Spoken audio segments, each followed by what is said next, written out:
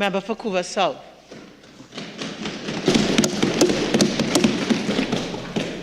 Thank you very much, Madam Speaker.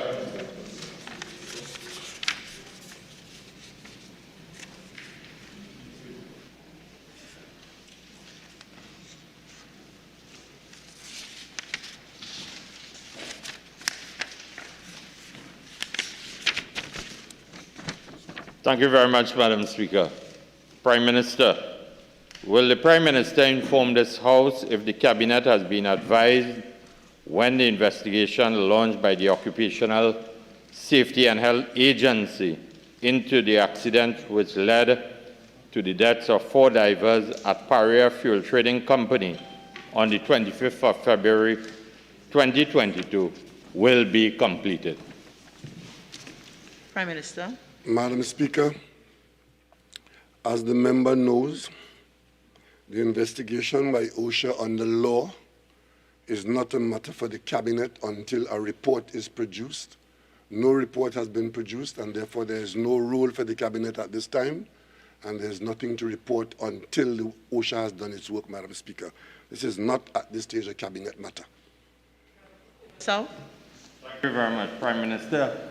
Has the government, through the Cabinet, inquired of the timeline when this will be completed through the Minister of Labour? The government has made no such inquiry because the government expects OSHA on the law to conduct its business with dispatch.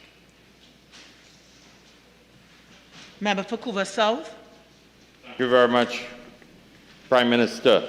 Will the Prime Minister inform this House if the Cabinet has been advised by the state majority-owned Telecommunications Services of Trinidad and Tobago that it has taken a loan for the sum of $476 million TT to facilitate a retrenchment exercise at the said company?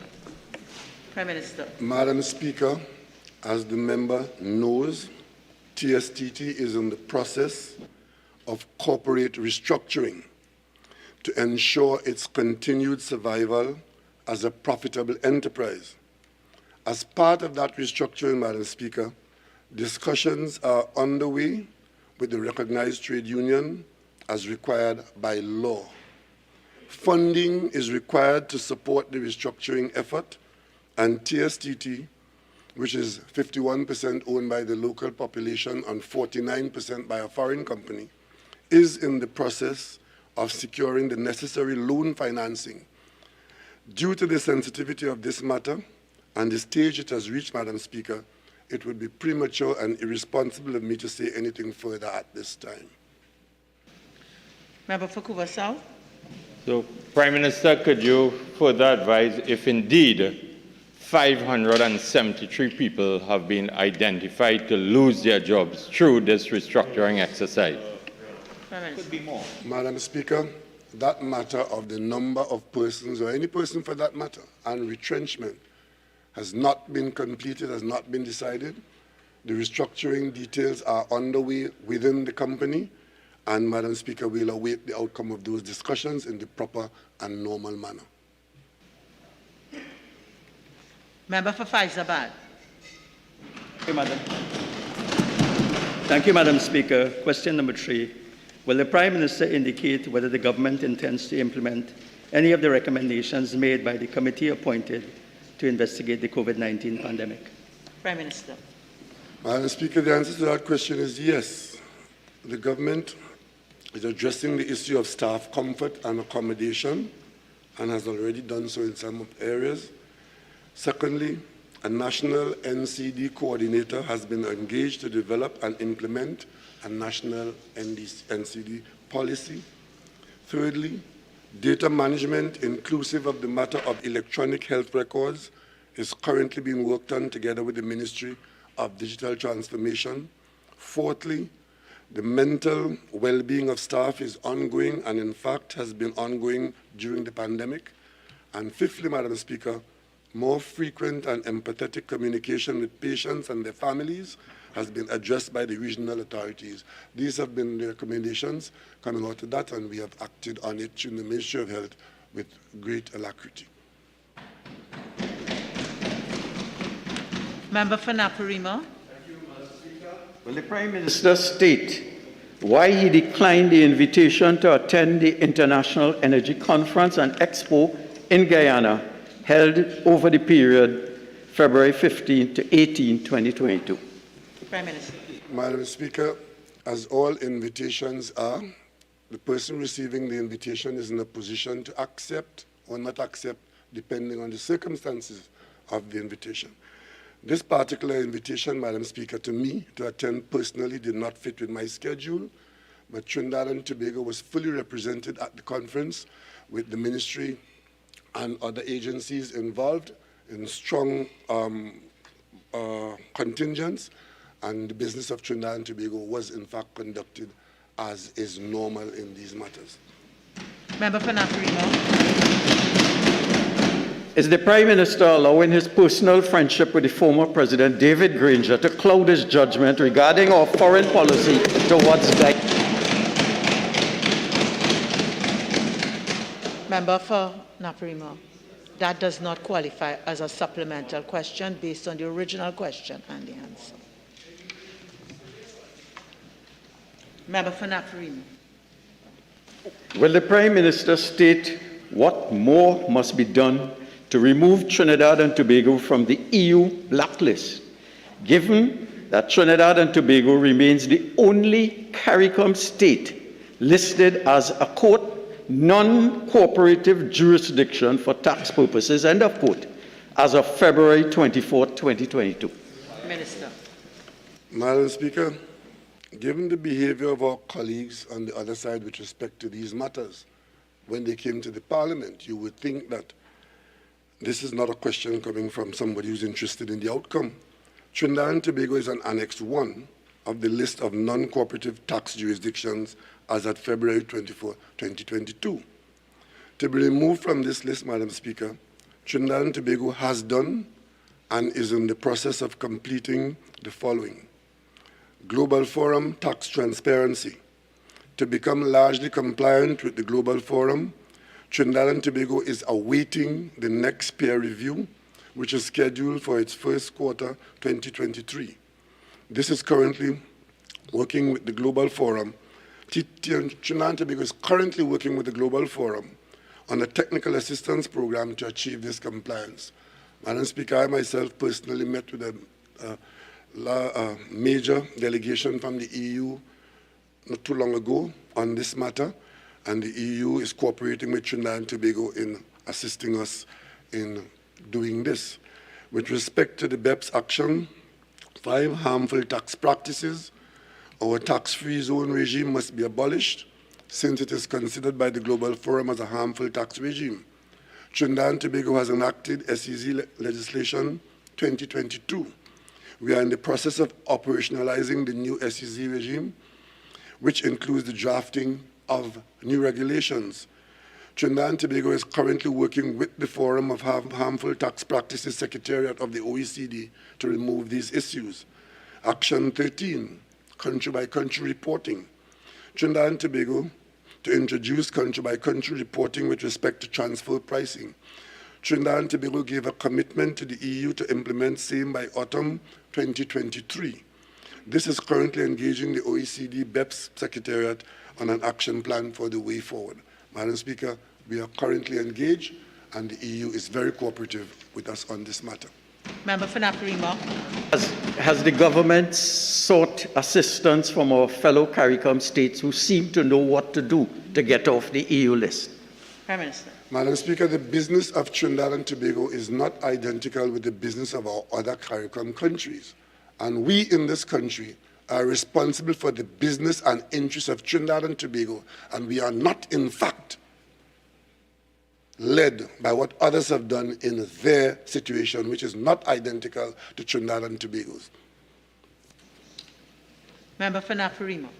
Will the Prime Minister state when the Commission of Inquiry will commence its investigation into the recent deaths of the 4 divers? Prime Minister. Madam Speaker, the government has done all that is properly required to be done. We have put in place a commission of inquiry. We identified the personnel And we did indicate at the time, Madam Speaker, that the commission was expected to be a 3-man commission, and we did identify 2 persons, and we did indicate that those 2 persons would be able to function as the commission, as the quorum, as we sought the 3rd person from outside of Trinidad and Tobago. What we have been advised as we did that, looking for that 3rd person, Madam Speaker, is that what is possible to be arranged is to have a foreign firm that does these investigations act in a consultant role to the 2-man commission, and that is what we propose to do from here on in, Madam Speaker.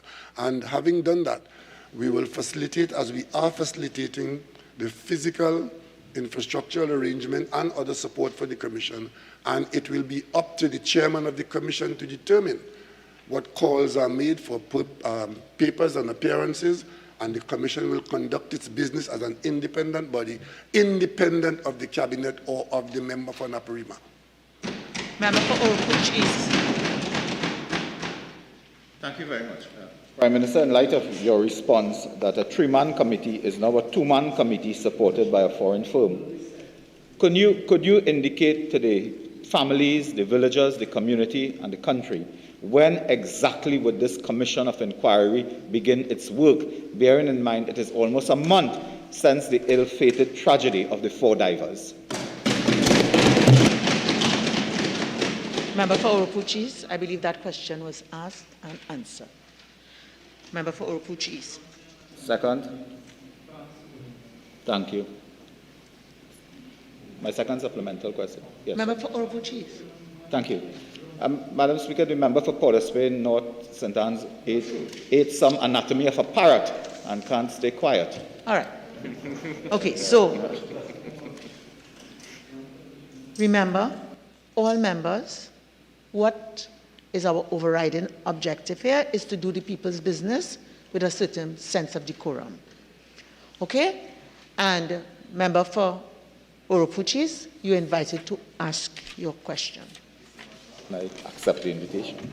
Prime Minister, again on this matter, could you indicate as of this time whether any family, members of family, children, or anyone associated with the 4 divers have received any compensation of any kind from the government of Trinidad and Tobago?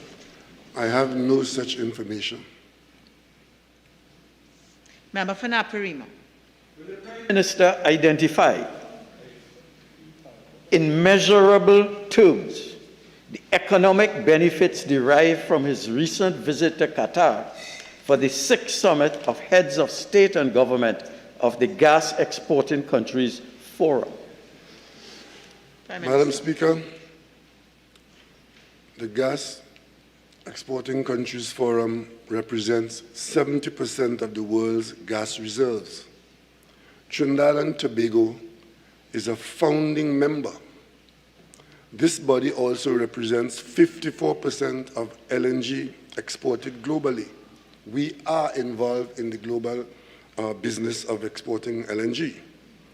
Trinidad and Tobago's attendance at the GCF Headers Summit was crucial and strategic to ensure that our voices were at the decision-making tables.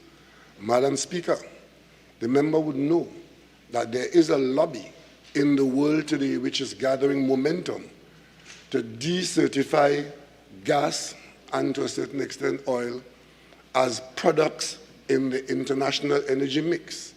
And international banks are being encouraged not to fund investment and exploration in these businesses. So when the Gas Exporting Countries Forum meet to discuss this danger to Trinidad and Tobago, a country where this is our largest economic input, and we are there to put our voice to defend gas as the clean energy and to ensure that the gas business remains a major part of the energy mix. I don't think a Standard 5 child needs to know that Trinidad and Tobago needs to be there and to have its voice heard in this matter. Member for Naparima. Prime Minister, in terms of measurability, Mia Motley left Guyana with 10,000 jobs. Would it not have been better to go to Guyana than to go to Qatar? What do you have in Guyana? Why don't go to Guyana if you want to be in Guyana? As a member of parliament in the Parliament of Trinidad and Tobago, you're always talking about Guyana and Barbados. If you're unhappy here, you're free to go. Nobody has tied you here. Don't come and talk to me about me and what. I am the Prime Minister of Trinidad and Tobago, and I speak for Trinidad and Tobago, and I look after Trinidad and Tobago's interests. And if you have interest in, and Madam Speaker, what is offensive about this? This is the member who disgraced us in New York. Prime Minister. You are the only member of any government. Prime Minister. The only member of any government that met with. Order! Order! Speaker is on her left. What do you think it is? Yeah, he's not chairing Balizé House General Council meeting. Prime Minister. It's rude. Now, members, all members, I remind you of Standing Order 53. This shouting match across the floor will not be tolerated. Member for Naparima. And in order 48-6, the Prime Minister is imputing improper motives to me. And I am an honorable man.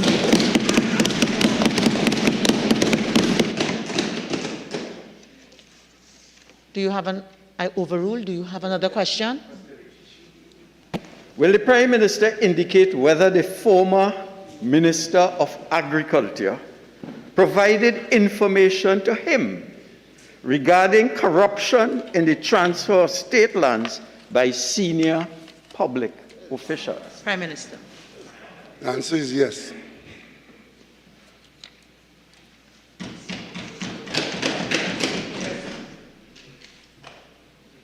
Member for Oropouche East. Thank you very much for the one-word answer. Prime Minister, could you indicate whether in this matter, as you did with complaints about firearms and so on, you have sought to establish any committee to investigate the validity of claims by the former Minister of Agriculture of widespread corruption in land dealings? Prime Minister. Madam Speaker, I can confirm that as early as November 2015, the then Minister of Agriculture, Land and Fisheries spoke to me regarding possible corruption connected to state land development. I gave the minister advice, which he followed. Thereafter, I received from the minister right up to the last week letters, reports, and information regarding fraudulent dealings with state land and other aspects of potential criminal conduct. Many involve public officials, including very senior ones. On each occasion, Madam Speaker, I did three things. I listened to what was said, read what was provided, and I instructed the minister to report the matter to the Commissioner of Police on any other public authority. And I gave the minister my assurance of full support for any action taken by him. At almost every cabinet meeting, Madam Speaker, I gave the minister the fullest opportunity to discuss matters with the cabinet, and on many occasions he did, right up to the last cabinet meeting last Wednesday. And to the best of my knowledge, some of those matters are with the police, being acted upon by the police, and if there are other matters which are still before us to go to other authorities, they will be so forwarded. Member for Naparima. Member for Oropouche East. Thank you very much. Prime Minister, could you confirm whether or not those reports that came to you involved the conduct of any current cabinet minister in this sordid affair of stealing state lands? Madam Speaker, I am happy to report that none of the reports, none of the documents provided to me on this particular subject involves any person in the cabinet which I lead.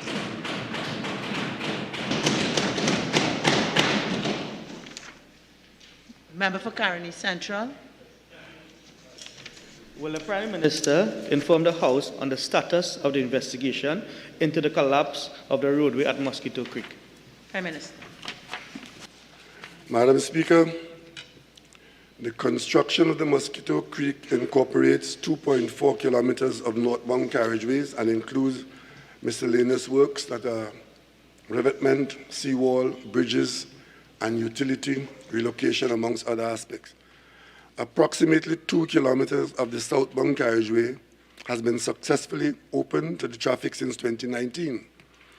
Within the ongoing construction zone of the 2.4 northbound carriageway, a localized 180-meter failure zone occurred.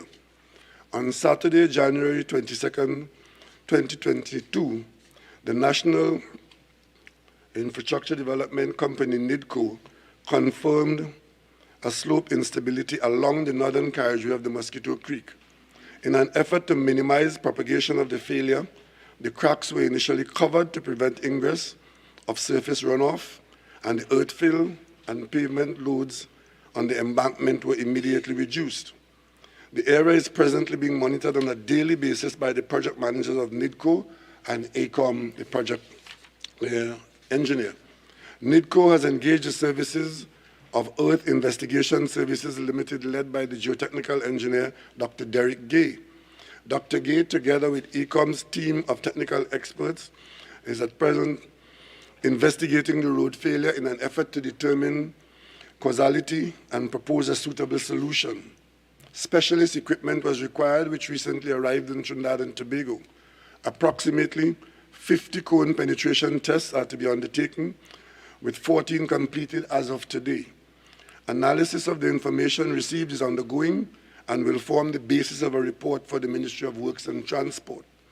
To review the final report submitted by NIDCO, the Ministry of Works and Transport has appointed a committee comprising senior engineers, chaired by the Ministry's Chief Technical Officer. Additionally, the Ministry has requested the assistance of the CAF Development Bank. Has now expired. Thank you, Madam Speaker. Member for Oropuchis. Very much. Prime Minister, in light of your incomplete answer, could you indicate whether or not the NIDCO report that is complete would be made public? Prime Minister. Madam Speaker, I don't know what the report is, what's it going to look like, or what's it going to be, and until such time as the report is available, I would not make that commitment, but I expect, Madam Speaker, that a report like that should be in such a position that it could be laid in the Parliament if and when that decision is taken by the Cabinet. Member for Oropuchis. Thank you very much. Prime Minister, we just want to confirm that the NIDCO, I'm asking the question, you are not aware of the contents of a NIDCO report on the collapse of the Mosquito Creek that will cost $50 million to fix. And as Prime Minister, are you telling us that you really have never seen this report? Madam Speaker, I run a government, I don't run a fish market. There's a Ministry of Works and Transport that has the responsibility for dealing with this report, and this report has not come before the Cabinet at this time. I just indicated that there are serious investigations underway, and therefore the Cabinet will await the outcome of these. And Madam Speaker, we are not anticipating. Rather, we are awaiting the serious technical investigations and the findings as reported by the experts. Member for Caroni Central. Prime Minister, will the Prime Minister inform this House whether the complaint against the Chief Parliamentary Counsel to the Judicial and Legal Service Commission will be withdrawn by his government? Prime Minister. Madam Speaker, I know nothing about any report that the Cabinet has to deal with to withdraw. That report, that matter is not before the Cabinet, and therefore I will not comment upon it. Member for Barataria-Sanon. Thank you very much, Madam Speaker. Can the Prime Minister state whether he agrees with the position that the Chief Parliamentary Counsel is only authorized to draft laws with the Cabinet and/or Prime Minister's approval? That's asking for an opinion. It's not within the standing orders. Member for Naparima.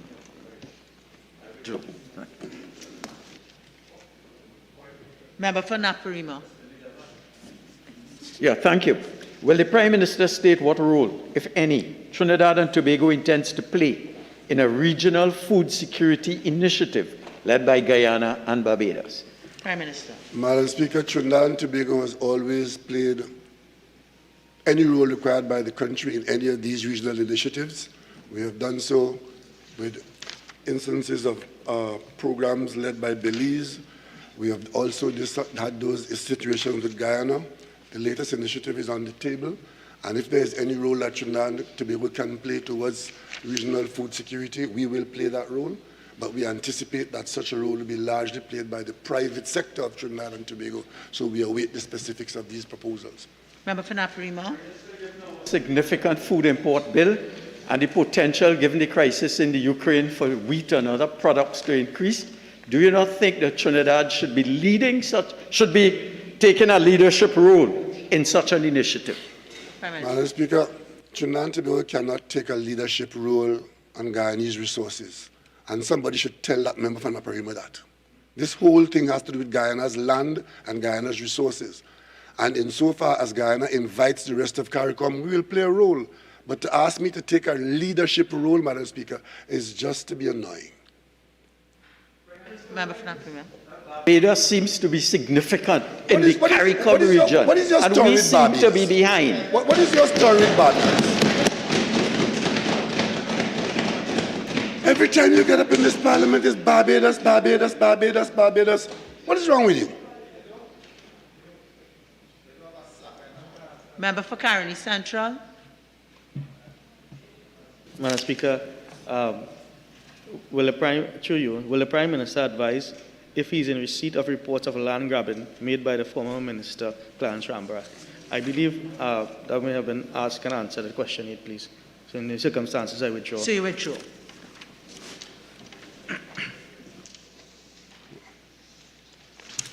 Urgent questions. Questions on notice. Questions for oral answer. Leader of the House. Thank you very kindly, Madam Speaker. Madam Speaker, there are 18 questions for oral answer, and we will be answering all 18 questions. There are 14 for written answer. We will be answering 12 and asking for a 2-week deferral for questions 61 and 79. Thank you. Member for Miaro. Madam Speaker, question number 72 to the Prime Minister.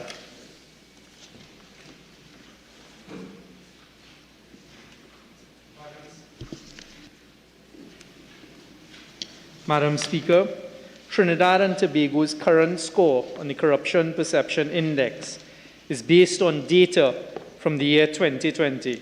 This means that the work done by the government in tackling corruption and the perception of corruption since then will only be reflected in the next annual report, which will be based on data from 2021.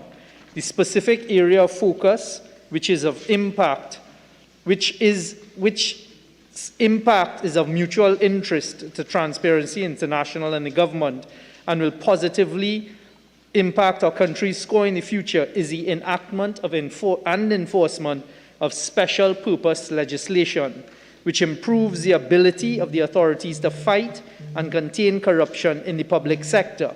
In this regard, Madam Speaker, in particular, the government has over the last year passed the Gambling, Gaming and Betting Control Act 2021, enacted on August 11, 2021 to regulate an industry flagged by the IMF and FATF as a root contributor in money laundering and corruption matters. 2, pass the Trinidad and Tobago Revenue Authority Act 2021, assented to on December 23, 2021, to treat with the better administration of revenue, and in particular to allow for the elimination of tax evasion as a predicate offense in money laundering, which is a hallmark of corruption.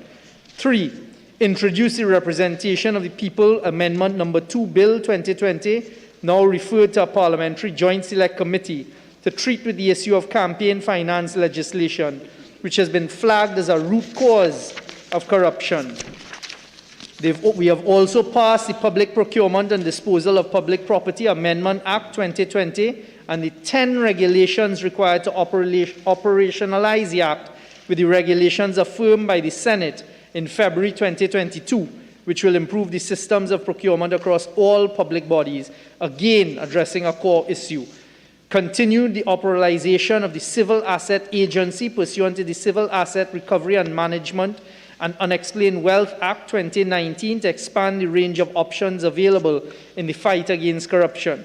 We've also introduced the Whistleblower Protection Bill 2020, introduced in the House of Representatives on January 14, 2022, to address the critical need for protection of witnesses to improper conduct in public and private institutions. Madam Speaker, it's noteworthy that the critical legislation regarding whistleblower protection, which is seen as a very important tool in the fight across the world against corruption, requires a special majority and the support of the opposition.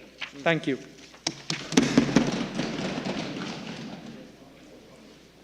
Member for Moruga Tabala. Thank you, Madam Speaker. Madam Speaker, question 80 to the Minister of Tourism, Culture and the Arts.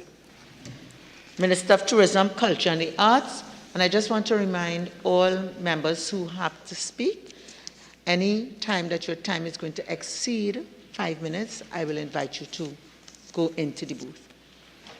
Thank you very much, Madam Speaker.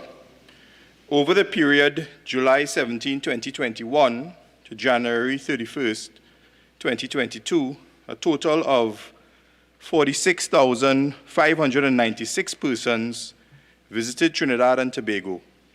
46,227 persons visited Trinidad through the Piarco International Airport, while 369 persons visited Tobago through the ENR Robinson International Airport.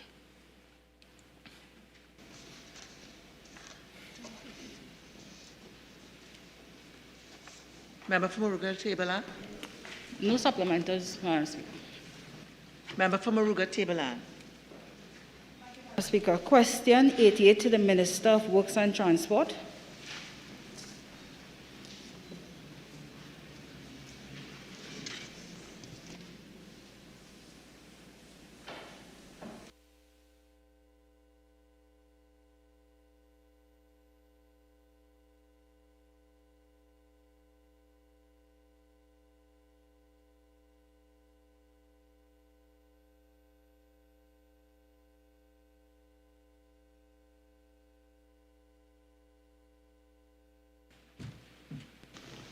The Minister of Works and Transport.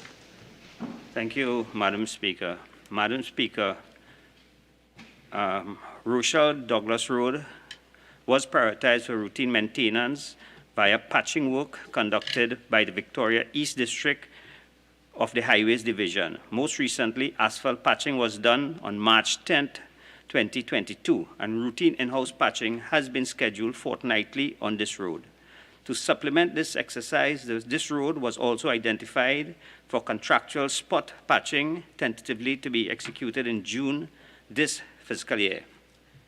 Kunjal North Road, as part of Victoria East District routine maintenance plan, this road has undergone extensive in-house hot mix patching during the last 3 months, where patching work was executed a total of 8 times.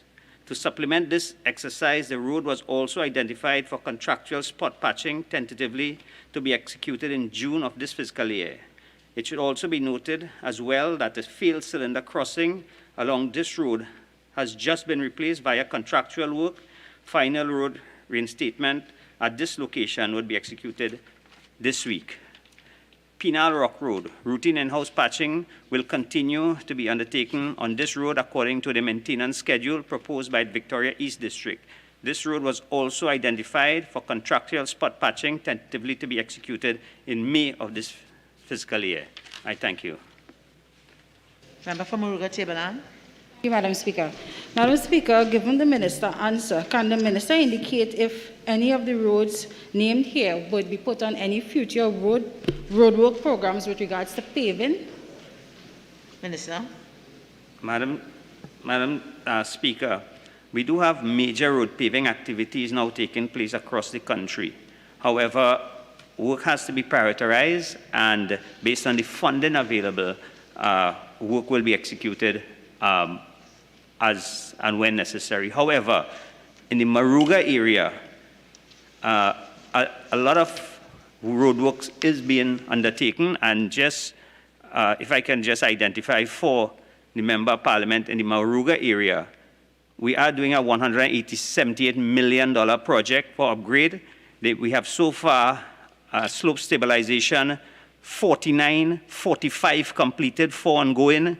Construction of bridges, 4 completed. Construction of culvert crossing, 16 completed. Repairs to culvert crossing, 2 completed.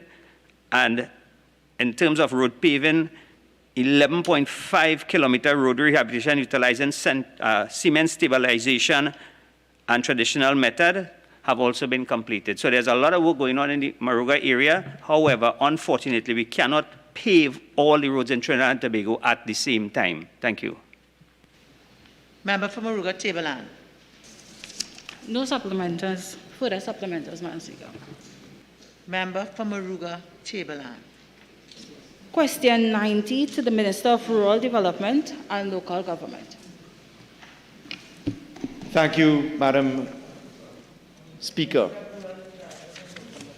Madam Speaker, in answer to question 90, the Ministry of Rural Development and Local Government has received information from the Princestown Regional Corporation on the need for road repair works at Diamond Road, St. Croix, Princestown, Sahadat Road, also in Princestown, Third Company, Indian Walk, and Perry Road, Indian Walk.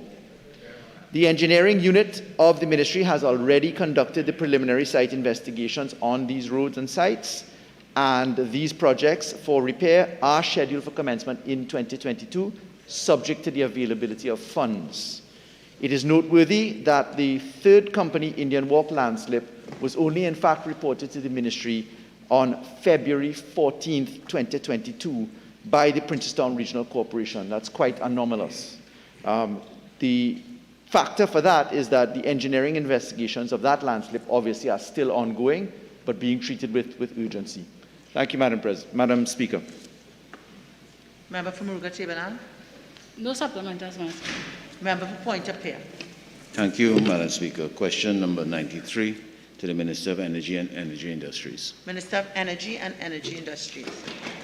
Very much, Madam Speaker. Madam Speaker, the terminal was purchased by Phoenix Park Energy Marketing LLC for the sum of US $32 million, which is consistent with the approval that was provided by the Cabinet and is based on less than its current value.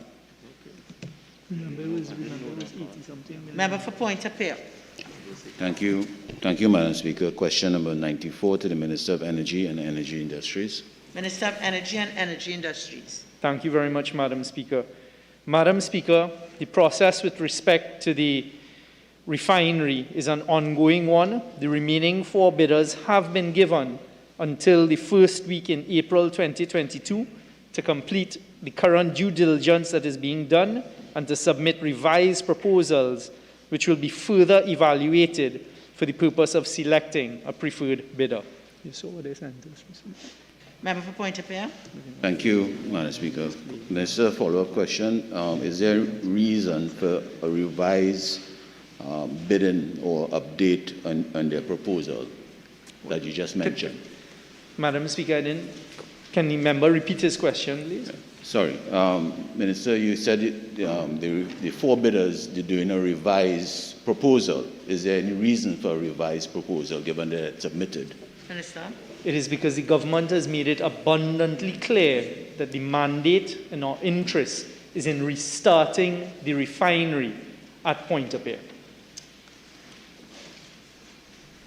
Member for Point of Pear. Thank you, Madam Speaker. Question number 95 to the Minister of Public Utilities. Minister of Public Utilities. Madam Speaker,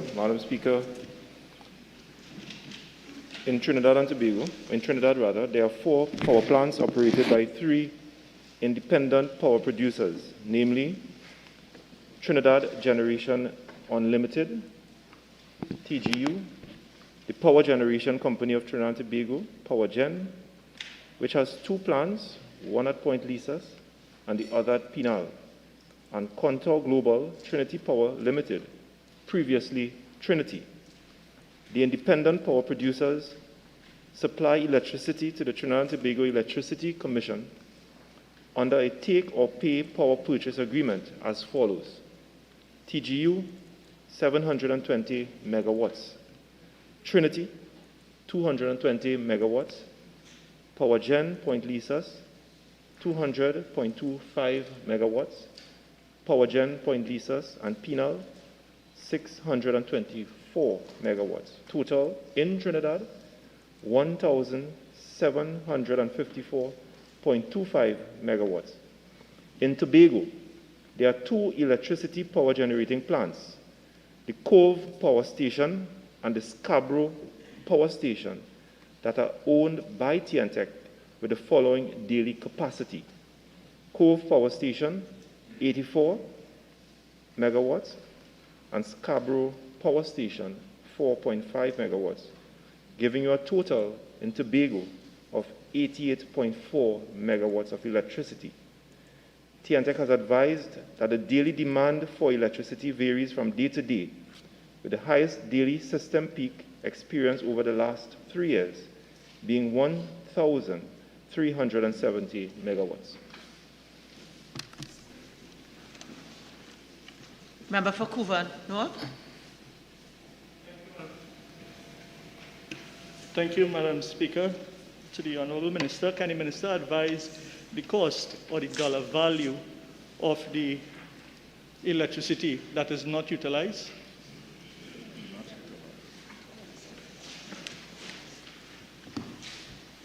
Minister of Public Utilities.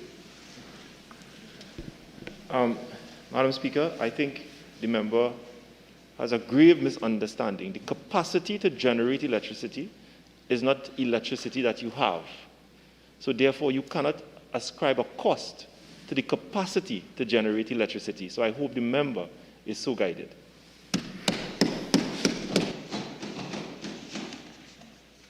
Member for Naparima. Question number 100 to the Minister of National Security. Minister of National Security.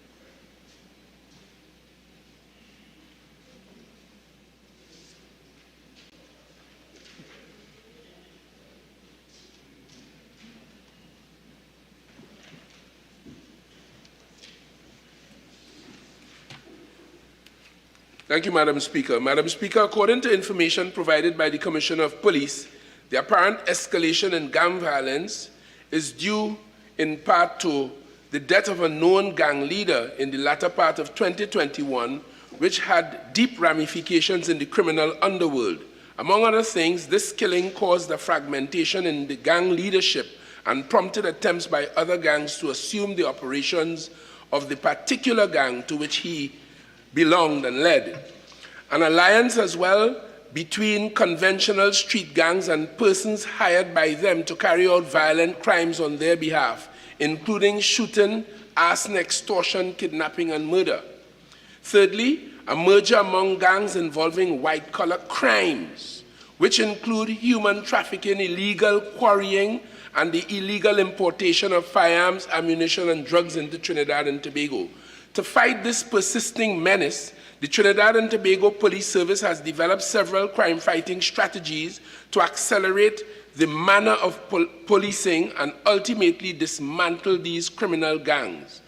These include, but are not limited to, curtailing access to guns and ammunition. The Trinidad and Tobago Police Service's Homicide Bureau is actively engaged in removing guns from the streets through two targeted law enforcement activities and enforcement monitoring.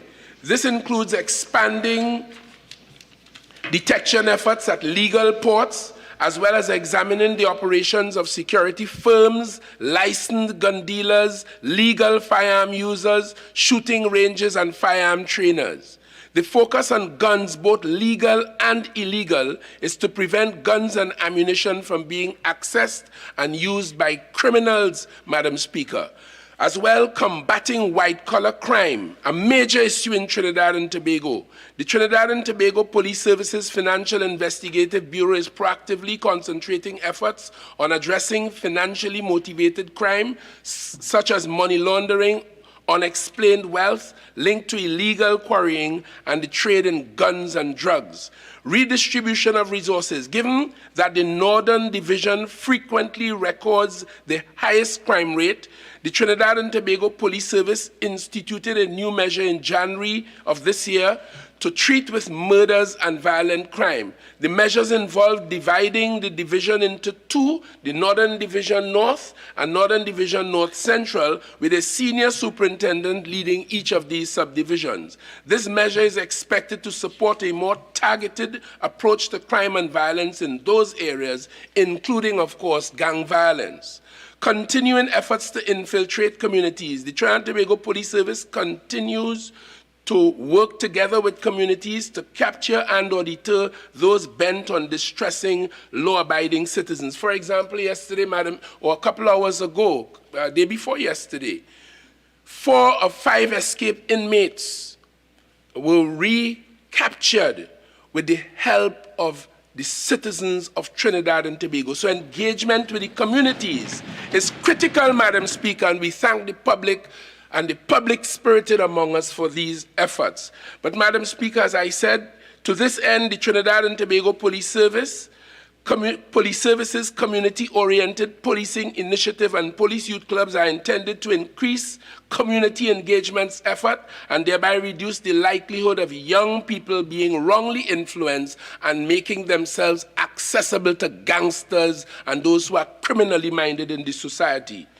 In addition, Madam Speaker, on the operational level, several specialized sections of the Trinidad and Tobago Police Service are now heavily involved in communities identified to be challenged with criminal or gang activities.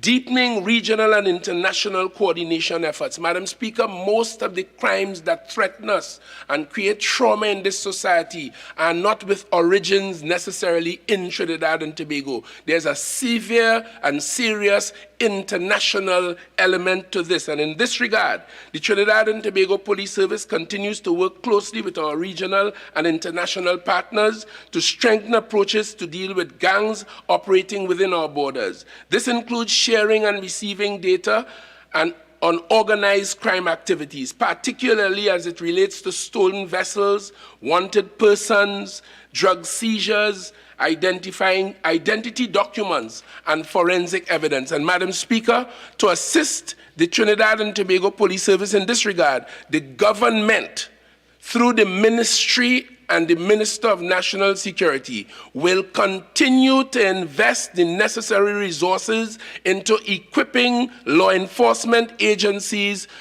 Minister, your speaking time is now spent. I am obliged, Madam Speaker. Member Thank you.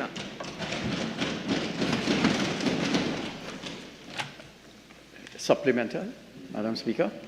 The Minister has identified a plethora of challenges relating to gangs.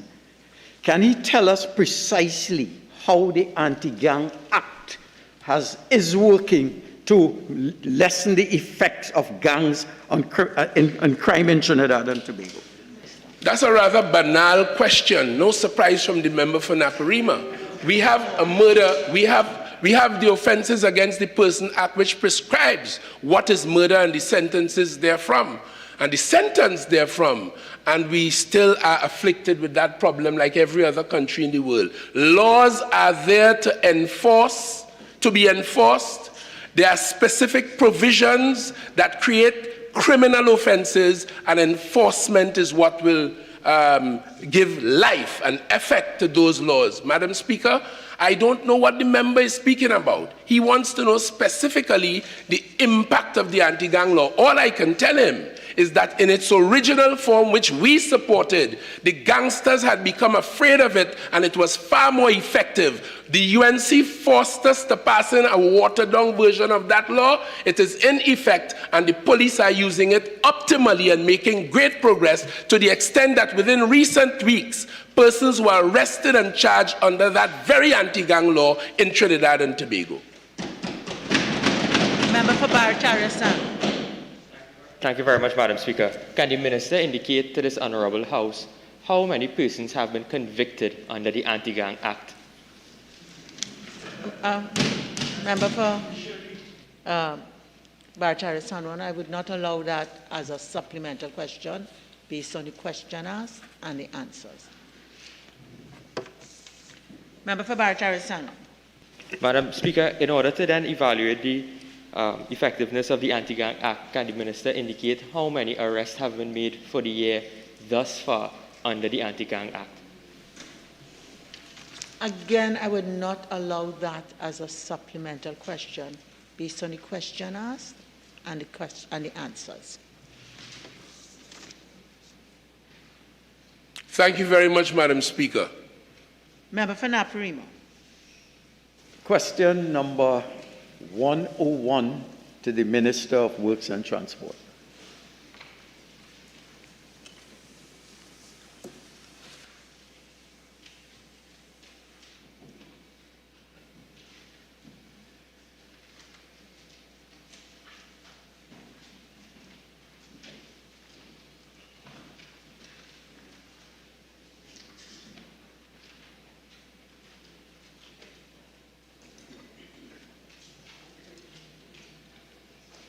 Minister of Works and Transport. Thank you, Madam Speaker. Madam Speaker, the recently completed strategic drainage plan of the Ministry of Works and Transport outlines plans for structural and non-structural measures in Trinidad. There are no recent studies for the area of Reform, Williamville, and environs. The Drainage Division has executed and cleaned the Guaracara River and its tributaries in previous years. Unplanned development, illegal dumping of waste, encroachment of the channel, and unmanaged filling of low-lying areas are some of the issues that have drastically affected and reduced the capacity of the main channels in this area. Example, Reform, Williamville, and environs. This has hindered access in some areas that require cleaning and possibly widening of the river to increase its capacity. In the short term, various desilting projects have taken place in this catchment. Also, the development of a design and tender documents for the project flood reduction work in the Guaracara River is ongoing. This tender is expected to be completed in the third quarter of this financial year, pending receipt of all approval. Proposed works are expected to begin by the end of this fiscal year. A study of the Guaracara River catchment is planned for the near future to establish various areas where further flooding mitigation solutions can be implemented. I thank you. Member for Naparimo. Question number 102 to the Minister of Energy and Energy Industries. Minister of Energy and Energy Industries. Madam Speaker, I will answer that question. Minister of Finance. Yes, Madam.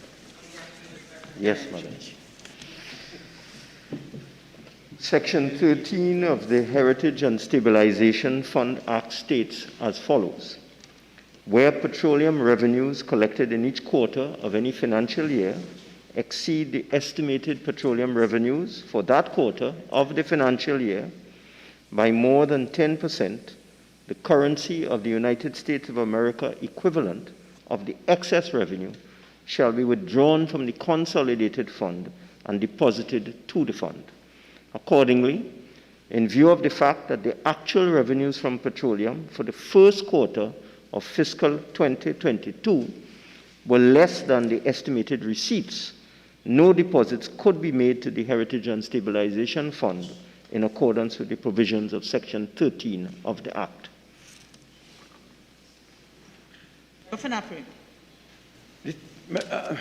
Minister of Finance, the total budgeted petroleum revenues for the financial year 2022 was 12.6 billion, which works out approximately to 3.15 billion per quarter.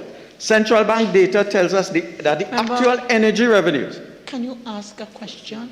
Yeah. The preamble is too long. All right. Madam Speaker, based on the Minister's statements and Central Bank reports, The excess was 1.22 billion. That ought to have been deposited. Member, is that a question or a statement? Okay, why has 1.227 billion not been deposited, given the records of receipts by the government for energy revenues? Minister Finance. Madam Speaker, this is something I struggle with all the time. The inability of the opposition to do proper research, to understand the law, to make proper calculations. In this particular case, the member for Naparima does not even understand the meaning of the term revenues from petroleum. I would advise the honourable member, go and do some homework and come back before you ask another question like that, which is misguided, inaccurate, wrong, and politically foolish.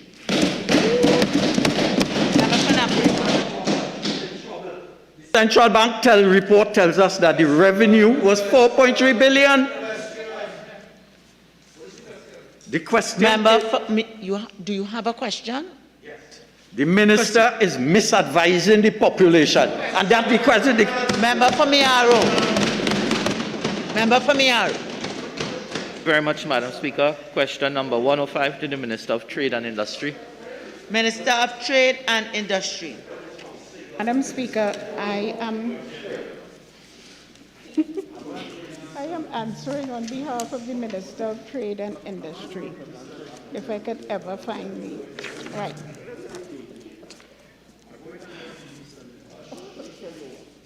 Thank you. On behalf of the Minister of Trade and Industry, Madam Speaker, for fiscal 2020, October 1st, 2019 to September 30th, 2020, 3 grants were approved through the Research and Development Facility, totaling $466,382.50. And these were as follows. 1, $155,000 for the development of vegan milk substitute for sale and use in new vegan local chocolate products. 2, $251,800 for the development of 2 new hydroponic models of the smart auto-grow systems used to grow tomatoes, cut flowers, strawberries, and mushrooms. 3, $59,582.50 for the creation of 4 new stock-keeping units of Akal Chai rum using proprietary blending and aging techniques. Madam Speaker, the 3 businesses that directly benefited from that funding in fiscal 2020 were Cocoa Republic Limited, $155,000, Cube Root Hydroponic Farms Limited, $258,800, and Smacks Luxury Group Limited, $59,582.50. Thank you, Madam Speaker. Miaru. You say if any of these companies were able to successfully navigate any foreign investments based on the grants for their technology improvements? Minister.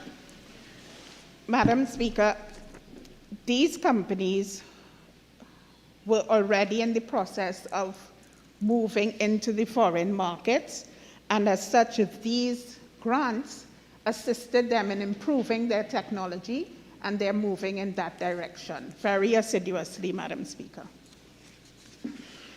Member for Kamuta-Mansanilla. Thank you, Madam Speaker. On behalf of the member for Kamuta-Mansanilla, question number 106 to the Minister of Health. Minister of Health. Thank you very much, Madam Speaker. The efficacy of cloth masks is variable and dependent on the following.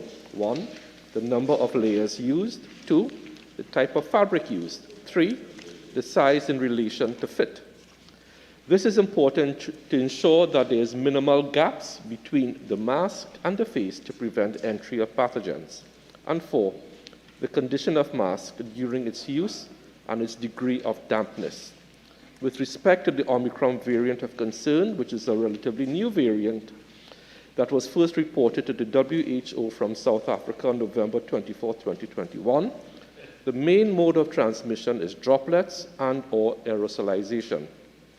In general, the greater number of layers, the greater the prevention of pathogens passing through the mask. A mask with at least 3 layers will offer protection, and other types of masks that are surgical and N95s are usually utilized when there is increased likelihood of aerosolization. Example, during dental procedures, nasopharyngeal swabbing, intubation, and nebulization as required during asthma attacks. The government of the Republic of Trinidad and Tobago's policy position of mask wearing for COVID-19 is guided by the policies and guidelines issued by the WHO. On January 5, 2022, the WHO issued an update where 3 masks are recommended.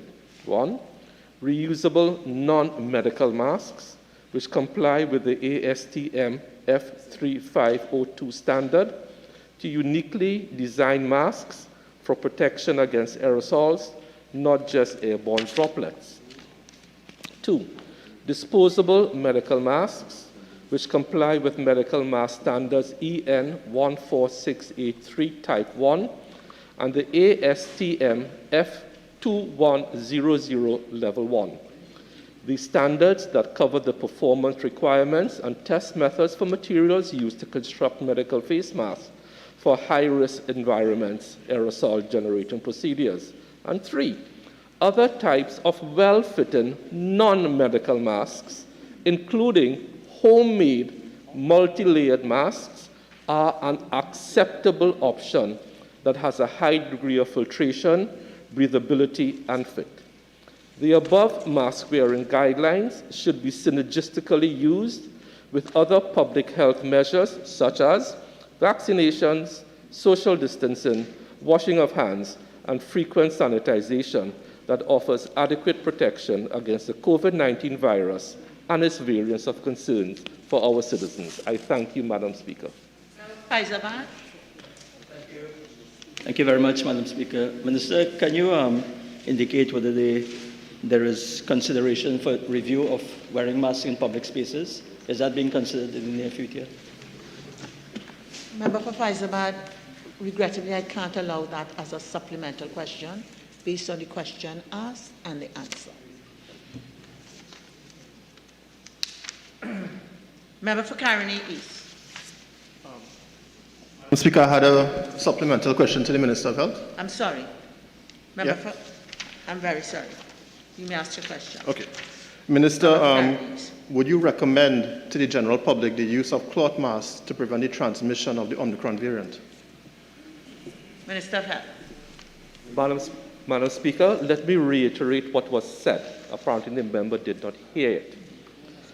Item number 3, under January 5th, 2022 World Health Organization recommendation. Item number 3 said, and I requote, other types of well-fitting non-medical masks, including homemade multi-layered masks, are an acceptable option that have a high degree of filtration, breathability, and fit. So in the absence of medical masks, N95, WHO recommends that. Thank you very much, Madam Speaker. Member for Caroni East. Thank you, Madam Speaker. Question number 111 to the Minister of Works and Transport. Minister of Works and Transport.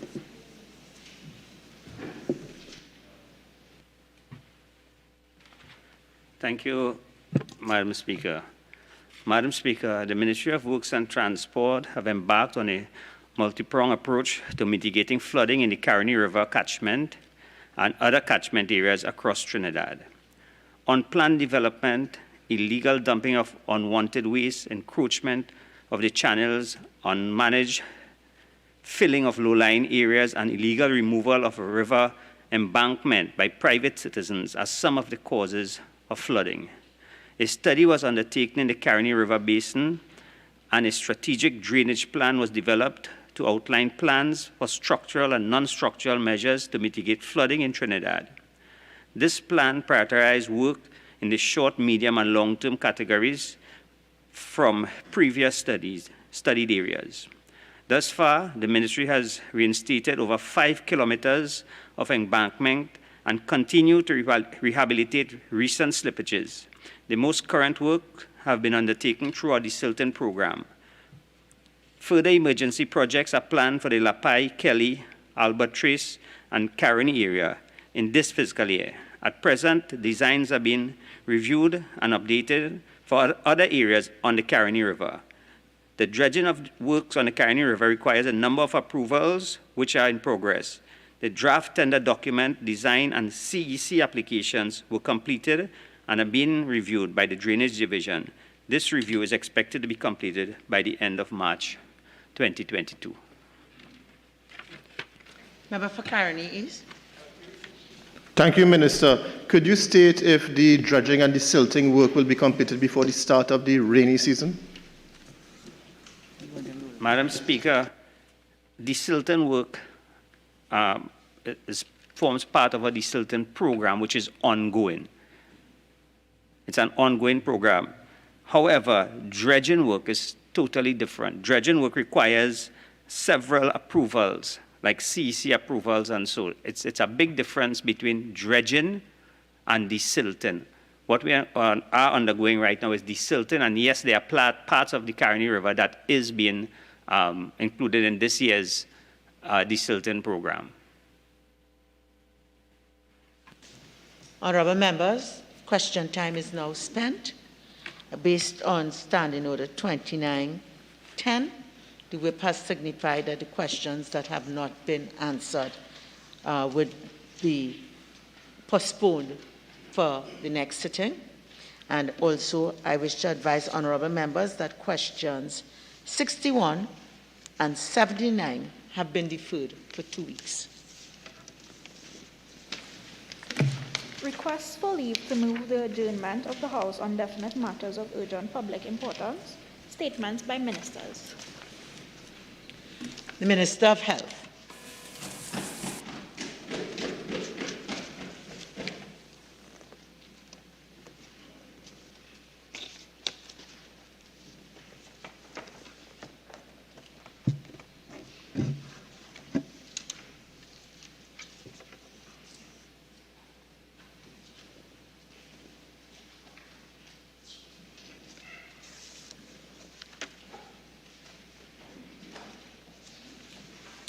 Thank you very much, Madam Speaker, and good morning again.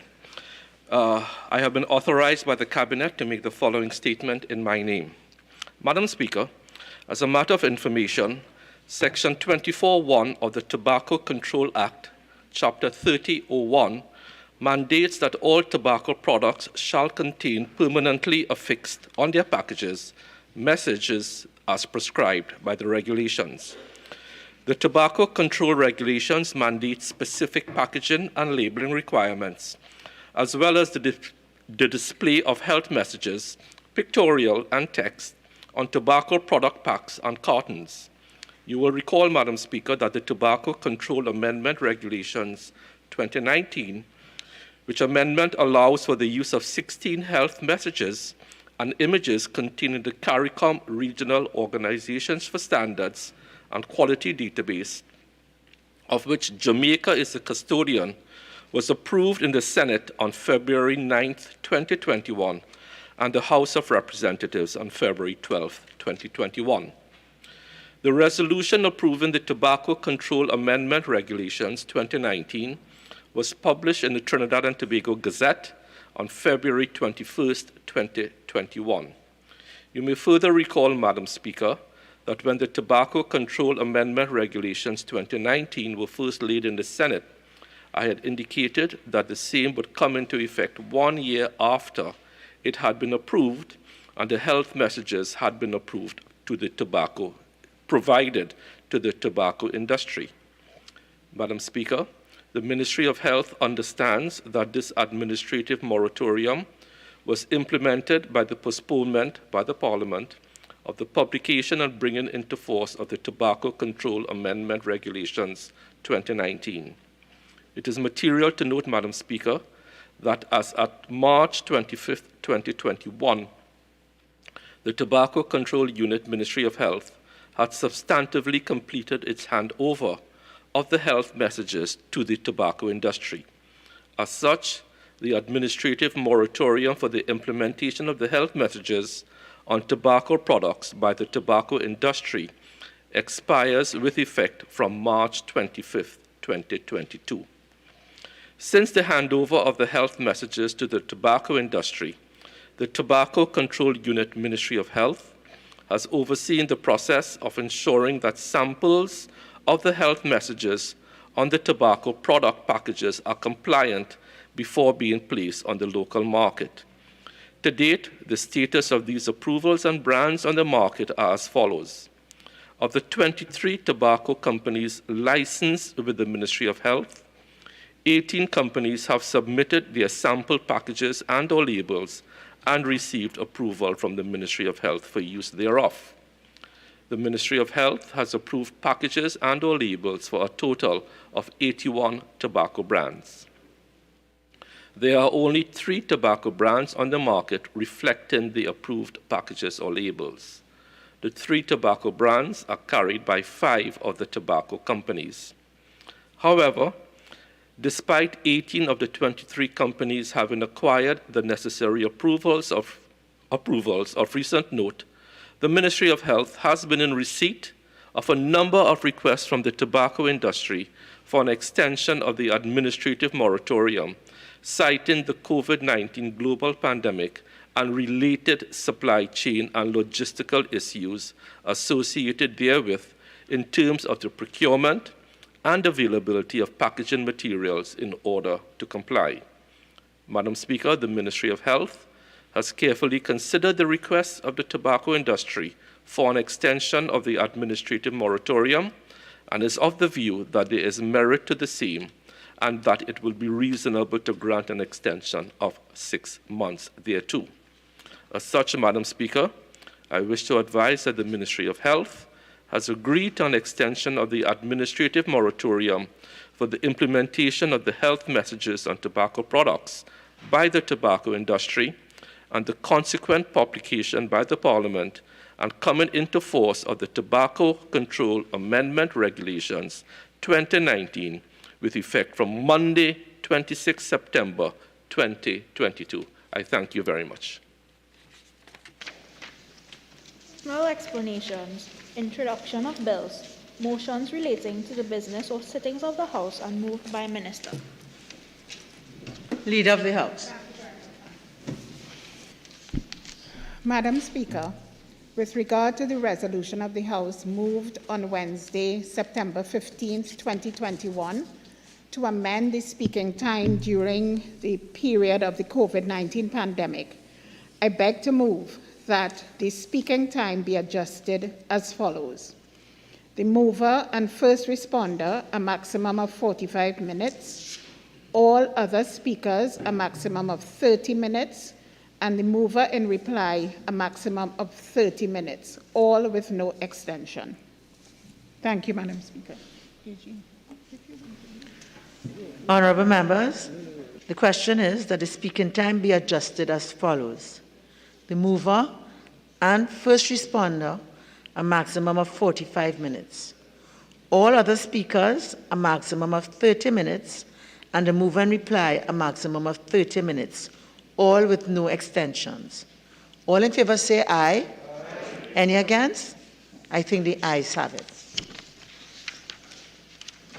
Public business, committee business, motions. Member for Ruka-Maloney.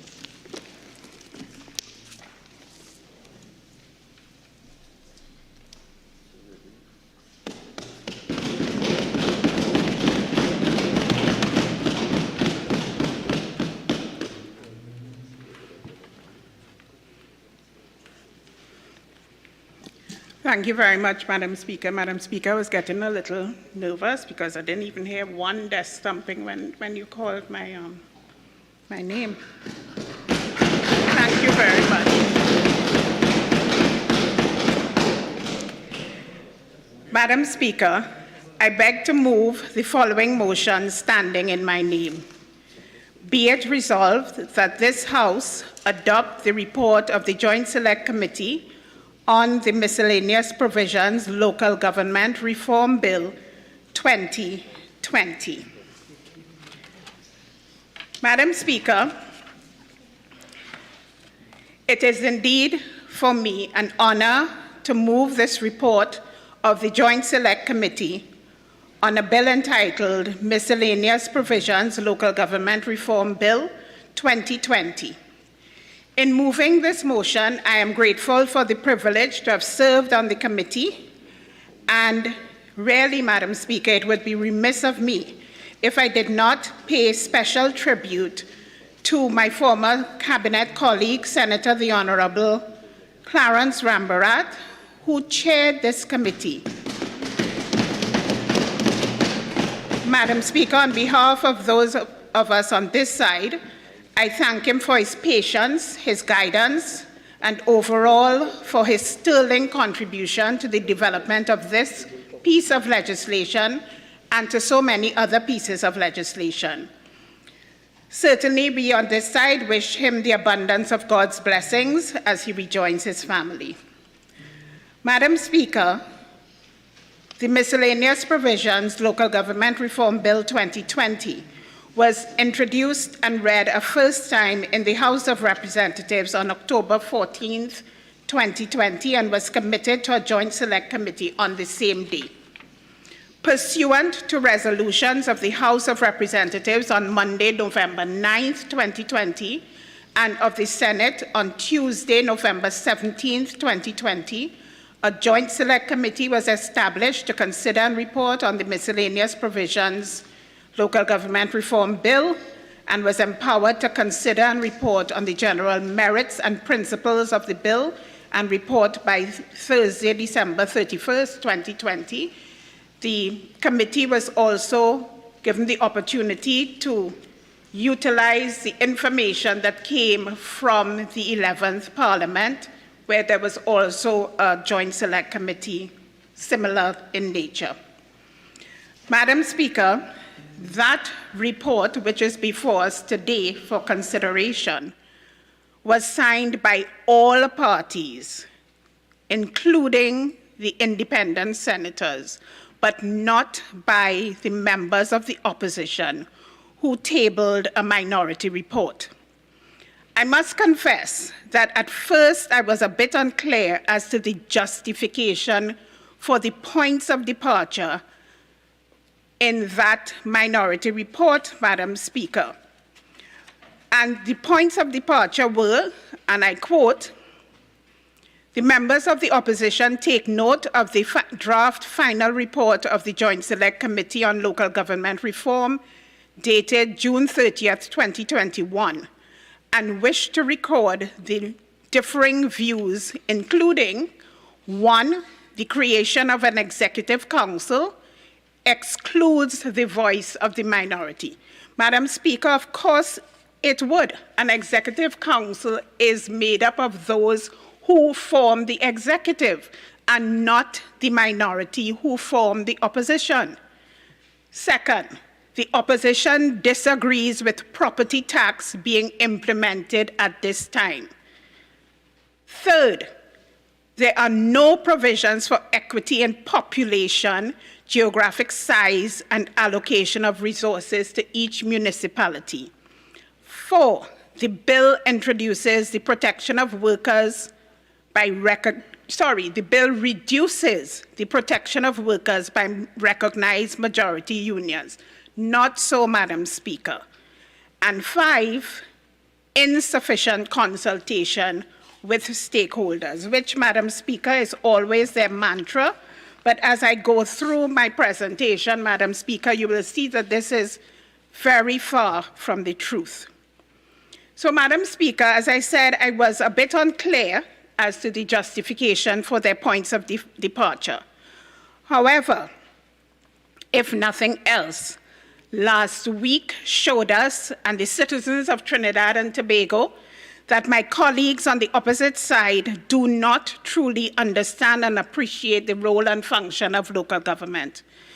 Imagine, Madam Speaker, a senior member of the opposition who would go on record to say that local government is only about CPEP and stray dogs.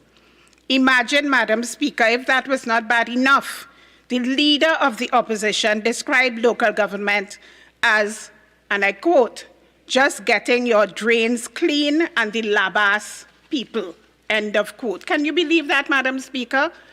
And imagine the leader of the opposition was once an alderman in the St. Patrick County Council. Madam Speaker, I would like to say that there is value in all honest work, and we on this side distance ourselves from any attempt to disparage those persons whose job it is to clean our drains or sweep our streets. Madam Speaker, that work is necessary to keep our country clean. That work is necessary to prevent flooding which the same opposition complains about perennially.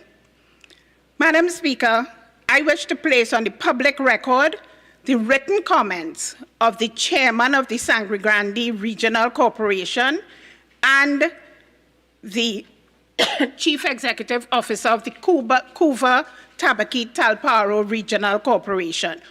Both of those corporations are controlled by the opposition. In the case of the Sangre Grande Corporation, Chairman Andel Jutaram, in written correspondence to the Joint Select Committee, stated, and I quote, "We peruse the updated amendment on the Miscellaneous Provisions Local Government Reform Bill 2020, and we considered all changes. We look forward to working with it when it is approved in the Parliament," end of quote. And for Cuba Tabaqui Talparo, and I quote, "Please be informed that the Miscellaneous Provisions Local Government Bill are in favor, we are in favor of what the bill has to say." Just suppose those comments with what the opposition's minority report said, Madam Speaker. And I simply ask that that minority report continues to make no sense. Madam Speaker, your committee held 6 meetings and received written comments from 22 of the 27 key stakeholders identified by the committee. Written comments were received from all 14 existing regional and municipal corporations, as well as from the Ministry of Public Administration and Digital Transformation, as it then was, the Ministry of Planning and Development, the Statutory Authority Service Commission, the National Insurance Board of Trinidad and Tobago, thank you, the Trinidad and Tobago Association of Local Government Authorities, TALGA, WASA, the Auditor General's Department, and the Ministry of Works and Transport. And Madam Speaker, even before those comments and reports, we had also received comments and reports which we took into consideration from the 11th Parliament, and there were over 25 stakeholders who commented or reported, including the municipal police, the 3 trade unions, that is Amalgamated Workers Union, the National Union of Government and Federated Workers, the Contractors and General Workers Trade Unions, 7 chambers of commerce, including the San Fernando Area Chamber, Chaguanas Chamber, Canupia Chamber, Tunapuna Chamber of Industry and Commerce, 7 business associations, including the Felicity Business Development Association, the Port of Spain Downtown Owners and Merchants Association, Princestown, Arima, Chaguanas, Canupia, 8 vendors and business associations, and the list goes on, Madam Speaker. Madam Speaker, you will find appended to your report a summary of the committee's work, the minutes of meetings, key stakeholder submissions, a stakeholder matrix, a list of amendments to the miscellaneous provisions bill, a consolidated version of the bill, and the minority report, and all of these are available on the Parliament's website. And so I invite members of the public to look at the entire documentation. Madam Speaker, in all honesty, local government report is far from being a novel concept. Over the years, the People's National Movement has made commitment to bring meaningful reform to local government, and Madam Speaker, that is why today I am proud to make this commitment of the PNM a reality. This Diego Martin West Rowley-led administration has a vision of local government, a vision that fosters the delivery of goods and services to burgesses and in an effective and efficient manner.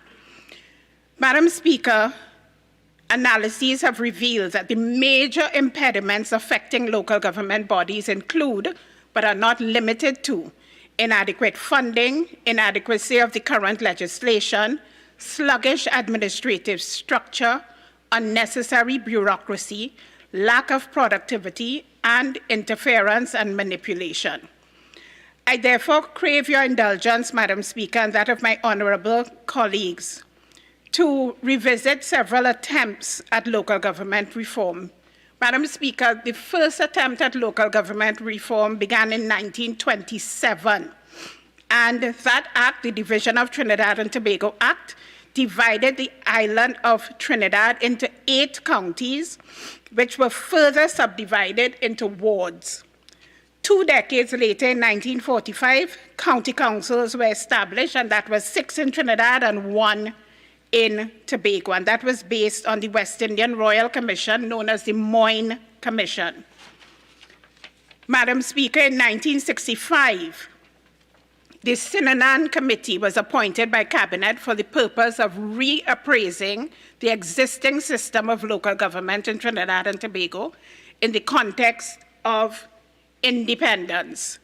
And in that Sinanan Committee report, it highlighted the need for a greater role and prominence of local government in our democratic and development processes, decentralization of key functions from central government to local government bodies, and the empowerment of communities to play a more meaningful role in the management of their assets.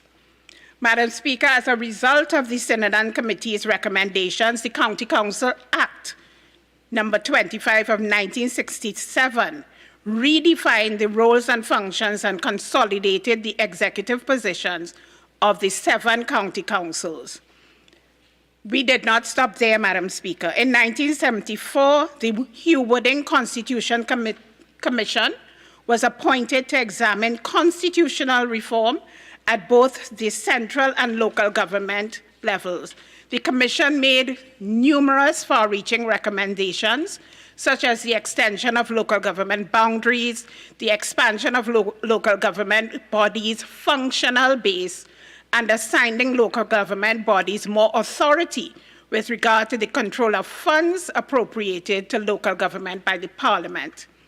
In 1980, the local government was further reformed with the passage of the Tobago House of Assembly Act, which was a major landmark as it brought a level of autonomy to the island of Tobago with the creation of the Tobago House of Assembly, replacing the Tobago County Council. In 1983, a draft policy paper on community development and local government reform was published, which focused on involving local government bodies as partners toward national development. And that intention was to achieve strengthened community input in national policy making.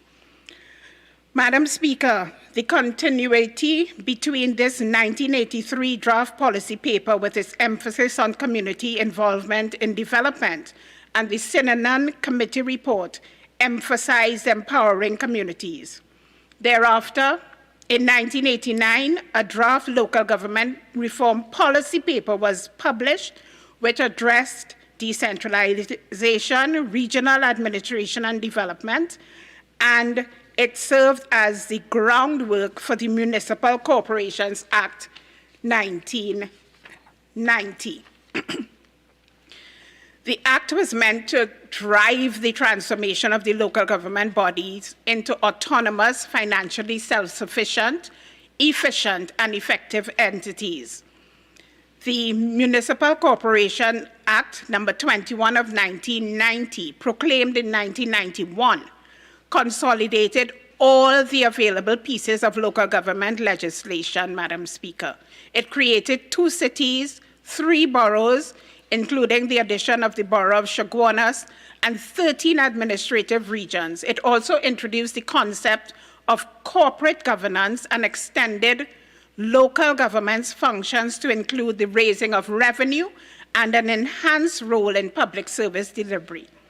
Madam Speaker, despite this, the comprehensive transformation hoped for has been only partially achieved up to today.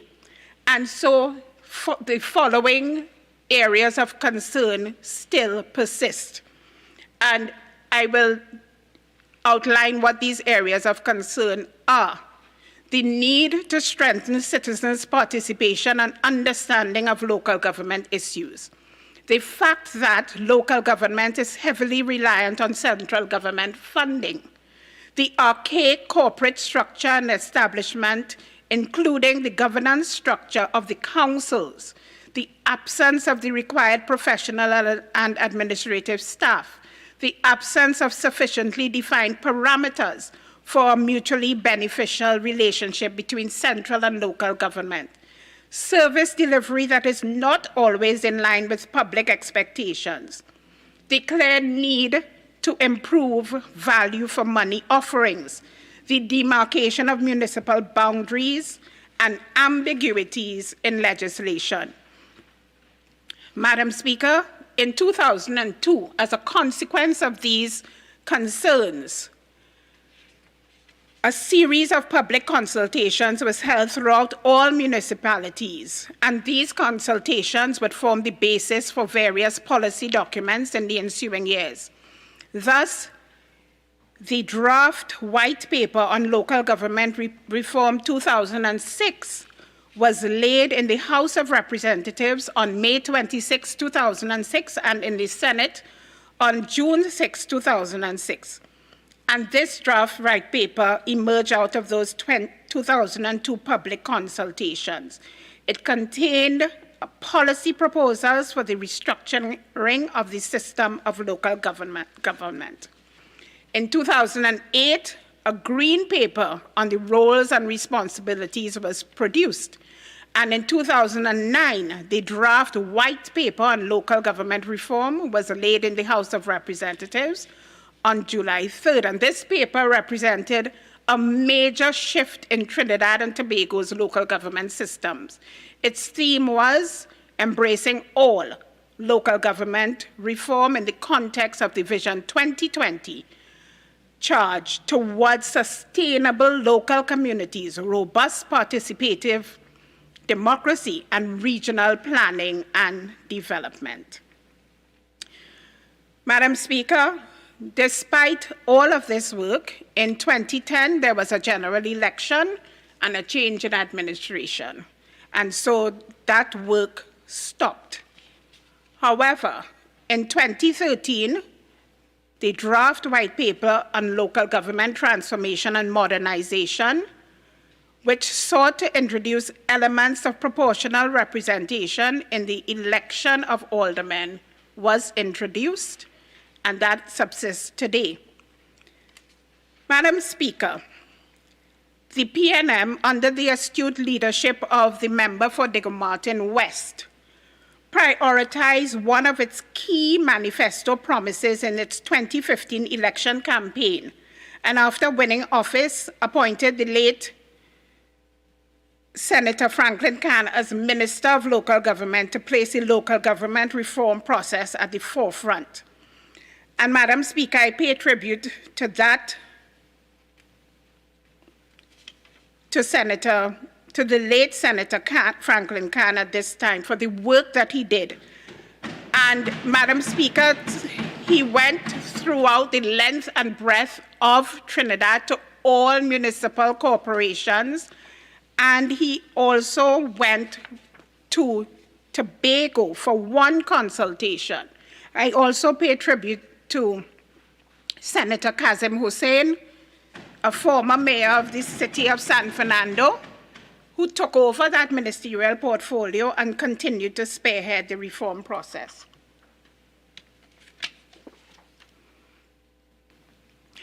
Madam Speaker, from December 2015 to 2016, the Ministry of Rural Development and Local Government conducted public consultations, as I said, in all the municipal corporations.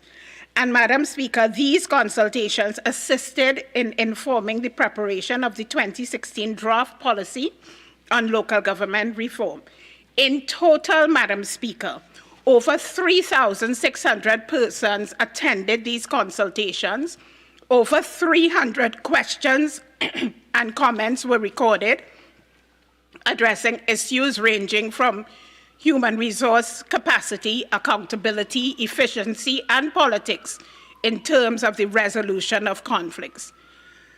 This is the exercise that gave birth to the bill that came to the House in 2019. And Madam Speaker, as I said before, in the fourth session of the 11th Parliament, that 2019 bill was introduced, and the committee invited written submissions in its 15 meetings and met with 66 stakeholders. And that, Madam Speaker, is the backdrop against which this 2020 report and bill is being presented to this Honourable House today. Your committee places before this Honourable House, therefore, the revised draft Miscellaneous Provisions Local Government Reform Bill 2020, and your committee dares to say it is one of the most groundbreaking pieces of legislation that this country will ever have seen. As Madam Speaker, it has the potential, when it becomes law and is implemented, to completely and radically revolutionize the manner in which rural and local government operates. Madam Speaker, as far as possible, it is unfortunate, and I must repeat, that those who are in opposition continue to try to taint these processes in which they participated freely. And Madam Speaker, from this detailed historical overview that I have already presented, it ought to be pellucidly clear to the embattled opposition and the embattled opposition leader that sufficient consultation has already taken place and that now is the time for action, Madam Speaker.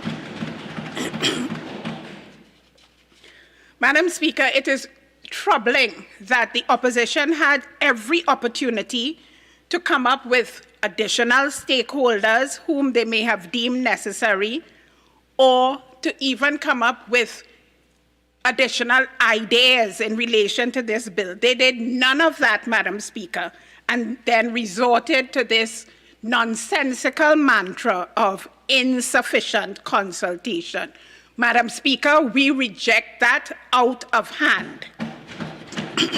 But Madam Speaker, one doesn't have to be a snake charmer to understand the language of serpents, and therefore we categorically reject that accusation as dishonest, tactless, and factless, Madam Speaker. Madam Speaker, very much like what this government facilitated with the two Tobago autonomy bills, this bill and this report is first and foremost about bringing government closer to the people. Beyond the conflicting objectives and rationalities that engage government and opposition. I argue that citizenship may be defined as a constant negotiation of legitimacy between stakeholders, never definitively trapped below or above the actual challenges of the central government. And it is that space that local government reform now seeks to occupy.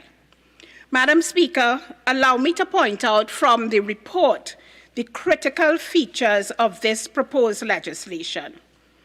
And Madam Speaker,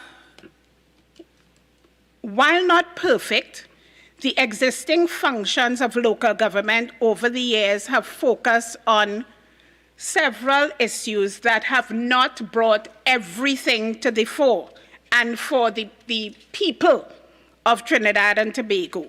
So, Madam Speaker, in its new dispensation, as your committee has indicated, the functions of local government have been expanded to enhance the delivery of services to the burgesses of the corporations. And it is noteworthy that these expanded functions are set out against a backdrop of people empowerment and, by extension, empowerment of communities. Therefore, the bill facilitates local government bodies engaging in economic research and planning, monitoring and evaluating performance, creating and developing entrepreneurs, building relationships with civil society through citizen participation, and securing funding and accessing various income streams. In other words, Madam Speaker, the bill allows local government bodies to determine their own destinies. Accordingly, the following functional areas of responsibility will be expanded: public health, municipal policing, spatial planning and building inspectorate, disaster management, repairs and maintenance to public buildings, and repairs and maintenance to cemeteries and crematoria. The additional areas of responsibility will include secure funding, that is to say, facilitating access to various income streams, social welfare services, management and repair of community centers, the development of small contractors from within the area of focus, civil society participation, economic research and planning, local government development units for each corporation, improved information and communication technology, and improved monitoring and evaluation of all local government services. The benefits, therefore, to this reformed system of local government will be secured funding, improved government, greater autonomy and accountability, the more effective and efficient delivery of services, balanced regional development, increased participation and involvement by the citizenry and civil society, more robust monitoring and evaluation to ensure value for money in the delivery and quality of services, and the increased local economic development and sustainability of local communities. Madam Speaker, in order to adequately address the concerns and questions raised by stakeholders, your committee caused a stakeholder comments matrix to be prepared, and that is to be found in the committee's report. And we noted the following considerations. Furthermore, Madam Speaker, your committee's proposed amendments contained in the bill at Appendix 5 of the report took on board many, if not all, of the concerns raised by stakeholders, and that is the amended bill that is before this House today, and it reflects the accommodations. During the course of the consultations, Madam Speaker, stakeholders raised many concerns, and wherever possible, we did in fact act judiciously on those concerns. 12 main areas were highlighted by stakeholders. There was the need for a clear definition of the role of the Trinidad and Tobago Association of Local Government Authorities, distinguishing it as a consultative body and not a trade union. And so clauses 3E, section 17.1 deals specifically with that. Concerns were raised with respect to the establishment of the organizational structure of municipalities under the proposed bill and the role of the CEO in its establishment. Additionally, a generic structure for corporations was recommended, with the municipal council being given the responsibility for additions to the structure to fit each corporation's needs. So, Madam Speaker, this was a suggestion that was made by the Ministry of Public Administration, and it is a suggestion that was taken on board because each corporation will have different needs, and consequently, they would need a specific structure to execute their program. Madam Speaker, we also amended the clause 33H to ensure and to indicate that the organizational structure should be approved by the Minister of Finance.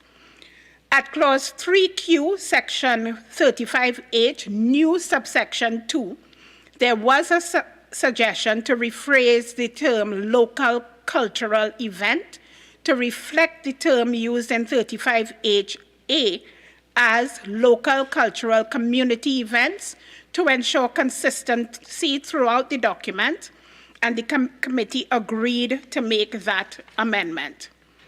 A concern was raised as it relates to clause 3Q, section 35IE,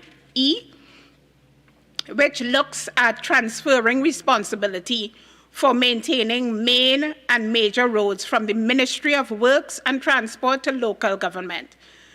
It was clear, Madam Speaker, that a clarification was needed to determine whether responsibility for all roads now included what are called orphan roads and non-vested roads, and now it would fit into the vesting of roadways, private roadways, and orphan roads. Madam Speaker, your committee agreed that this clause should be amended to include orphan roads and agricultural roads, as well as to define what are orphan roads, because, Madam Speaker, in many instances, these so-called orphan roads are often left to the vagaries of whether a particular chairman or CEO wants to deal with the construction or repair of these roads. Your committee also agreed to consult with the Ministry of Works and Transport for the definition of orphan roads and explore a way to include a definition which would encompass private roads. Madam Speaker, this connects with the overall issue of decentralizing government services and making these services more people-oriented. Your committee discussed the period of time a person in default should be granted before reporting to the Board of Inland Revenue. It was suggested that the time frame be consistent with that outlined in the Property Tax Act. However, the Act did not offer any period, and as such, it was suggested that the period be 14 to 21 days, and this is found at Clause 3AK, Section 79.2. Another concern raised was the need for the clarification of Clause 3DI to ensure that an alderman or councillor must be a resident of their municipality. The amendment finally agreed on by your committee was the removal of the requirement for the prospective councillor or alderman to own property in the electoral area, but in an electoral district other than the electoral district for which he seeks to be a candidate. The provisions would now provide that a person is not disqualified from being either an alderman or a councillor, provided that that person still resides within the municipality. Madam Speaker, of some concern was the issue in Section 44 of the bill, which mandates that each council be required to establish an audit committee to, among other things, review the financial statements of the council provide advice on the Council's strategic management plan and the annual business plan, and review the adequacy of the Council's internal controls. These committees will therefore become embedded as an important part of local government's financial and governance performance measurement framework. This is essential, Madam Speaker, because we have seen from an investigation of some of the corporations that there are audit and financial issues. So there is now an assurance that financial transactions of the councils will be conducted properly and in accordance with law. Madam Speaker, the reforms considered by your committee aim to transform local government. Madam Speaker, this report ensures that the devolution of authority is designed solely to improve efficiency, responsiveness, and effectiveness in the delivery, accessibility, and sustainability of public goods and services. The transformed local government system will put the power in the hands of the people to effect change in their own communities. This, Madam Speaker, we contend will strengthen democracy, which is the very essence of our business in this House. Madam Speaker, one of the essential features of this bill, and your committee looked at this very closely, was the introduction of the Executive Council model. And it is contemplated that in addition to the Municipal Council, each mayor or chairman will be afforded the opportunity to select an Executive Council from amongst nominated and elected members of council, and the Executive Council will comprise not fewer than 5 members and not more than 8 full-time members, including the mayor, the deputy mayor, and such other councillors or aldermen, not being more than 6, who will be assigned the responsibility for any of the functions of a division of the corporation. Madam Speaker, this will be a major change. Madam Speaker, one of the key fundamental changes is the delivery or enactment of the long-awaited reform which will transition regional corporations into autonomous bodies similar to the Tobago House of Assembly, and that is at section 33 of the bill.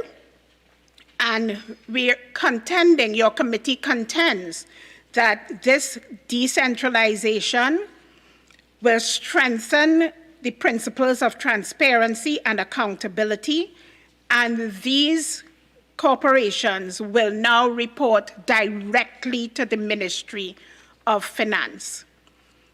Madam Speaker, these are fundamental changes which your committee has brought in its report.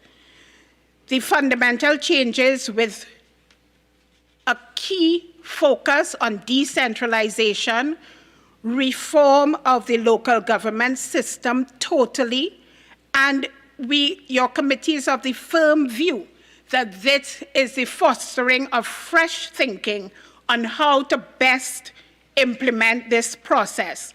It will be a move away from the technocratic approach in favor of support strategies. It will be a move away from traditional concerns with functional and fiscal reassignments to a broader definition of decentralization as empowerment of people through empowerment of their local government. It is a move, Madam Speaker, to have a specific mandate to help implement national policies, as local government will be seen as a branch of central government, and a general mandate to promote local development in an autonomous and accountable way as political representatives of the community of citizens. The expected benefit, therefore, is not only allocative efficiency, but, Madam Speaker, it is an opportunity to mobilize additional resources at the local level. Madam Speaker, my colleagues on this side of the aisle Particularly, the Minister of Rural Development and Local Government will elucidate further on several other aspects of the report and the bill.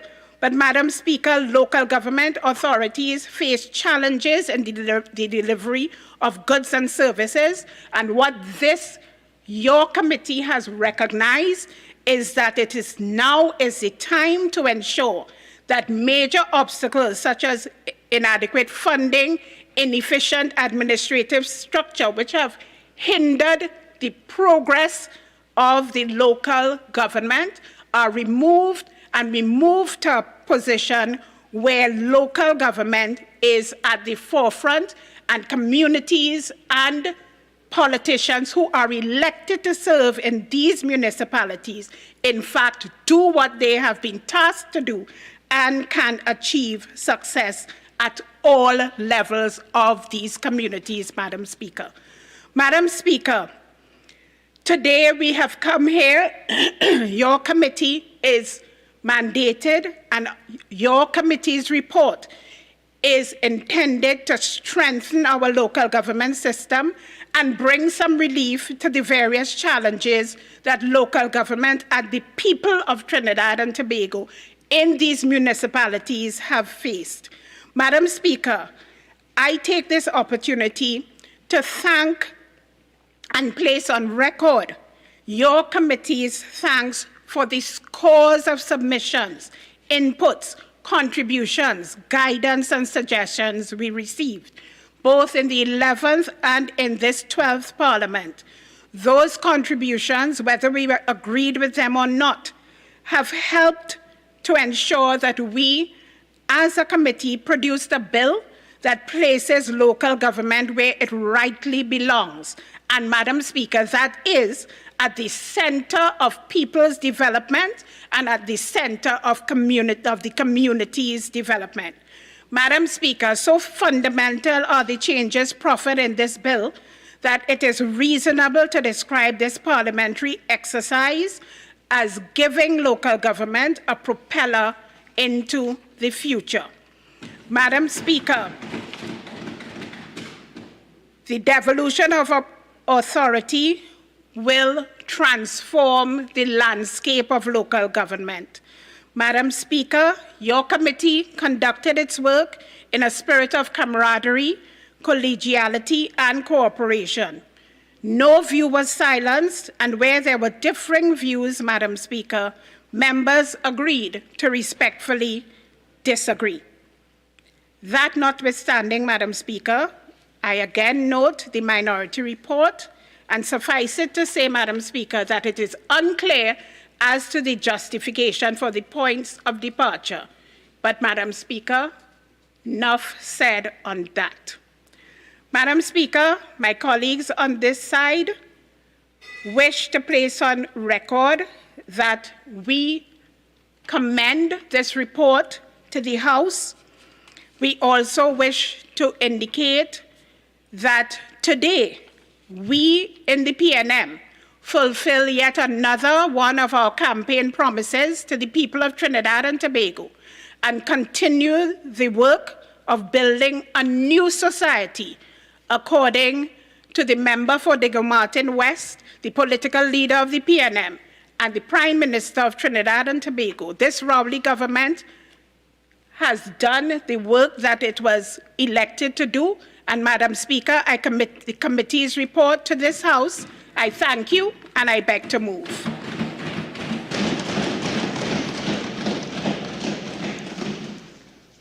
Honourable members, I will now propose the question for debate. Be it resolved that this House adopt the report of the Joint Select Committee on the Miscellaneous Provisions, Local Government Reform Bill 2020. I remind the responder that the responder has 45 minutes with no extension. Member for St. Augustine.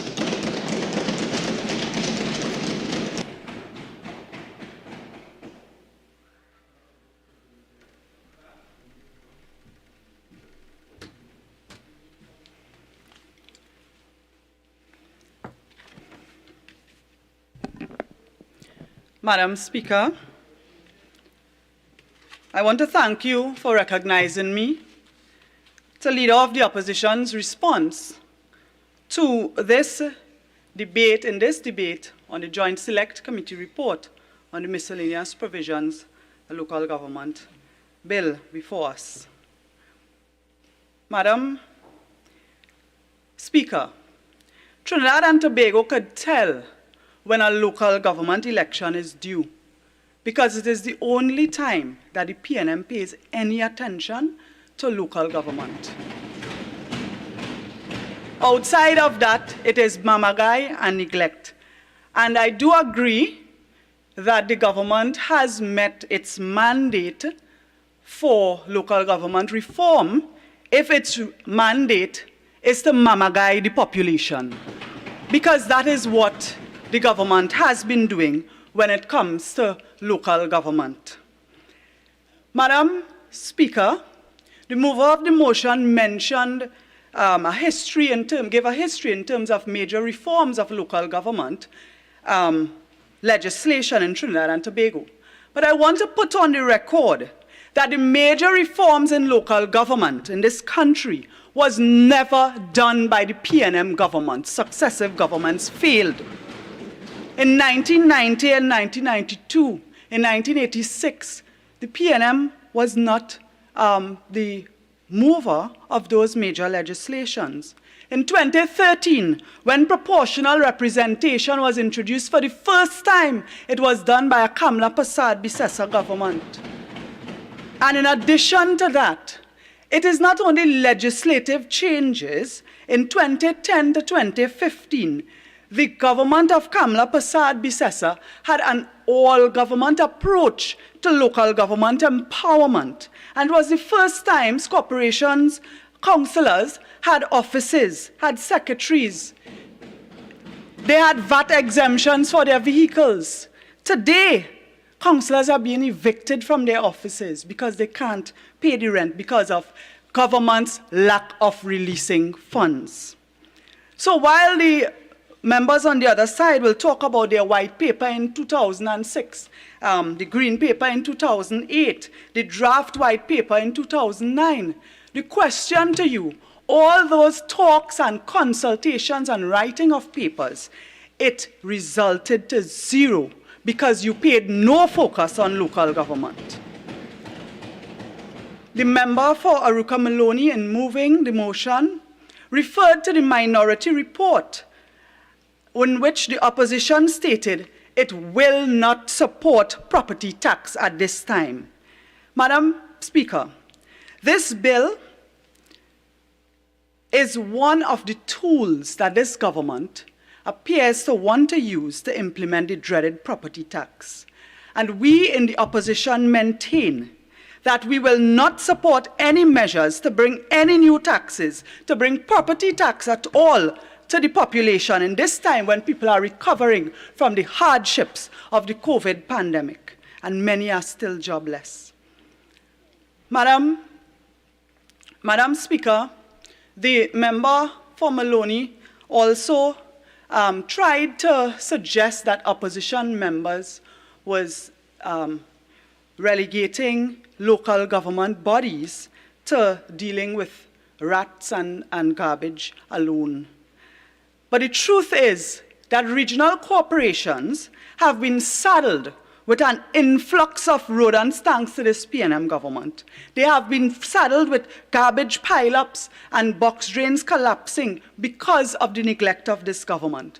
And because of that, regional corporations, our esteemed councillors, aldermen, and chairmen, have had to focus on and grapple with these issues rather than dealing with local government, for instance, promoting inclusiveness and equitable approach to the United Nations Sustainable Development Goals, to local economic development, which is a critical component of the mandates of local governments throughout the world.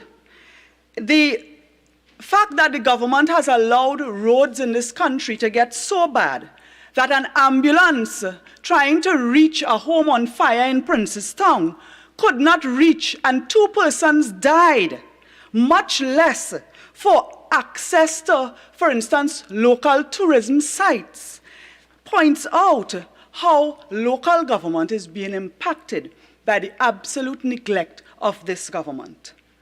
Local government is the arm of government that is closest to people. The action or inaction in this case, the performance or the failure to perform of almost every government ministry impacts on local government and regional corporations directly and indirectly in many ways.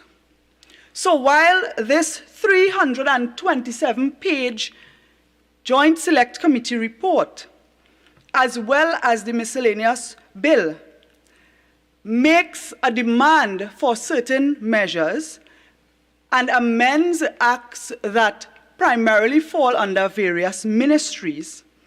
For example, this bill amends the WASA Act with regards to the planning and approval aspect. But the truth is that the performance of WASA affects local government in more ways outside of the planning. So when WASA fails to deliver water and the regional corporations are forced to use their minute water trucking vote towards bringing relief to communities, that impacts on local government performance. When T&Tech neglects their duty when it comes to the management and the maintenance of lights on sporting facilities, recreation grounds, parks, public spaces, the non-performance of this Minister of Public Utilities has had an impact on local government. The GSC report, Madam Speaker, also touches on the role of the Ministry of Works, for example, when it comes to major roadways, as the mover of the motion mentioned. We also have to consider the water courses and so on. And the truth is that the performance of a government, as we saw in 2010 to 2015, brought about tremendous relief and support to local government compared to the neglect that is happening now. So the failure of this government to clear major water courses, to maintain pumps, the floodgates and the banks, the severe flooding that we have been seeing in this country, has an impact now on disaster response. The disaster management unit is also examined in the GSC report and the administrative structure. The social aspect in terms of providing support, social support, those things will be examined by my colleagues later on. But the failure continues. Madam Speaker, the GSC discussed the maintenance of schools being assigned to regional corporations. The Municipal Act of 1990 gives corporations the responsibility to maintain public buildings, you know. But because the government has failed to provide that funding and support, they have not been able to carry out that mandate over the years. But the assignment of the maintenance of schools recently in this GSC, as well as in the practical administration, and particularly because of the collapse of the EFCL under this government. The recent announcement of the retrenchment of workers at the EFCL, and the media reports, there's an Express article on March 7th, where the media reported a shutdown or winding up of the EFCL, a body that owes over $600 million in to contractors still. Perhaps while the Minister of Rural Development and Local Government is contributing, or one of the members opposite could clarify the impact of the shutdown of EFCL, the mandate to local government bodies, regional corporations to maintain schools, and how you intend to treat with it. So while the bill gives the regional corporations a mandate, the Ministry of Local Government, during the time that the GSC was meeting, had actually already issued in writing instructions to these regional corporations to clean schools. But the abandonment of several schools that were under construction as well also had an indirect impact, Because when the government failed to complete those schools, when you have grass and vine growing up on these structures, the indirect effect, the rats, the snakes, and all the other negative public health issues impact on the surrounding communities. And so later on, my colleagues will examine what the failures of this ministry has caused, the impact it has caused on local government. Madam Speaker, the JSC also examined the administrative structure of the regional corporations in several aspects, the appointment of contract positions and so on. And a key issue was, of course, the fact that staff members in regional corporations currently fall under two major bodies, the Statutory Authorities Service Commission and the Public Service Commission. And as mentioned by the mover of the motion, that was looked at by the JSC committee, the JSC. But you also have in this bill the creation of contract positions. At a time, Madam Speaker, when the Ministry of Labour under this PNM government has been a failure through and through in the protection of workers in this country. The Minister of Labour has failed to treat with salary negotiations. The workers in the regional corporations are currently on a 2013 salary. The question as to how this shift in the administrative structure will impact on industrial relations aspects, for example, will be examined comprehensively by the opposition today. Because we continue to advocate for the protection of workers from the abuse of this government.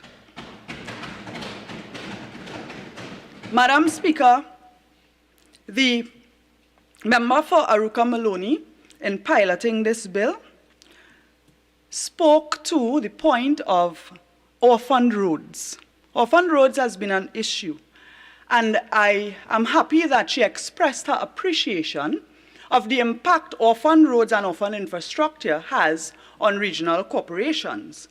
Having recently been appointed as the Minister of Housing, perhaps the member for Aruka Maloney could pay particular attention to one of the biggest culprits when it comes to orphaned roads and orphaned infrastructure, and that is the HDC. Because the government's failure with respect to maintenance in HDC developments, in handing over developments, in doing what is required legally, has an impact on regional corporations. As a member for St. Augustine in Oropun, where I represent, I know firsthand of what happens to residents when HDC fails. All the infrastructure, the roads, the parks, the recreation grounds, even the HDC has some commercial malls in some of those developments, and those facilities remained often orphaned, especially the older developments. Madam Speaker, the closure of Caroni 1975 Limited, the shutdown of Petrotrin, has also left a lot of infrastructure orphaned. And I want to say to the government that it is not only roads that are orphaned. You have a lot of public spaces as well that have an impact on regional corporations. And sometimes they intervene. The minister who moved the motion tried to make it appear that, it was only it was left to the vagaries of the intervention of the chairman or CEO of that regional corporation. And I think that is perhaps an unkind way to put it, because while the government has neglected these spaces, they have also not provided the financing and the resources needed to do the work. So how can you try to make the corporations, demonize the corporations today? The JSC report spoke of orphaned roads, but it goes even further because we have seen the neglect by this government. Madam Speaker, the opposition will also examine the recommendations of the JSC with regards to the power it gives to the Minister of Finance. This bill gives the Minister of Finance far-reaching powers. And we in the opposition will question and examine the principle of an elected politician having the power to determine salaries and benefits of other elected politicians, which goes against the grain of good public administration. We do have a salary review commission. There's also a constitutional role for the Minister of Finance. And Section 37, I think it was, of the bill dealt with the budget and the supplementary funding that comes under the power of the Minister of Finance, which my colleagues will go into later on. But what we have seen, Madam Speaker, under this government is the emergence of what I can only call financial abuse, where the government brings a budget. This parliament examines and approves a budget, but you have suppression of releases, where the corporations are forced to be like a puppet on a string, being played by the Minister of Finance and the Minister of Local Government, as opposed to being autonomous as this government boasts. Madam Speaker, the salary of a councillor is not even a salary, it's a stipend. I heard a member on the other side at a political meeting referring or saying that, talking about councillors becoming full-time and so on, something we can applaud, but at present, the stipend for a councillor is $4,360. That is below minimum wage. So it is an area we do agree have to be addressed. With regards to the funding, the members have been, in their political platform, speaking about, and in other spaces, been speaking about the setup of an agency which will be allocated $100 million, and that agency will then disburse the funding to the regional corporations. So this is an opportunity for the government to confirm or clarify, when we are speaking about autonomy, where are you going with this agency that will apply another layer of democracy to bring the resources to the corporations? Madam Speaker, the mover of the motion spoke that the JSC considered the stakeholders' input from the former Minister of Rural Development and Local Government, the late Franklin Khan, in a series of what I call town meetings. I attended 10 out of those 14 consultations, as the government termed it. But they were really town meetings. The public had no draft legislation to consider. The discussions were not even about the legislation.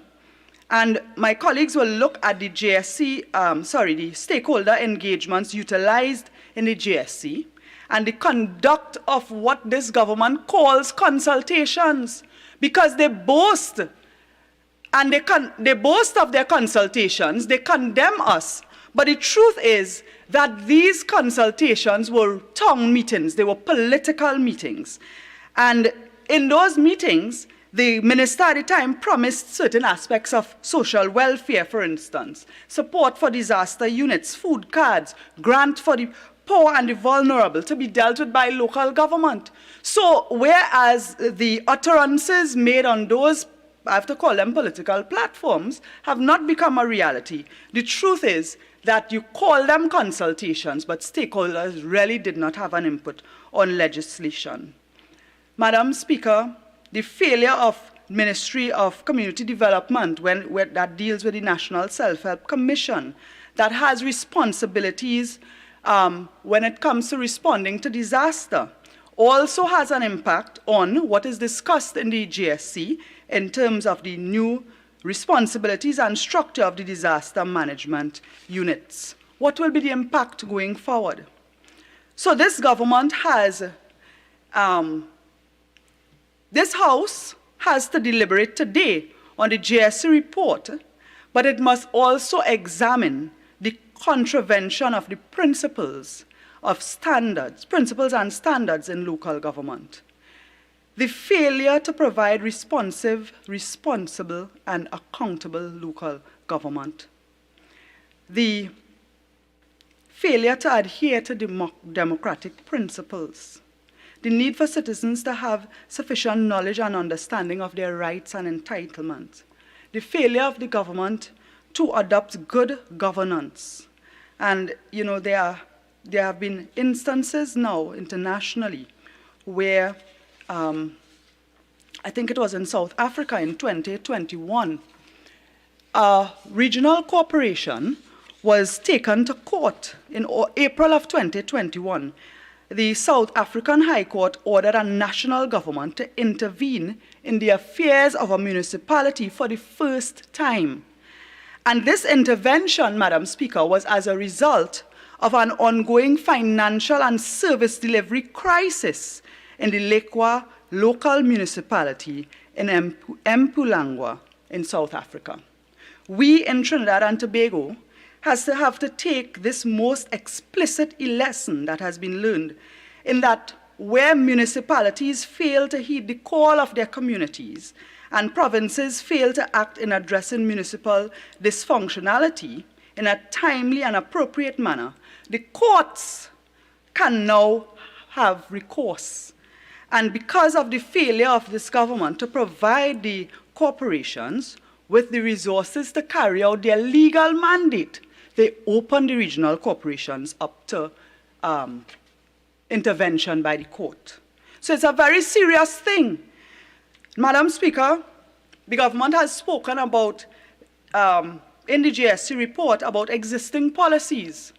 And I want to question the status of these policies. These policies, in many cases, exist on paper, but again, because the regional corporations are busy grappling with the rats and garbage that come out of this government's neglect, it has not had time to focus on the national urban policy, the draft national development policy, procurement legislation. This government has been talking about ICT usage in service delivery and citizen engagement. What services are you delivering via ICT when, because you have no resources or lack of resources to regional corporations, many cases they cannot provide these services? Why are you promising now to provide these services through ICT means? There are very few services being delivered. So to come and put forward a policy for ICT delivery and means that you must get delivery first. Madam Speaker, the Joint Select Committee, I want to take this opportunity because in the 11th Parliament, when I was in the Senate, I was a member of the Joint Select Committee. I want to take this opportunity to commend Dr. Suraj Rambachan, former member for Tabakit, who is a walking encyclopedia when it comes to local government. My colleague, the member for Couva South, Mr. Rudranath Indarsingh, and later on, in the 12th Parliament, when the committee continued, I was joined by the member for Shogunas East, Ms. Vandana Mohit, as well as from the Senate, Senator Anil Roberts. And I want to commend all the members of the opposition who participated, who were members of this committee and who participated in the JSC, and the examination that we did, and that the opposition chose to utilize a tool of this parliament that allows the democracy of a minority voice to be heard. And I want to caution the government on chastising any opposition for utilizing the democratic structures provided for the hearing of minority voices. Madam Speaker, the member for Aruka Maloney indicated in her contribution in moving that the PNM has met its manifesto promises, and it's not the first time that the PNM has manifesto promises. Their general election manifesto in 2015, their local government manifesto before the 2016 and 2019 local government elections also had a lot of promises that have not materialized. And the government spoke about completely restructuring and decentralizing the system for implementation of local infrastructure projects. They have failed in that. They said they will allow municipal corporations to engage directly, suitably qualified local contractors for drainage work, to do infrastructure projects, and to allow work on these projects to commence in a timely manner. They have failed to do that. They said, as first responders, regional corporations in the event of disaster management, of a natural disaster, will be allowed to have direct collaboration between local government bodies and central government bodies without the need for intervention by a minister. They have failed to do that because the regional corporations, when flood up to their neck, they are begging for fuel for their excavator to go and clear water courses. They are begging the minister for intervention, and the minister has not heeded the call. The government claimed in their manifesto that they would foster and create a formal consultative process and forum where NGOs, CBOs, and other civil society groups and interested parties can comment on and critique projects, plans, and programs for local government bodies before they are implemented, and to make recommendations for improvement. They have failed to do that. But I also want to tell you, as a former UNC councillor, and as a person who interacts with our UNC local government representatives regularly, the approach of our political party as a people-centered party is based on political will. And that is the difference between the UNC councillors and the PNM councillors. Because our councillors have an understood mandate to consult with communities and to involve NGOs, whereas the PNM continues to remain disconnected. The PNM promised to utilize the detailed regional development plans prepared for the 14 municipal corporations under the previous PNM government, which also was adopted by the partnership government, and for the basis of future development. They have failed to give the corporations the resources to do basic maintenance. Corporations could barely catch their breath to do any sort of strategic planning and development. So you have failed to do that, but you are talking about it on a platform, you're talking about it in Parliament, and presenting written document after written document. That is a far cry from reality. It is mama guy.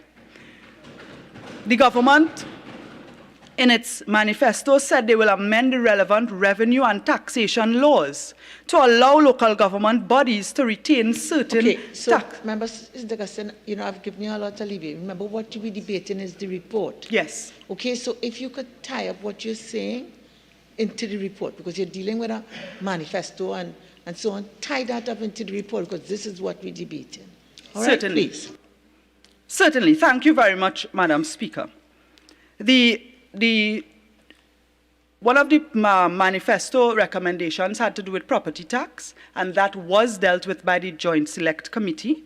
And the proposal is that the dedicated source of funding, the proposal by the manifesto, that the dedicated source of funding from property tax will allow corporations to acquire the resources to empower their workforce to operate at a maximum capacity. That is outlined in the GSC report. It is in the bill. However, once again, the issue of property tax, the opposition is very firm on our position that we will not accept the harsh measures therein. The manifesto promised to amend the Regional Municipal Corporations Act to give local government corporations a level of autonomy and executive authority similar to what is now enjoyed by the Tobago House of Assembly. The Joint Select Committee discussed that. The member who moved the motion mentioned that in her contribution, but we in the opposition have a serious concern where you are creating an executive council that will centralize power in the regional corporations and exclude the minority. Both major political parties have members and minorities in regional corporations. So it is not a concern to say that the UNC is afraid that our minority members will be left out. The concern is for democracy and the representation of all minority groups. So the manifesto promise here that came in the GSC report, again, is a failure when it comes to opening up transparency and representation. The manifesto says it will ensure that as a matter of policy, the first preference for the award of contracts for work done by local government is to be given to contractors and service providers within the geographic boundaries of the corporation, rather than from outside. I don't know if the PNM, how disconnected they are from reality, but the truth is that there is already a court judgment that gives guidance to corporations in this regard. You're going back to Yes. the manifesto. Oh, sorry. And what we're debating here is a report. Yes. Okay? So as I said, you know, I've given you a lot of leeway because in some of the things I could draw a link. But we're not talking about the PNM manifesto in, I don't know. So please get back to this. Sorry, Madam Speaker. Perhaps I was coming to the point in the GSC where this measure was dealt with, but perhaps I will bring the measure first to clarify. But again, the issue of the corporation's procurement, their powers under the Act as discussed by the Joint Select Committee, again, it has an impact concerning the award of contracts in regional corporations. My colleagues will go further into it and explain how the Joint Select Committee has an impact on that. Madam Speaker, the Joint Select Committee also discussed the municipal police, the role of the municipal police. The PNM's manifesto said it will give greater responsibilities and authority to the municipal police. The government has failed to do that. They have promised the establishment of major administrative structure in municipal police that it has failed to deliver. My colleagues will later go into that. The government... I mean, I can't tell you about how to do a presentation, but tell us how the report impacts on what you're saying. Okay? We're not dealing here with the manifesto. Madam Speaker, I want to... 1 minute, please. Member for Princestown, there's a standing order you wish to raise? No, you don't sit and speak. Ma'am, I wanted to indicate to you it is in the report. Point of clarification, ma'am, it is in the report. Maybe if you read it. That's not a standing order. You have an opportunity to speak when you wish. Continue. Thank you, Madam Speaker. Madam Speaker, the measures with regards to municipal police in the Joint Select Committee is clearly on the record in the report that has been circulated to everyone, and my colleagues will go further into it. I just wanted to indicate in my opening here that the government has failed in their manifesto promise when it comes to municipal police. Madam Speaker, I want to say that in my closing, that as a representative, a local government representative, I served from 2003 to 2010 as a local government councillor. In 2010 to 2013, I was at, thanks. And 2010 to 2013, I was a chairman of a regional corporation. And I want to make some recommendations, if I may, that the approach taken by the People's Partnership Government was not only about reform being legislative reform. The measures to empower local government cannot only be defined by legislation. You know, I sometimes hear the saying, you cannot legislate good sense. And the government has failed to let good sense prevail when it comes to a number of issues. The fact that a lot of things have been falling apart, a lot of the measures that have been put in place.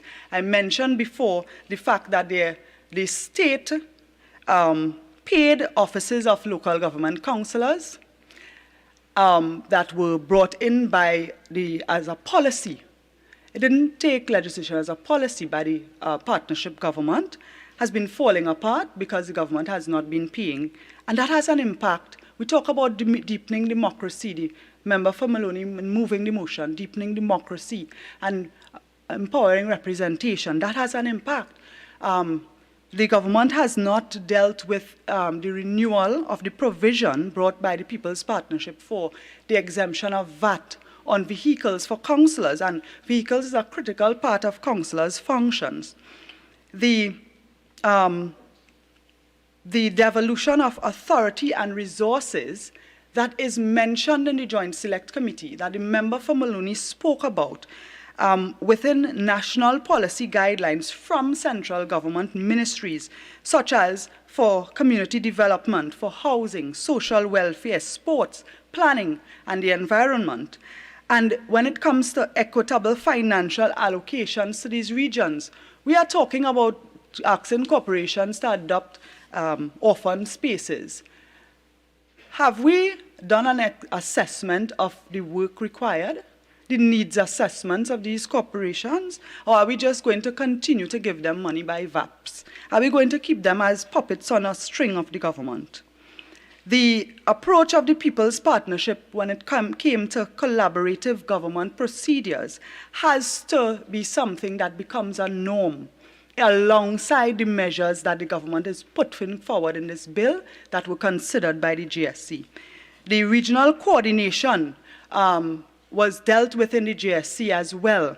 When it comes to the delivery of water, electricity, telephones, and other basic infrastructure by ministries and the coordination or lack thereof in the regional corporations as given the power in the legislation.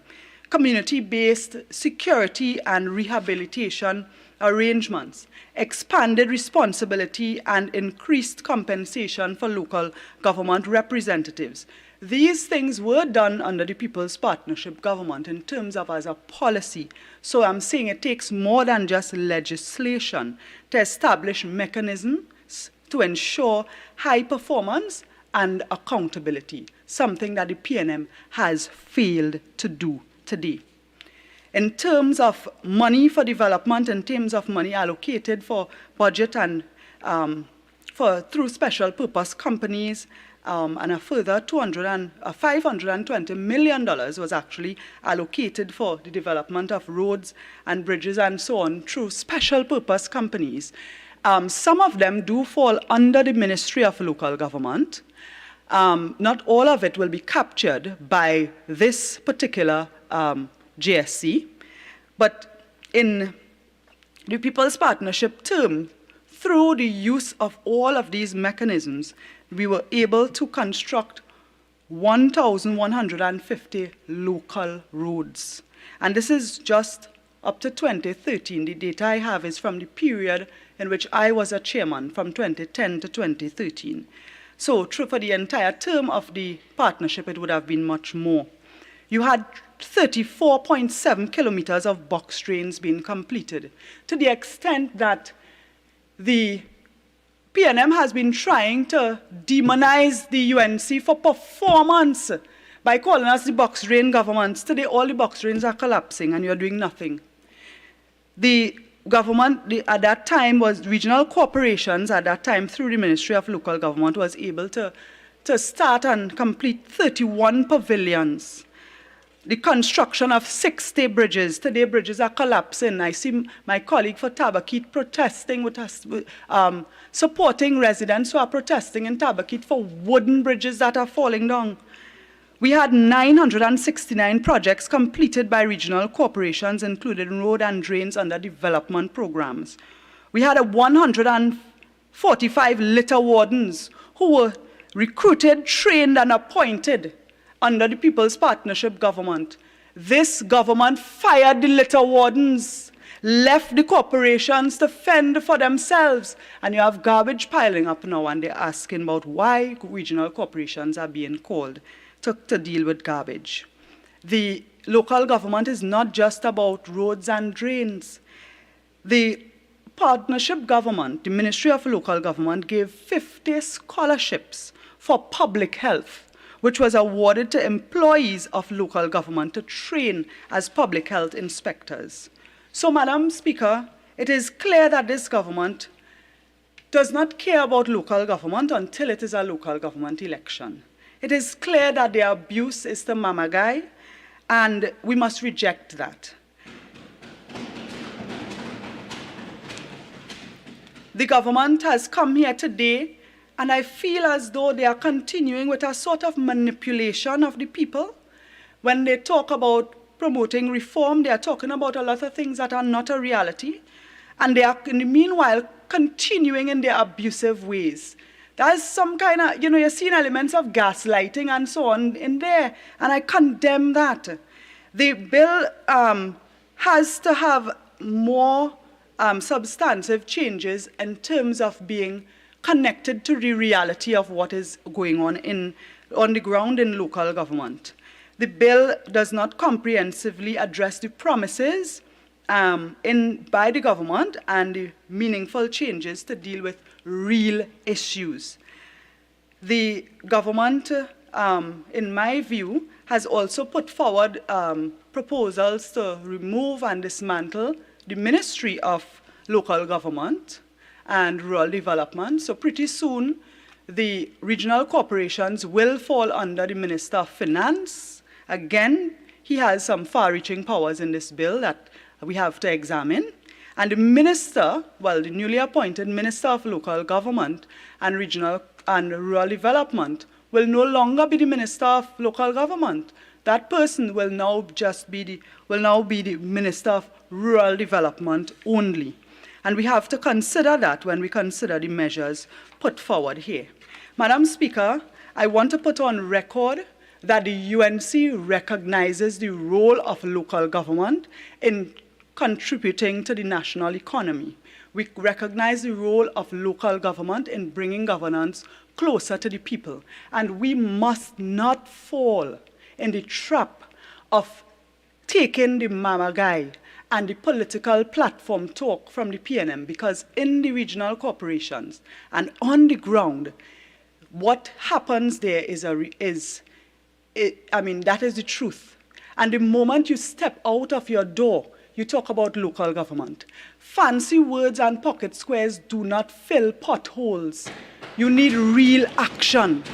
And so, while I really welcome this opportunity for Parliament to debate local government, I caution the population not to fall for the gaslighting and the mama guy and the continued neglect of local government by this government. I want to thank my opposition colleagues who have participated in the UNC's consultation with real local government practitioners in the preparation of this bill and other stakeholders in labor, in business, and so on, because we believe in true consultation. With that, Madam Speaker, I thank you. Minister of Rural Development and Local Government. Thank you, Madam Speaker. Madam Speaker, I am excited and privileged to be contributing to the debate on this particular reception of the report of the Joint Select Committee established to consider the reform of what is quite simply local government. Madam Speaker, if you were to listen to the litany of woes, complaints, and troubles that the member for St. Augustine just put on the table, you might as well just pack up and go home. And when you consider that we stand here today as a country assessing the impact of law, which is proposed by this report, because there's a law proposed by this report, to change the lives of every single person in this country, I ask St. Augustine, why would you stand in the way of delivering progress for people after 63 years of old talk? And Madam Speaker, permit me to say this. This report has a minority report. We know that. It's at the back of the report. It's at the final page, page 332. And the views of the opposition are set out. Executive Council, that they have a problem that it excludes the voice of the minority, that the opposition disagrees with property tax. They say there's no provision for equity in population. The bill reduces protection of workers and insufficient consultation. So in the 30 minutes I have, as the proud representative for San Fernando West, as the Minister of Rural Development and Local Government, I say, Madam Speaker, that I come here to deliver the operationalization of what has been spoken about, talked about, dreamed about, and begged for by the people of Trinidad and Tobago. Tobago having its part in the THA structure, CPEP located there via the ministry which I conduct right now, but Trinidad having been in analysis paralysis over and over for 63 years. Now on the issue of consultation, Madam Speaker, flagged in this report, permit me to put on to the record that in the period 2008 right up to 2016, we have had, Madam Speaker, 8,500 people in the consultations in the 14 regional corporations, 250 entities. We had another 8,000, nearly 9,000 in the 2015 consultations, again countrywide. We had, Madam Speaker, IT interactions, Facebook, YouTube, Instagram, Twitter. Madam Speaker, we had 420,000 contributions from 300,000 Facebook users. We had 32,000 contributions on the Twitter platform. We had 11,000 visitors to the interactive site. We had 200,000 responses and interactions which were answered. Madam Speaker, 512,000 interactions in the period 2015 to date, and the opposition says in its one-page minority report, not enough consultation. Well, Madam Speaker, I stand here today to say that local government is, with rural development, the paramount, most important, singular enterprise that we are focused on as a government because, Madam Speaker, this bill really and truly, put into the context of the report demonstrates there are 14 municipal corporations. The report demonstrates that those corporations are split between opposition and government. The report demonstrates that everybody wants better service, and everybody in the 14 corporations have entered support for this. And therefore, Madam Speaker, I say in a very bold way, this bill is not about politics today. This bill is about service delivery. Attached to the report is a powerful series of amendments in a bill. The bill proposes in 11 clauses, from clauses 3 to 11, it proposes significant amendments. Clause 3 treats with the Municipal Corporations Act. And Madam Speaker, if you look to what the Municipal Corporations Act is, I am moving as local government because, Madam Speaker, the hashtag in the ministry is hashtag I am local government, hashtag we are local government. We are moving in local government because what this report asks us to do is to fundamentally amend the Municipal Corporations Act. What could be wrong, Madam Speaker, in supporting the reform that we want?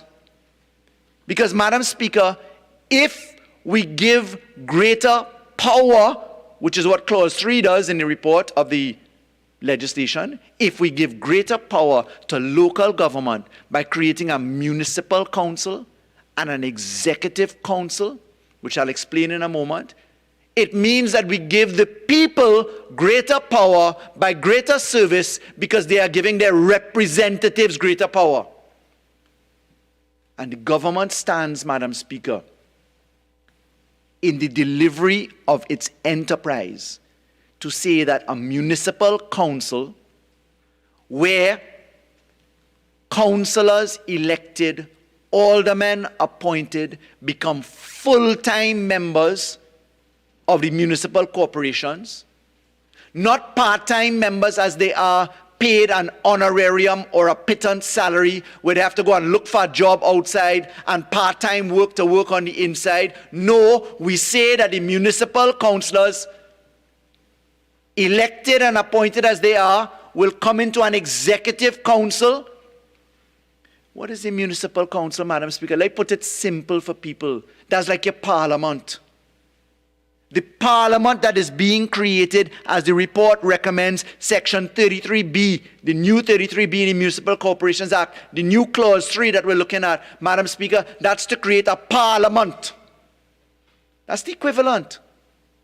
We create in a new 33C, we create a new executive council, full-time paid people employed to work for the benefit of the people, operating just like a cabinet, Madam Speaker. Madam Speaker, why would the opposition say that local government does not deserve to have its own parliament structure and its own cabinet structure where the executive council gets to have the power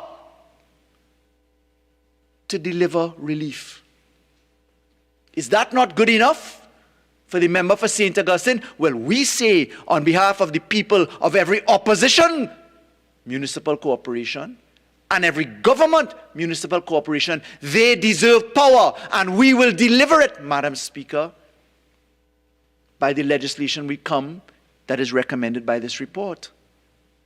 Madam Speaker, we're talking about giving functions to local government. And what are the functions, Madam Speaker? We say that these functions will be carried out by secretaries, so the THA is good enough. Tobago is good enough to have secretaries, Secretary for Agriculture, Secretary for Planning, Secretary for Development, but Trinidad and Tobago can't have Trinidad having it in the Municipal Corporations Act. Madam Speaker, permit me to look at that as it's recommended, as is attached to the report. And we look, Madam Speaker, to the functions set out.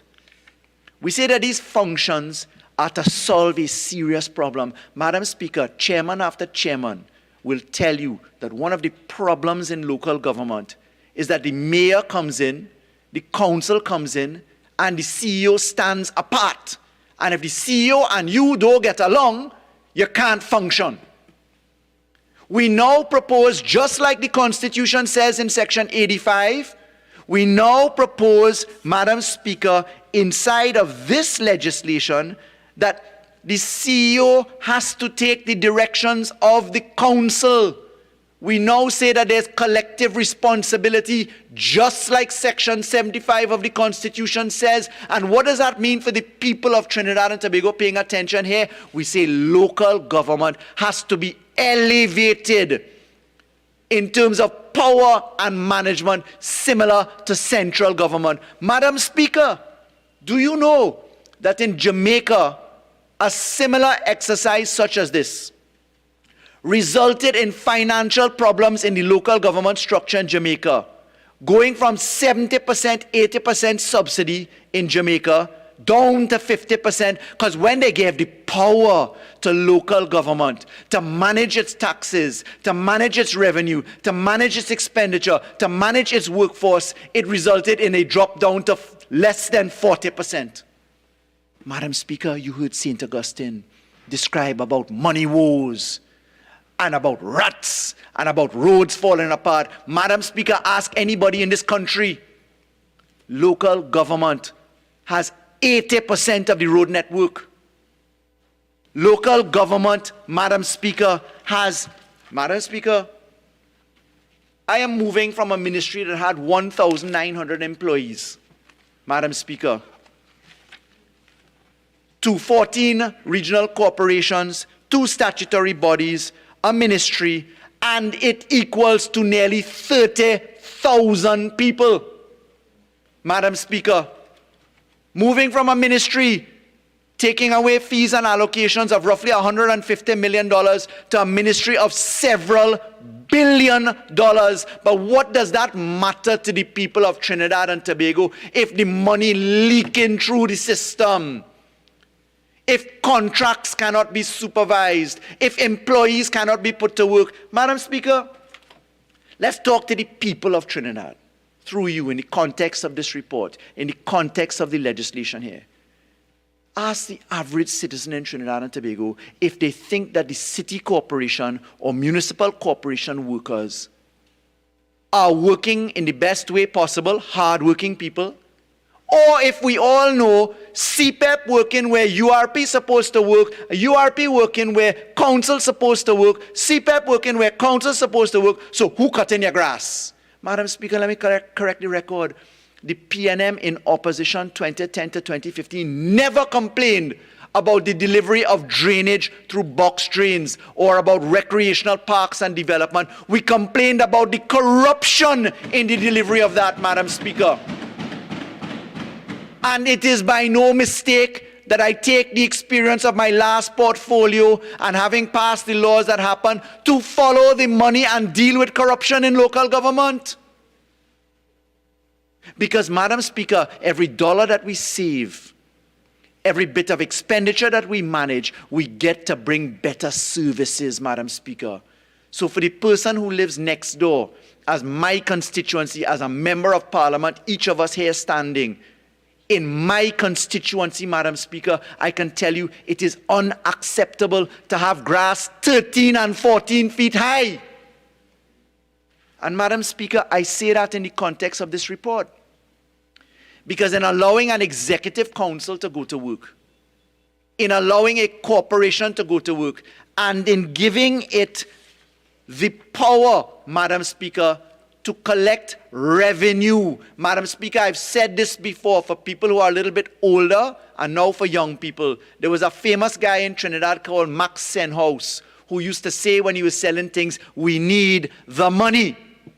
I can say that today to the Minister of Finance that local government will only prosper with the support of the Prime Minister and the Minister of Finance, but it will prosper as well on the benefit of what clauses in this bill recommended propose, which is that we use property tax. And Madam Speaker, let me tell the good people of Trinidad that property tax, Madam Speaker, in local government, because that's the Trinidad issue, property tax is something that is critical to life, Madam Speaker. Let's look at the financial provisions. This bill proposes, as the report recommends, the inclusion of a new Part 5, the old Part 5. We're returning Section 77 to 81 of what was in the Municipal Corporations Act, and we are saying that the money that comes from property tax is to go into a statutory fund. And Madam Speaker, what are they to use that money for? Madam Speaker, it is set out in the final schedule, schedule number 13 of the Municipal Corporations Act that the report proposes be amended, and it allows us to go right down the line. Construction and maintenance of local roads, 80% of them. This country has 80% of its roads in that category. Madam Speaker, construction and maintenance of drains, local health, garbage collection, recreational grounds and parks, cemeteries. We get right down to promotion of local tourism, and as St. Augustine asked, the repair and maintenance of government schools and government-assisted schools. I'd like to say in answer to the question on the EFCL, the government's issue at EFCL, I can certainly tell you what I've left behind. There are over $100 million in matters involving corruption and fraud that are in civil litigation recovery, but that money is what is poured into the 13th schedule. Madam Speaker, would you let me know what time is full time? Your full time is 1:17. 1:17. Thank you, Madam Speaker. So, Madam Speaker, we are saying in the context of the new Part 5, the introduction of Section 77 to 81 of the bill which the report proposes, we are saying, Madam Speaker, that the money for property tax is to go into serving people, Madam Speaker. And Madam Speaker, this bill allows for the greatest form of equity. This bill is not a UNC and a PNM division. Why, Madam Speaker? Why do I say that so confidently? Because the corporations will be what they are. A UNC corporation, a PNM corporation, another corporation controlled by a different political party have the same structure. They get to receive their money. They get to put that money to work. They get to organize employment. Madam Speaker, the opposition says that there's no protection for rights of workers. Madam Speaker, the report says otherwise. The report insists that the recognized majority unions are preserved. The corporation must speak to the recognized majority unions, Madam Speaker, because when you look to the law, we are not changing the provisions of the recognized unions. The bill, the report says, the corporation should have the power to employ its own employees. And it says if you're going to discipline employees, you have to go to the Public Services Commission, you have to go to the SASC, the other commission. But Madam Speaker, it sets out in the new Schedule 12 an entire disciplinary process for workers so that it is not arbitrary. And I wish to tell all hardworking people at the corporations that you need not listen to the fearmongering of St. Augustine and the opposition. You need to look at what the law is proposing, and you need to understand that you are protected by the Constitution and by the law. And if you are afraid, Madam Speaker, if you accept the UNC's argument at its highest, listen to what St. Augustine's logic applied in the context of what she has said means. It means that a UNC corporation and its workers, controlled by a UNC chairman or a UNC mayor with a UNC council, has to be afraid of that council because they will go and fire workers. Is that what St. Augustine is proposing? Because this law is not designed for a government, because this is not a PNM local government, this is split, Madam Speaker, equally between opposition and government, and has been so for decades. So if you take St. Augustine's fearmongering, she's warning the population, the honorable member, be afraid of the UNC. How could that make sense, Madam Speaker? Madam Speaker, let's look to the report further. In creating standing committees, what are the standing committees, Madam Speaker? We're talking about putting in standing committees. Spatial planning. We're talking about corporate services. Madam Speaker, in the corporate services, when we look to the sections 35 onward, look at the division for finance and planning. Look for corporate services in the new 35B. Madam Speaker, St. Augustine and the UNC is saying stand in the way of digitization. Let me explain that for people.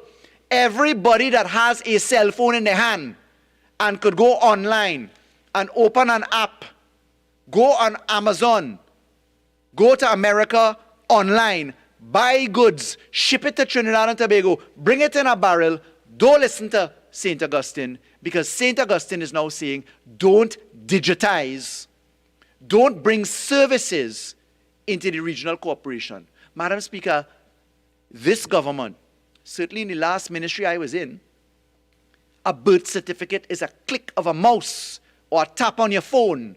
TT Post brings it to your door because you can pay for it online and you can pay for it with a debit card. Why should a vendor in the market have to have the indignity of going to the corporation to line up by a cashier who didn't come out today, who have COVID go down, they're writing it in a ledger book and you lost the ledger book? Why? Why would St. Augustine stand in the way of delivering digital payment, digital services? Madam Speaker, when we looked at the finance and planning and audit arrangements. Madam Speaker, unless we didn't pay attention, we have a public procurement law. I drafted 12 of the regulations with the Minister of Finance to bring public procurement into life. Madam Speaker, how are we going to survive challenge proceedings if you don't have e-procurement, if people don't have transparency? Why should a contractor from Moruga Tableland, why should a contractor from San Fernando West not be able to see what the corporation is doing online? Why would St. Augustine stand in the way of that? Why would they stand in the way of knowing where the corporation worker who is cutting grass, be it a daily paid worker, a monthly paid worker, a garbage truck, why would you not want to know where your assets are?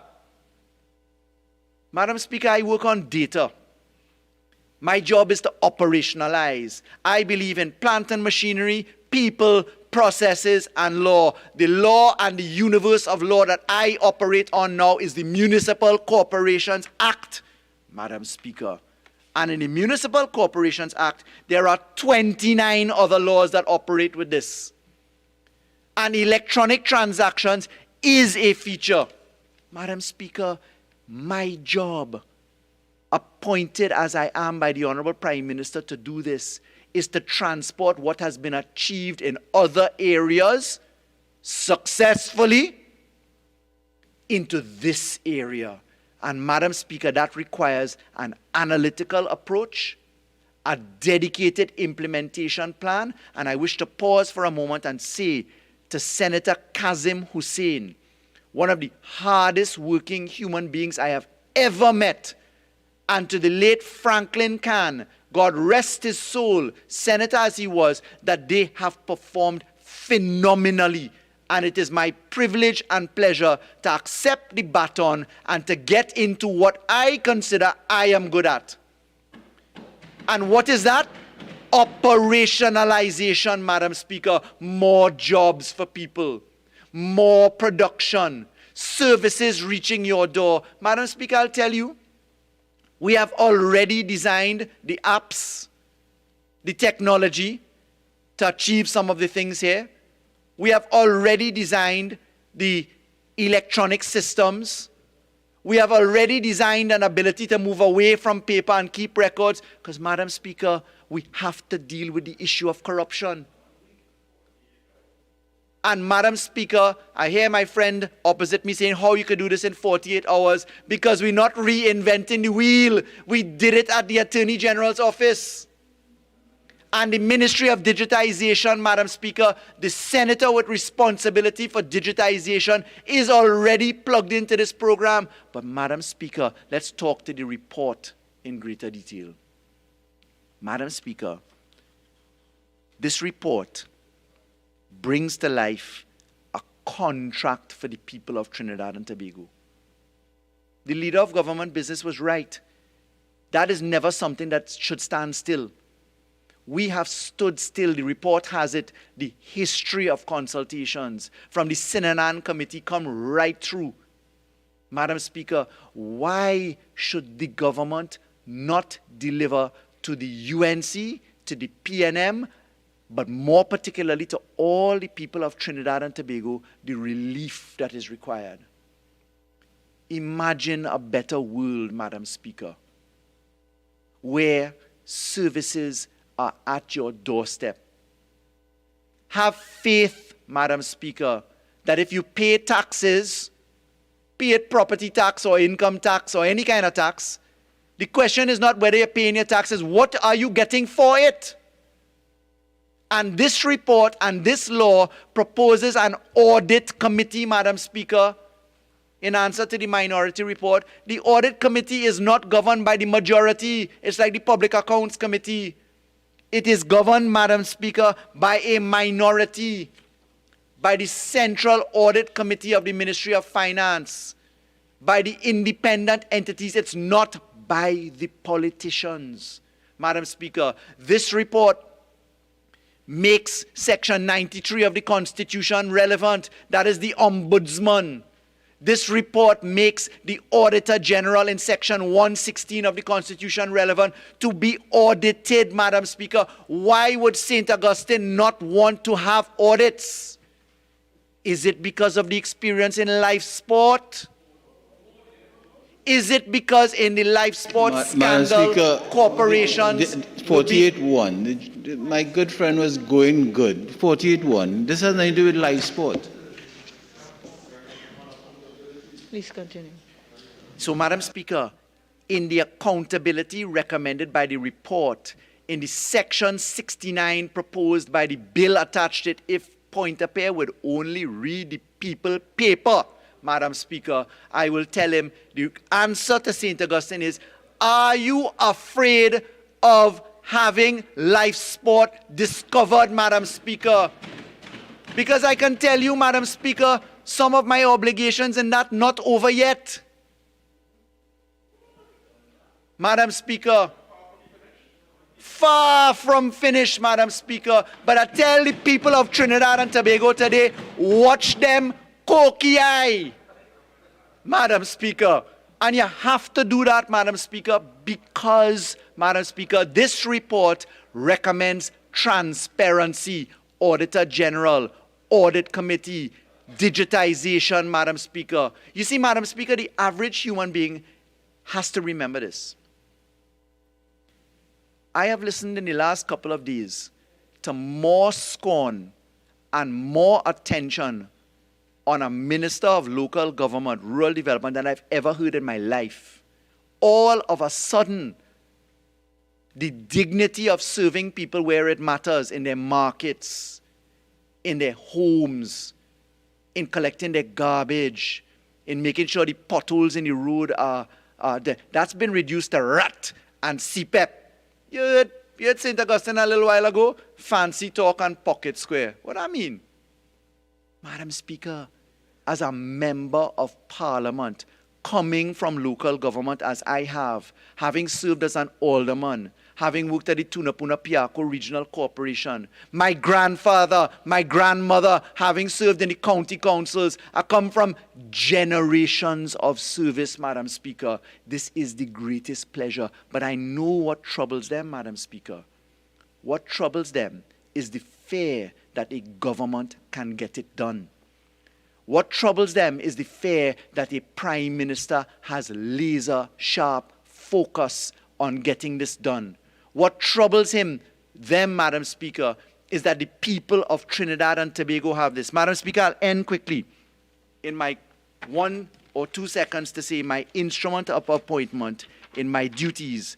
The last duty is to wind up the operations of the Ministry of Local Government and manage transition. That role, my role, this government's role, is to hand power to the people, all the people of Trinidad, Madam Speaker, whether they are UNC, whether they are PNM, and the only thing that stands in the way is the opposition. But not today, and not when this bill goes to committee stage in either house, because it does not require their support. I thank you, Madam Speaker. Member for Barachari-Sanur.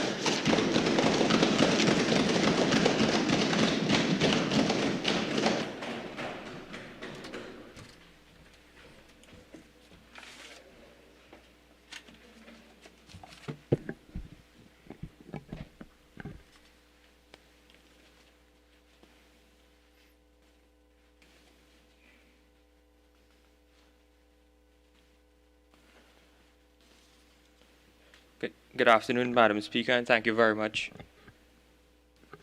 for recognizing me to join this debate that deals with local government reform. And Mr. Deputy Speaker, I am bewildered by the breakneck speed at which the former Attorney General, now new Minister of Rural Development and Local Government, is working to deliver local government in under 48 hours. I hope that this minister does not run the ministry and introduce reform like the way he passed law as the Attorney General. Now, the minister indicated that this particular piece of law, when passed, will have far-reaching consequences and give power to the people and basically to the elected municipal corporations.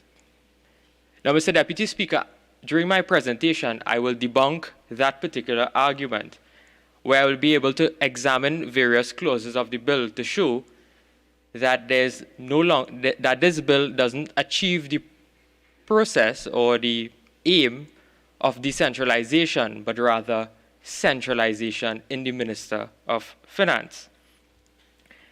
And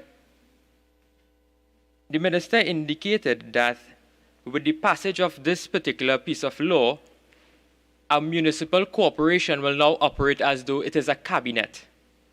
Well, that is nothing further from the truth, because I will say that what the problem that local government currently face is that of financing and staff.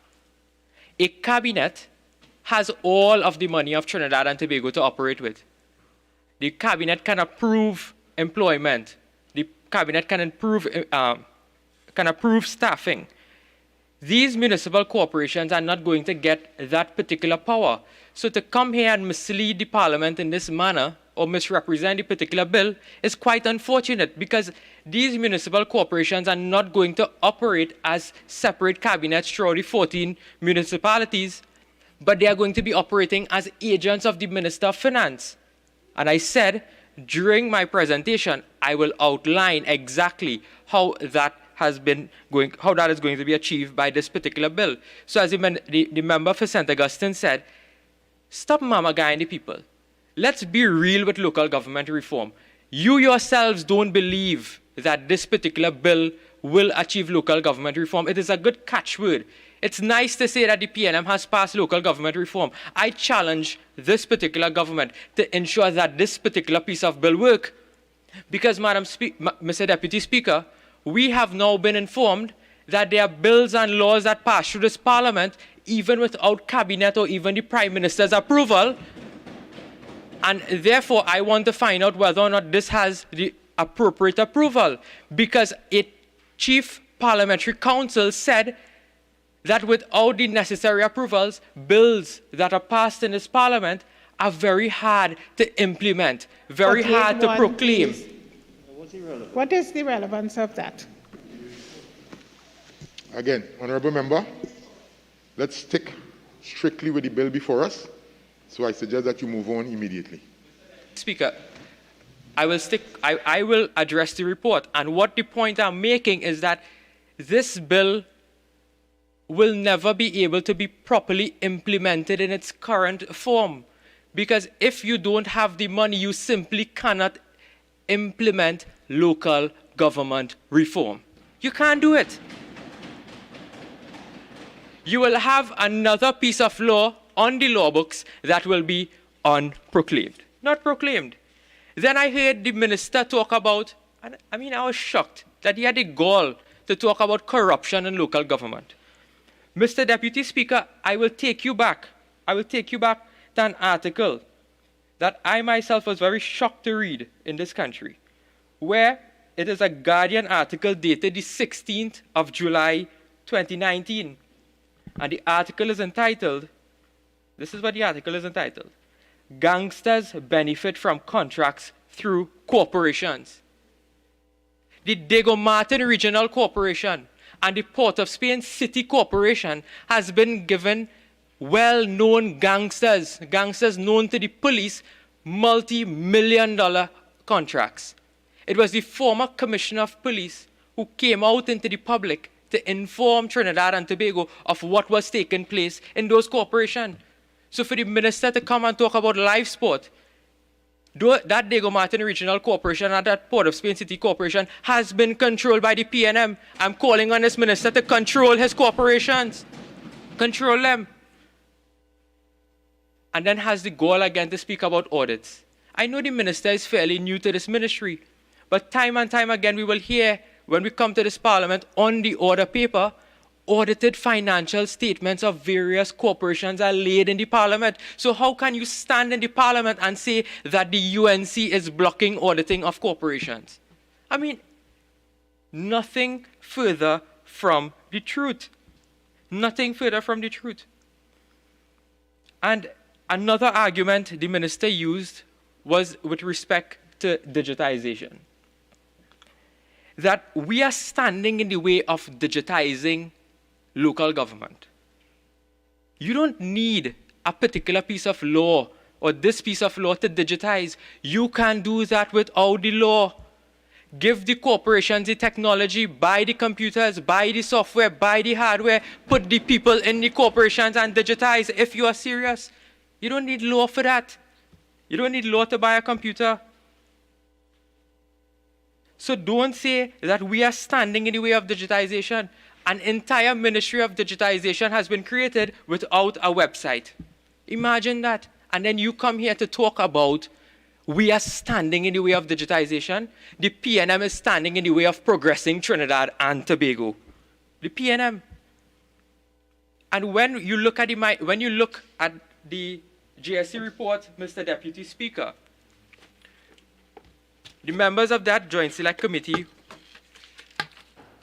who would have submitted a minority report indicated that the policy of the United National Congress, and I will quote, that the opposition disagrees with property tax being implemented at this time. Mr. Deputy Speaker, I want to just go through the clauses that deal with the property tax. And that is found at page 328 of the report. And I'm quoting at clause 10b. It says that notwithstanding subsection 1, tax on residential land shall be paid to the municipal corporation in which the residential land is located. Subsection 3. Notwithstanding subsection 1, the minister may by order declare which of the agricultural, industrial, or commercial taxes may be collected by the municipal corporation, and what percentage of those taxes collected may be retained by the municipal corporation. So the proposal that is outlined in the particular bill is that the residential property taxes that will be collected will be retained by the particular regional corporation, whereas the agricultural, industrial, or commercial taxes will not be retained by the regional corporations subject to the minister's approval, the Minister of Finance. So the Minister of Finance will tell them how much taxes they can keep in terms of agriculture, residential, industrial, and how much will be transferred to the consolidated fund. So when you give the impression that all of the property tax is going into local government, that is simply not true. It's simply not true. So you can't mislead the population by saying that all of the property tax will be given to the municipal corporations. That is not true. And we have raised time and time again that you cannot burden the population with taxes. There is the need for economic diversification. And the member for Mayaro time and time again has indicated through budget speeches how we can diversify Trinidad and Tobago's economy. And I will go through a few jurisdictions where there are constitutional duties given to local government to encourage diversification of the economy through local government. So if you really want local government to be reformed, give them the real power. Give them the real power. So I understand that the government is trying to supplement the finances of the corporation, but we are humbly suggesting on this side that property tax is not the way to do it. You have to do it through proper diversification. You have to do it through diversification. And Mr. Deputy Speaker, there's a few particular areas in the bill that I would like to particularly deal with. And one of them will be the establishment and the reform, or the proposed reform, of the municipal police that are found in the regional corporations. So at Section 48 of the current Municipal Corporations Act, it says that for each municipality, a municipal police service will be established. And the amendment that is being created is that, as the law currently is, It is the Statutory Authorities Service Commission that will consult with the Commissioner of Police, who will appoint a sufficient number of commissioned officers and subordinate police officers and constables. Now, the amendment that we're seeing is that they're going to now add the words that the Public Service Commission and the Statutory Authority Services may, in consultation with the Commissioner, appoint the municipal corporation, the municipal police officers.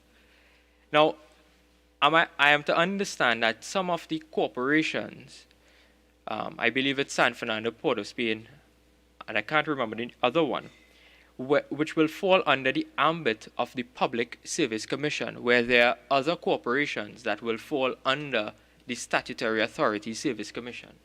So I don't understand why we are continuing with the disaggregation when if we're going to do local government reform for the benefit of removing the complexities when it comes to these matters of appointment, discipline, remuneration, liabilities, that you should have placed them under one umbrella. So that is one of the areas in which I would ask that why a closer look wasn't taken into the municipal police. And we have heard the complaints time and time again of the municipal police. There was one point in time that the matter eventually reached the Court of Appeal and I believe the Privy Council, whereby then regulations were then promulgated in terms of dealing with the discipline of those particular officers. And there are other jurisdictions where we could have learned from, such as the United Kingdom, when it comes to how they deal with their, what we call the municipal police officers. Now, Mr. Deputy Speaker, earlier on I said I would like to indicate when I used the argument or I made the submission that this particular bill will centralize power in the Minister of Finance instead of decentralizing power to the regional corporations. And there's a Newsday article dated the 13th of December 2018, and the article is entitled, Imbert to Control Local Government. That's the name of the article. And if you would permit me to quote Mr. Deputy Speaker, it was a quote from the former Minister of Rural Development and Local Government. And he said the Ministry of Rural Development and Local Government managed by Minister Kazim Hussain is being downsized. And come next year, there will no longer be a local government component to Hussain's ministry. This was revealed yesterday by Minister Hussain. And what Minister Hussain was saying, Minister Hussain at that time was saying, there will be no Rural Development and Local Government Ministry again. There will only be a Ministry of Rural Development. Local government corporations will report directly to the Ministry of Finance. So these are not my words. These are the words of a cabinet minister who sat in the cabinet, who I believe was a member of this particular Joint Select Committee. And when we go through the particular report and we look at the draft bill that is annexed to the end of the report, there are some very troubling amendments that we see in which the minister can in fact have some control over local government. So the proposed section 17(1) reads, the mayor, aldermen, and councillors shall be eligible for such remuneration as may be determined by the minister with responsibility for finance in consultation with the chief personnel officer. Now, as I know it, currently the salaries, remunerations, benefits, honoraria, I believe it's now called, is set by, it's recommended, or these offices fall under the Salaries Review Commission, a constitutional body. So why it is you're now removing those offices and their salaries from being recommended by the SRC and now placing it in the hands of the Minister of Finance? Now, he is now going to control, whoever the minister may be, will control the salaries and benefits that are going to be given to elected officials. Elected officials. Because we have to remember that the aldermen and the councillors, the councillors are elected and the aldermen are elected through proportional representation. So their position within the corporations are also from the will and the voices of the people. At section 33H sub 2, it says a corporation shall, with the approval of the minister with responsibility for finance, in consultation with the minister, review its organizational structure. Again, an elected body is being asked to seek the approval from the Minister of Finance to determine what their organizational structure will be. Section 37, they shall obtain, subject to the approval of the Minister with responsibility for finance, get approval for international donors, any grant and or technical assistance. So again, if these corporations, and we normally see that there are engagements between the regional corporations and some of the diplomatic corps right here, they lend assistance with respect to programs and grants. That now has to be approved by the Minister of Finance. Mr. Deputy Speaker, may I just ask, what time do I end? You complete at 1:48. 1:48. Thank you. At section 108, he approves the Minister of Finance again approves budget and supplemental budgets of the corporation. At section 1121J, the Minister to approve sums not listed in the Act to be spent by the Council. At section 112 sub 2, where the corporation fund is more than sufficient to meet the expenses specified in subsection 1, the surplus may, with the consent of the Minister again, be applied under the direction of the Council, inter alia, the erection of buildings or towards the acquisition of lands or buildings. Section 113, authorization of audits by the Minister of Finance. Section 1161A, the officers authorized to sign checks under subsection 1 shall be approved by the Minister with responsibility for finance. So we are seeing that basically the Minister of Finance will be controlling, one, the salary and benefits of the elected officials, and then two, their finances, where we are seeing a change is going to be made to what takes place in Tobago, because there's an argument that the PNM has used where, when the consultations were being done, that there will be financial autonomy for Tobago, and that the local government bodies in Trinidad will model the Tobago system. But now we are seeing that it's now a system of financial dependency after this reform has been approved, after it's been approved. So there's financial dependency. So those are the points I wish to raise with respect to the control by the Minister of Finance. Now there's another very important issue, Mr. Deputy Mr. Deputy Speaker, sorry. Again, the argument that the government used, which formed part of the policy, which then found its way itself into the JSC report, again, is that we're going to model local government like the THA. But one of the most fundamental difference between the THA and local government is that the THA finds its establishment within the Constitution of Trinidad and Tobago, and that is very important. Whereas local government is established by a simple act of Parliament. So when we thought that local government reform was going to be proposed to this Parliament, I anticipated that it would have found itself in a constitutional amendment where local government would have been enshrined in the Constitution of the Republic of Trinidad and Tobago. That is what I thought. Because at the whim and fancy of the government of the day, they can determine how long a corporation life is by a simple act of Parliament. We have seen that taken place over the years under the guise of local government reform, when the local government elections were postponed year after year after year. It took a Kamla Persad-Bissessa government to call local government elections in the year 2010 after 6 years of rejecting the voice of the people by the PNM. So we must ensure that there is some level of protection, Mr. Deputy Chairman. And I know that you will agree with me that local government needs that level of protection. Also, when you look at Section 6 of the Municipal Corporation Act, again, by a simple act of parliament, the government of the day can determine how many municipal corporations that it can be. So by the very next local government election, we can hear that they increase the number of corporations from 14 to 16 to 20, and they can very well create those divisions within stronghold PNM corporations to have total control over the entire area. And we have seen that that has taken place with the Tobago House of Assembly elections, where they increased the number of seats, again, by simple majority law. And Mr. Deputy Speaker, I find my argument not, that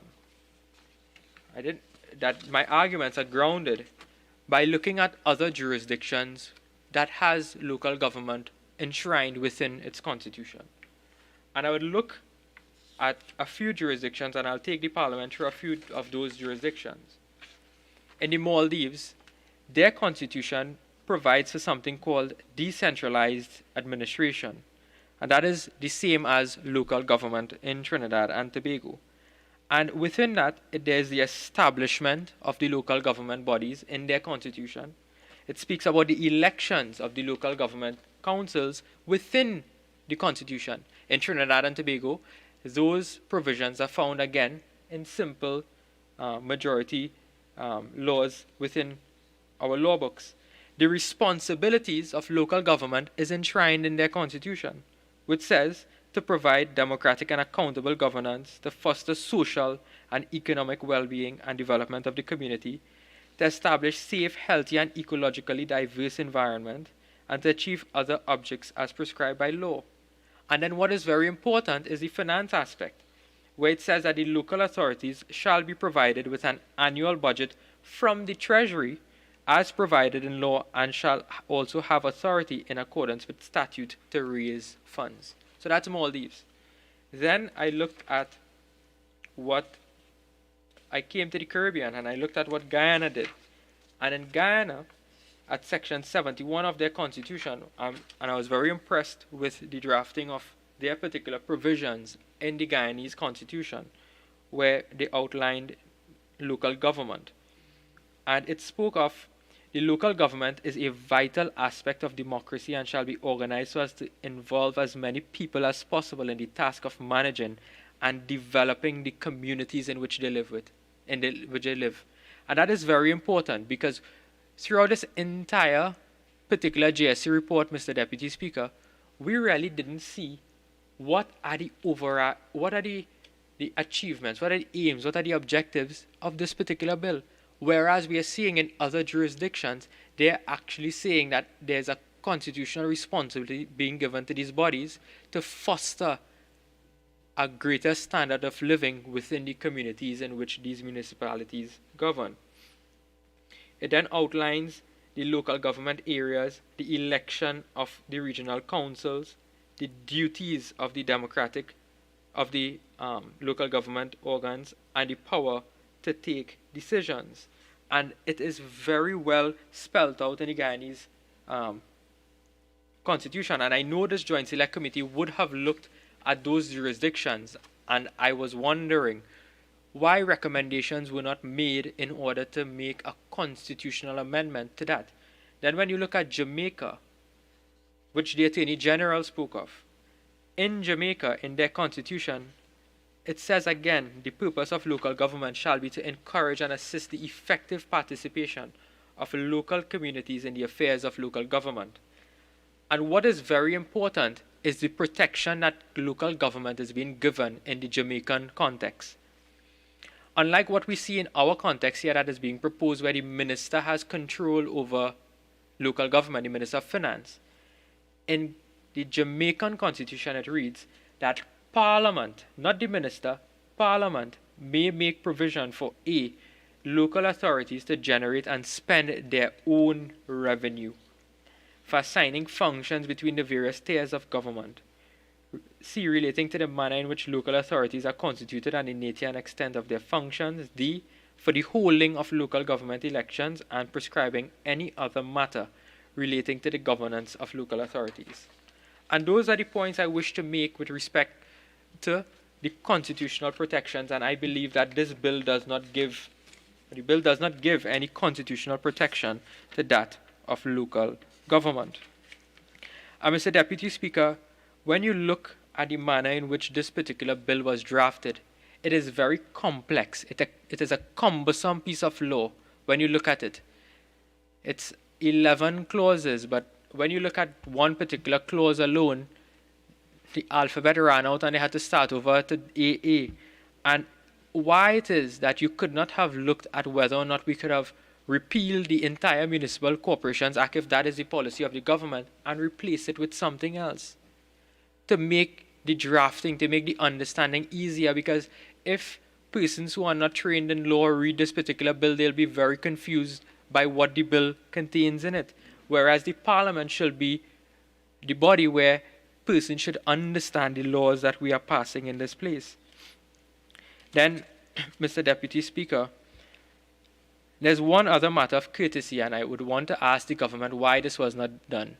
When we were debating the THA Internal Self-Governance Bill, I noticed that the government did in fact invite the members of the THA to attend that debate. Today, when I look at the public gallery, not a single chairman or mayor from any of the local government bodies were invited to view these proceedings. And I find that very insulting to all 14 municipal corporations in Trinidad and Tobago who are elected officials, where the government is seeking to now reform the manner in which they do their work. So I find it very insulting to those 14 municipal corporations. And Mr. Deputy Speaker, with the few minutes I have left, I'll just like to recap my points that not enough is being done in order to reform the municipal police service. 2, there's direct control over local government now by the Minister of Finance. And 3rd, that there are no constitutional protections for local government within the proposed reform. So, Mr. Deputy Speaker, I know many persons may have boasted that they have served in local government before. What I can say is that I myself attempted to serve in local government. I was on the list of aldermen at the Chaguanas Borough Corporation in the elections in 2016, I believe, but I didn't make the list. I didn't make the cut. But here I am as the Member of Parliament for Barataria-Sandwell. So I thank you very much, Mr. Deputy Speaker.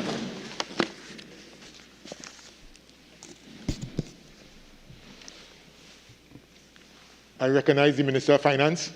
Thank you very much, Mr. And you have 30 minutes. 30 minutes, you say? 30 minutes. Thank you very much. Mr. Deputy Speaker, when I listened to the contributions of the 2 opposition speakers who have spoken so far, it just demonstrates to me how disconnected they are from reality. In particular, the last speaker, who alleged that he was on a list of potential aldermen for a corporation but never made the cut, I found a complete lack of understanding of many of the issues that have made local government management, the management of local government, the functioning of local government, and the work environment for local government practitioners extremely difficult. One of them I will pull out immediately. As a member of Parliament in this House now for 30 plus years, having debated several reports from the Salaries Review Commission over the years, any serious member of Parliament, including the colleagues of the Member of Parliament for Barataria, who suffers from newness, will be aware that every time we have to debate a SRC report on the terms and conditions of remuneration for local government representatives, it is always a bacchanal. You always have a series of complaints coming from local government councillors on both sides of the aisle that the work that they do is not sufficiently recognized by various salary review commissions over the years. I've seen that for 30 years. And it is a fact. I myself have been a member of various committees making representations to various salaries review commissions over the years, both in government and in opposition. I recall many years ago being part of a team, a joint government and opposition team. I was in opposition at the time, making representations to the Salaries Review Commission. And there was a complete lack of appreciation of the work of local government councillors, which is what has resulted in the pittance that is currently paid to local government councillors. And no matter how we, whether in government or in opposition, have made representations to the Salaries Review Commission, there is this consistent theme that they continue to recommend pittances for local government councillors. So what is an effective solution? It's in the bill. If for 30 years the SRC has refused to appreciate the work of local government councillors, are we going to do that for another 30 years, which is what the member for Barataria would want us to do? Leave it so. Leave it with the Salaries Review Commission. Let them continue to recommend a stipend of $4,000 a month for local government councillors, but we're not leaving it so. And that is why in this legislation, the remuneration will be determined by the cabinet. Whenever you see reference to a minister, Minister of Finance as the case may be, that is in effect a reference to the cabinet. So that in the new local government system, our councillors and aldermen, whether they come from the UNC or whether they come from the PNM or any other political party that manages to win a local government seat or manages to qualify for an alderman position, will now receive proper compensation determined by the Cabinet of Trinidad and Tobago. This is a fundamental improvement in the current system. And for the first time, local government councils will receive what they deserve. Why would anybody want to argue against that? And it goes back to the point I made that the UNC is totally disconnected from reality. Why are you quarreling about that? And in addition, I notice that both speakers who have spoken so far are complaining about what they see as a measure of control by the Minister of Finance over local government corporations. That too is absolute nonsense. At present, Mr. Deputy Speaker, every year at budget time, the Parliament is called upon to approve the appropriations for various ministries and departments and agencies, one of which is the Tobago House of Assembly. And after having reviewed, examined in Standing Finance Committee, debated appropriations to various ministries and departments and the THA, a block sum of money is then approved for the THA, which is sent to the THA on a quarterly basis. And the Minister of Finance does not get involved in how that money is disbursed by the Tobago House of Assembly. We agree on a figure, 2 billion or 3 billion, whatever the number is, and they get their quarterly amount, and then they decide their own priorities, and they decide how to distribute the funds. That's how the Minister of Finance relates to the Tobago House of Assembly.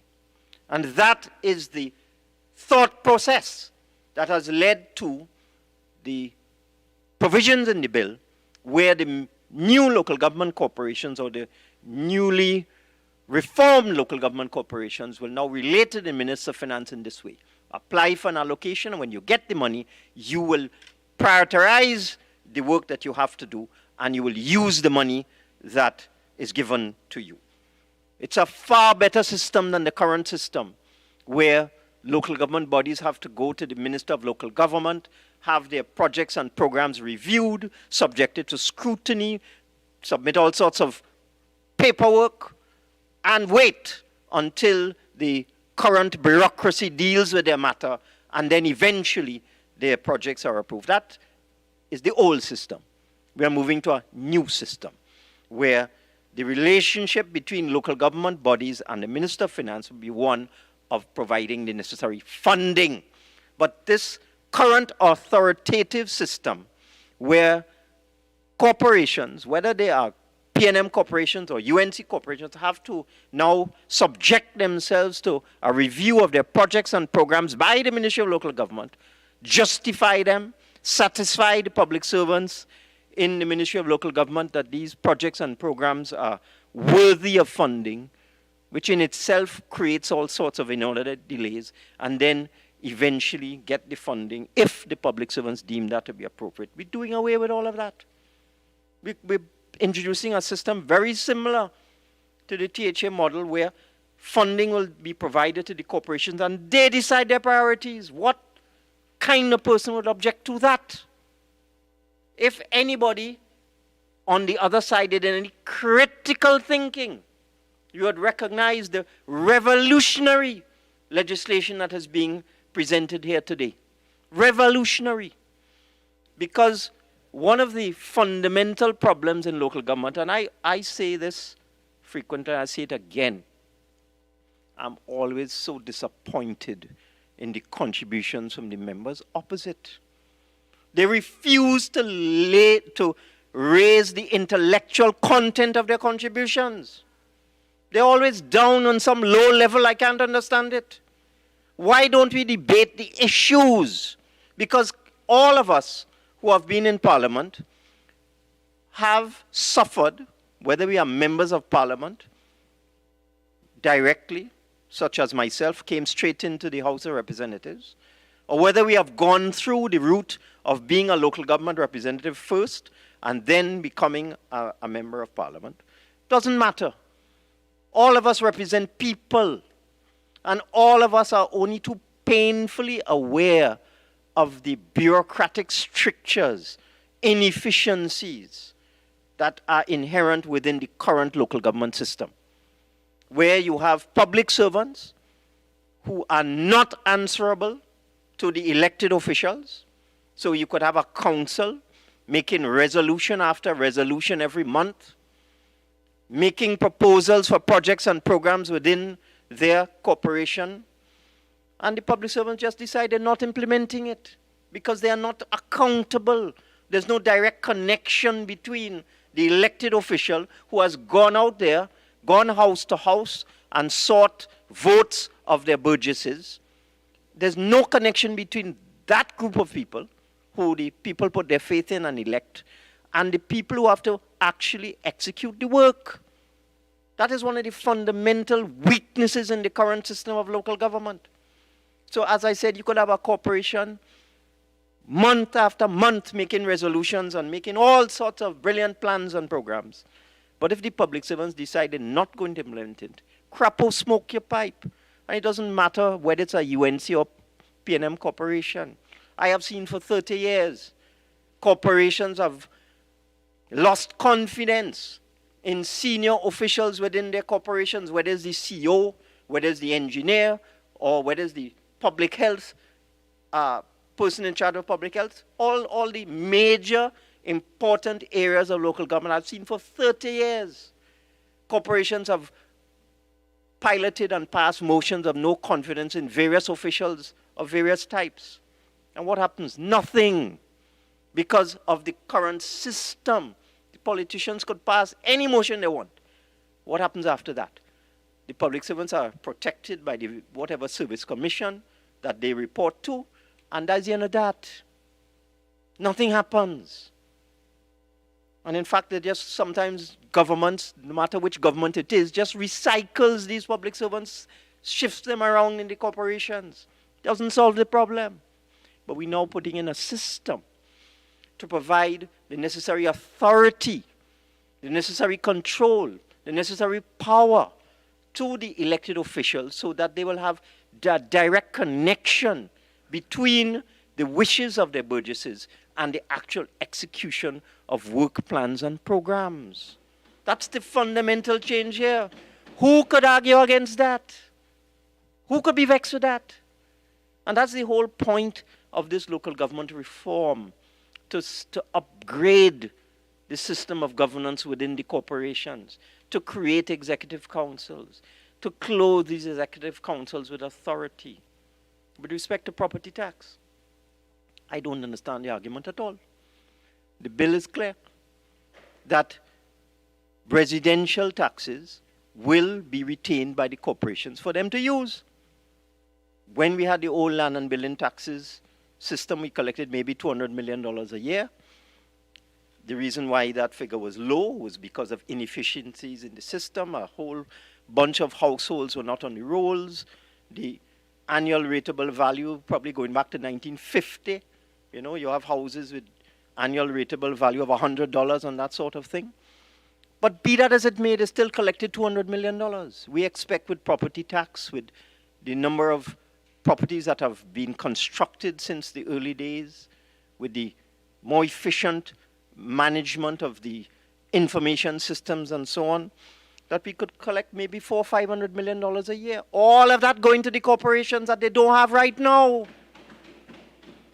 And if you average it, let's take an average 14 corporations, each one will get maybe $30 million a year from residential taxes to use to patch potholes, to clean drains, to fix recreation grounds. Who could argue against that? I don't understand the intellectual arguments on the other side.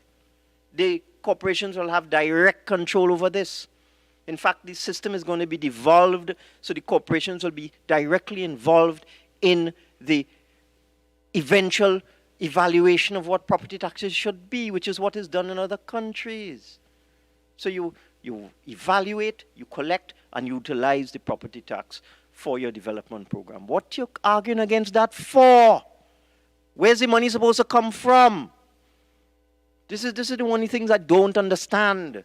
Members opposite quarreling about local government bodies don't have the necessary funding that they need to do their work. You're getting an average of $30 million extra a year, but you're vexed. There's no intellectual capacity on that side, Mr. Deputy Speaker. What they quarreling so for? And one of the things I'm glad about is that this bill requires a simple majority. It's going to pass whether you like it or not. And I am certain that every single one of the 130 plus local government practitioners will breathe a sigh of relief and say hallelujah when this local government system is introduced, when they can be paid properly, when they could have effective control over the resources within their corporation, when they could have a revenue stream, a dedicated revenue stream coming to the corporation. They will say hallelujah. You all opposite could say what you want, but the corporation members, the councillors and the aldermen are going to be very happy when this new system comes in. And this thing has not dropped from the sky. We have the same tired old complaints coming from members opposite. Lack of consultation. Lack of consultation, my foot. I remember Mrs. Hazel Manning, when she was Minister of Local Government, working with all 14 corporations, creating strategic plans and development plans for each one of those 14 corporations. A body of work which will serve this country in great stead, Mr. Deputy Speaker. I recall in 2013, when we were campaigning for the 2013 local government election, and deceased Martin Joseph, may God rest his soul, who was our campaign manager at the time, had asked me to prepare 14 separate manifestos for that local government election. And I said to Martin, I said, what kind of thing is that? How are you going to ask me to write 14 different manifestos? He said, you could do it, man. I said, all right. So I went by Mrs. Manning, and I said, look, I know you've been working on strategic plans and development plans for the region. Let me see them. And I must say I was impressed at the quality and the... Standing Order 48.6 with respect to the relevance of the manifesto, the Speaker has already... Please. 48.1, Mr. Speaker. 48.1. Please, thank you. Overruled. Proceed. Mr. Deputy Speaker, this is a classic example of what I'm talking about. No critical thinking on the other side. None. Intellectual bankruptcy. Let me complete my point. Maybe then the honorable member will understand. Slow on the mark, obviously. So I went to Mrs. Manning, Minister of Local Government at the time, Honorable Senator Hazel Manning, and I got these plans and programs for each one of the 14 corporations. Strategic plan, business plan, development plan. And as I said, I was really impressed at the work that had been done. There was a blueprint for development for each one of the corporations. So what I did at the time is I did the 14 manifestos. You had general core policy, which is reflected in this bill. What you see in this bill is the core policy that flowed from that era. And each corporation then had its manifesto, which had its strategic plan and its development plan attached as the manifesto. And I would urge all local government corporations, whether they are PNM or UNC, to revisit those strategic plans, business plans, and development plans, physical development plans done by Mrs. Manning. Update them, because when this new system comes in, the sky will be the limit. That is your roadmap to progress within the local government system. And that's the relevance that my honorable friend opposite could not see. Because those strategic plans, those physical development plans could not be implemented because of the archaic system and the lack of a dedicated revenue stream for local government. But they most certainly will be developed now. And I want to pay tribute to all of the people who have worked on this process over the years. We're talking that situation with Mrs. Manning was 15 years ago or more. Then we came into government in 2015, and Senator Franklin Can, again, God rest his soul,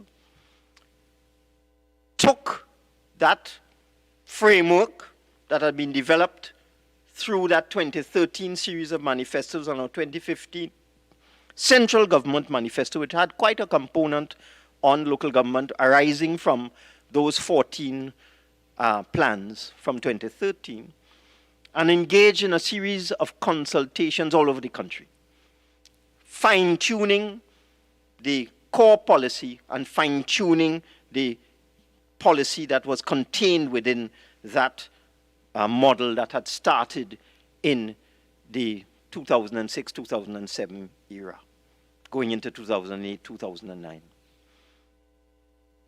And then we've had a change in portfolio. Minister Kazim Hussain has come in, again refined the work that has been going on for the last 15 years, taking into account all the feedback and the consultations with the persons who are going to benefit from this. So we've had 15 years of consultation.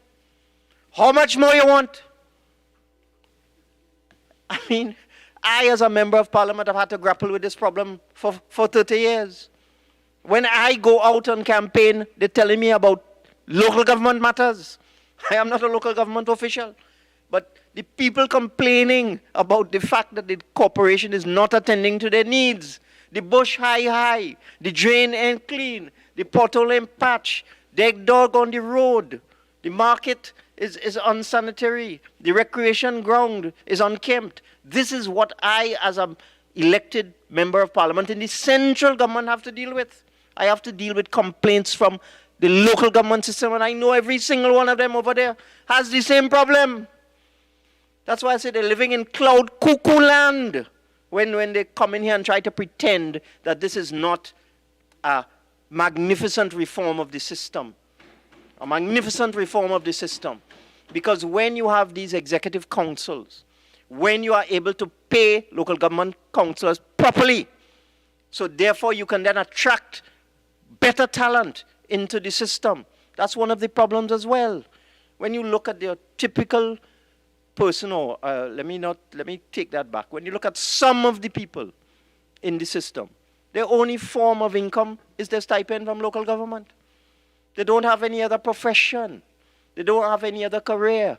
They survive based on that $4,000 a month, which cannot be right, Mr. Deputy Speaker. It cannot be right. We have to pay our councillors properly, commensurate with the value that is attached to them, because they are very, very, very important. You know, there's a saying in other countries, I believe it came from the United Kingdom, that all politics is local. And it is. It is local. And therefore, when you look at what we're trying to do here, we're trying to empower the councillors. We're trying to pay them what they deserve. We're trying to attract a higher quality of person into the local government system. We're trying to make people committed, because the whole concept of part-time and full-time is a big problem too. Because the SRC has operated on this concept that local government officials are part-time, but they're not. When you look at the amount of work that is required to service a local government district, that is a full-time job. It is. And one of the things this new reform will do is ensure that this is now going to be a full-time career. To become a local government official, that is a full-time job. You can't have a second job. So you'll come now like as if you were a minister of government. Even MPs can have a second job, but local government officials in the council will not be allowed to have a second job. It's a full-time arrangement, so you have to devote all of your time, all of your energy, all of your resources to doing your work. And that is curing another huge problem within the local government system. Now, who could be against that, Mr. Deputy Speaker? By the way, how much more time do I have?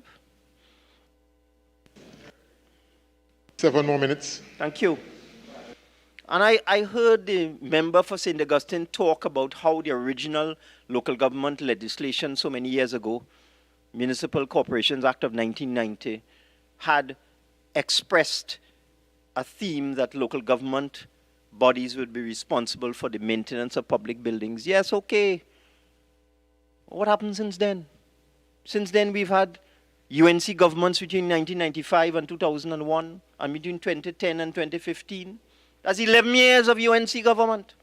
What did they do about giving the authority and the resources to local government bodies to take care of public buildings?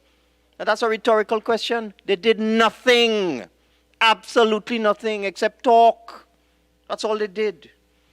I would venture to say that this is the most fundamental piece of legislation that I have seen in this parliament for many, many years. The other side is talking. Talk. But they had 11 years in government. They did absolutely nothing about advancing the efficiency and the relevance and the delivery and the output from local government corporations. They did absolutely nothing. Nothing. We are doing something. And this is why I said I am so happy that this legislation requires a simple majority, because we're going ahead. They could make how much noise they want. They could make as much irrelevant comments as they want. They could go off on tangents. They could talk all kind of foolishness, Mr. Deputy Speaker. But we're going ahead with this local government reform, because this is what the people want. People want service. They don't want, when they go to the local government councillor, all they could hear is, we have no funds. I can't do anything about it. I talked to the CEO, and the CEO ain't taking me on. Yes, I will ask the building inspector to come and look at that legal structure, but he ain't want to come. That has to stop. That system of excuses where everybody is passing the buck to explain why they can't keep communities clean, why they can't cut bush, why they can't deal with public health issues, why they can't deal with illegal construction. A series, a litany of excuses. I didn't get funding from the minister. Public servants not taking me on. That has to come to an end. We're in this thing too long. Too long. And when one looks at what we are trying to do here, this is going to give local government officials the tools that they need, finally. Finally give them the tools that they need. Give them the authority that they don't have right now. Give them the ability to execute their own plans and programs without interference from central government. Quite the opposite of the points that have been made opposite. Quite the opposite of that. Local government bodies can now do their projects and programs without interference from central government. And they will have a dedicated revenue stream, which could only increase. The reason why we're starting with residential as being the property tax element that corporations will be allowed to keep is that that is the one we are most far advanced with. You would have heard commentary to the fact that we have crossed the threshold, the 50% threshold required for data collection to enable us to populate the rolls, the valuation rolls, to allow for the collection of property tax. Yes, that is so with residential properties. But we are some way off in terms of commercial properties, industrial properties, agricultural properties. So as the system evolves, as we start to see how the collection of property tax... 2 more minutes, member. Thank you, I'm almost finished. As we start to see how the collection of property tax will work, and as we start to see how local government bodies are going to utilize this tax for the benefit of the people, then we can look at other forms of tax as we develop that aspect of the property tax collection system and see what else in terms of property taxes can be devolved to local government bodies. But we are starting with the most obvious one first, the one where we are most far advanced, and the one that is easiest as well. Because if you look at the 14 corporations, some corporations have no industry at all. So is it fair that a corporation that is heavily industrialized could keep all the revenue from industrial taxes, whereas another corporation that has no industry at all, they will get nothing. But in every corporation you have residential properties, in every single corporation across the country. So there's logic in it as well. You would have some entities that will have a lot of agricultural properties, some will have none. But all have residential. So we're starting with residential for 2 reasons. Firstly, it's the most advanced, and secondly, it is uniform throughout the entire country. So, Mr. Deputy Speaker, I am very proud as a former Minister of Local Government. I was Minister of Local Government from 1993 to 1995. I am very proud as a former Minister of Local Government to see, after 20 years, the problems that I experienced as Minister of Local Government 20 years ago finally being addressed by the most progressive government Trinidad and Tobago has ever had. I support this bill wholeheartedly. I thank you, Mr. Deputy Speaker. I recognize the member for Couva South, and you have 30 minutes, member.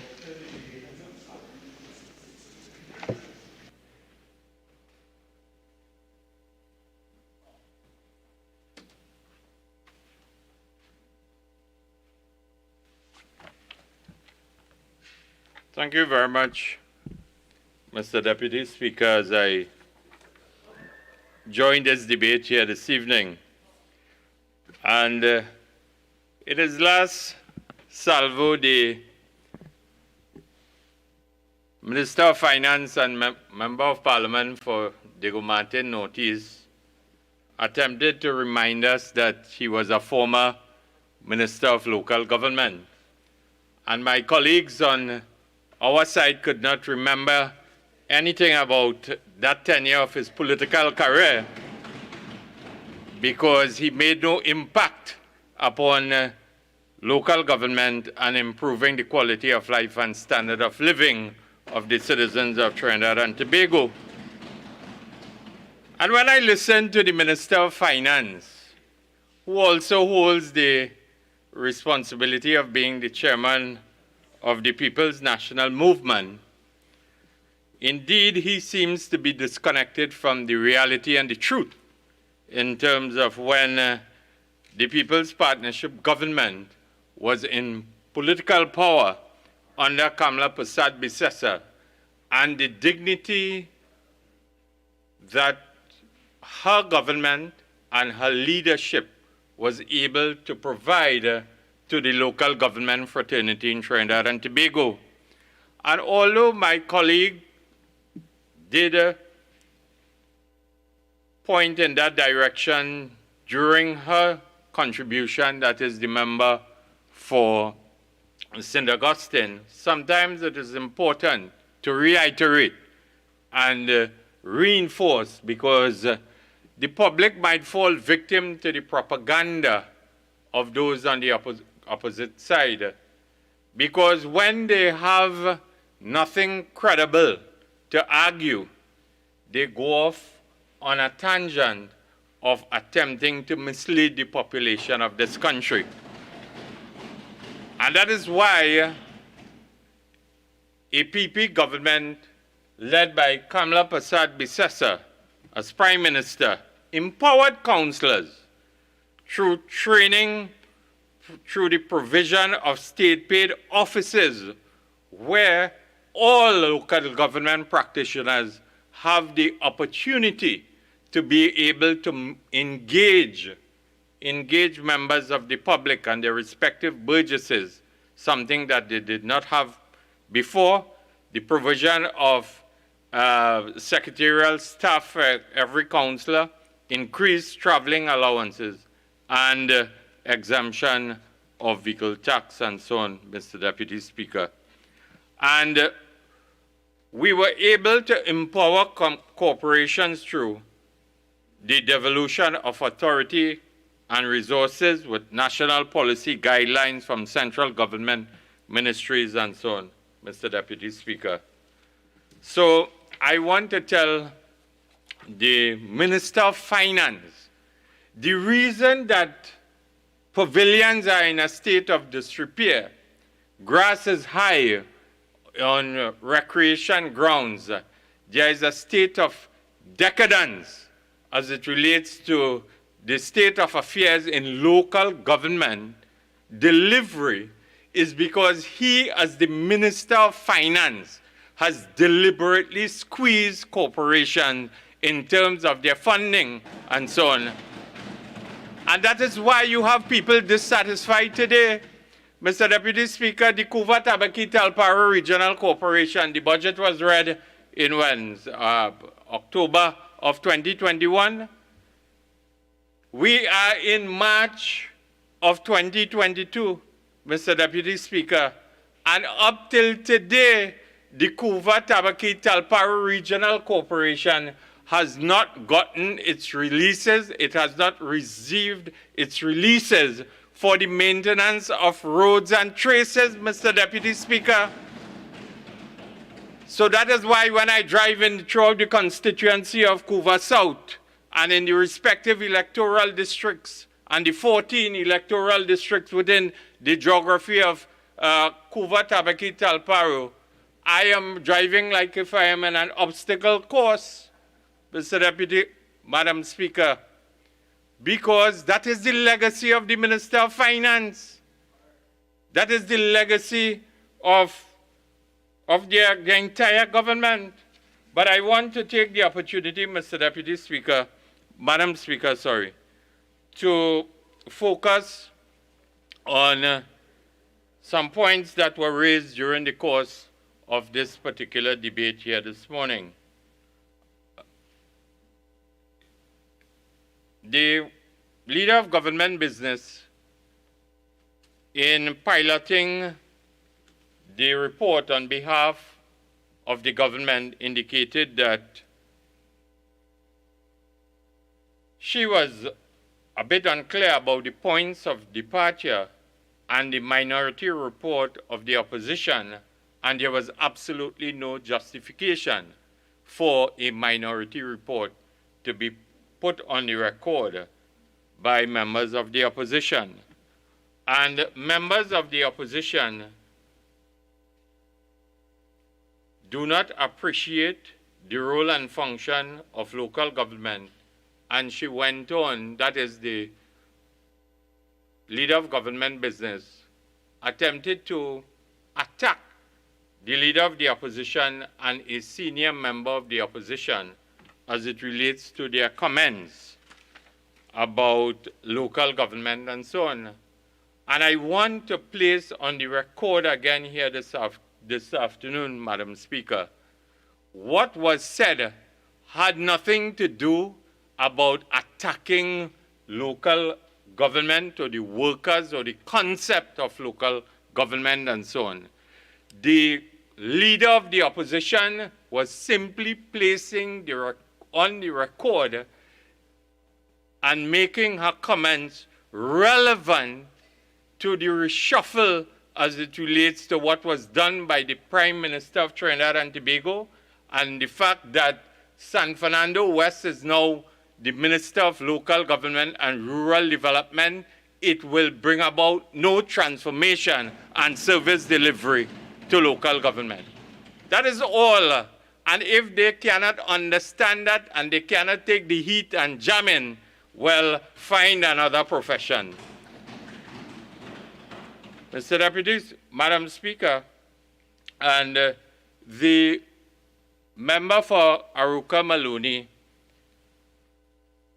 quoted and indicated that the CEO of the Kuva Tabaki Talparo Regional Corporation signed off on the report, and in fact, words to the effect that we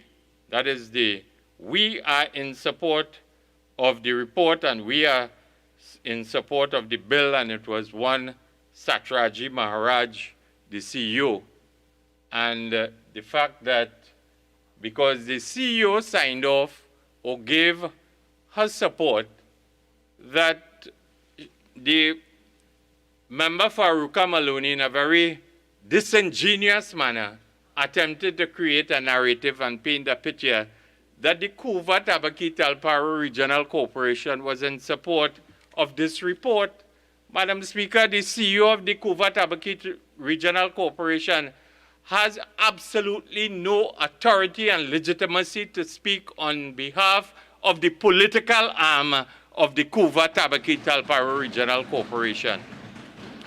So it is disingenuous on the part of the member for Aruka Maloney and the leader of government business to try to hoodwink the population of Trinidad and Tobago into believing that the Kuva Tabaki Talparo Regional Corporation is indeed in support of this Joint Select Committee report, Madam Speaker. And Madam Speaker, the newly minted Minister of Local Government, the member for San Fernando West, if you listen to him during his contribution, you would think that he's the savior for local government and savior for the government of Trinidad and Tobago. If you listen to him in his presentation, Madam Speaker, and you feel, I would conclude after having listened to him. Don't forget, Honorable Member. Yes, okay. After having listened to the Honorable Minister, Madam Speaker, that every aspect of local government will be delivered to the people of Trinidad and Tobago since the Honorable Minister has assumed the responsibility of that portfolio. He has arrived on the compound, I think, for what, 48 or 72 hours?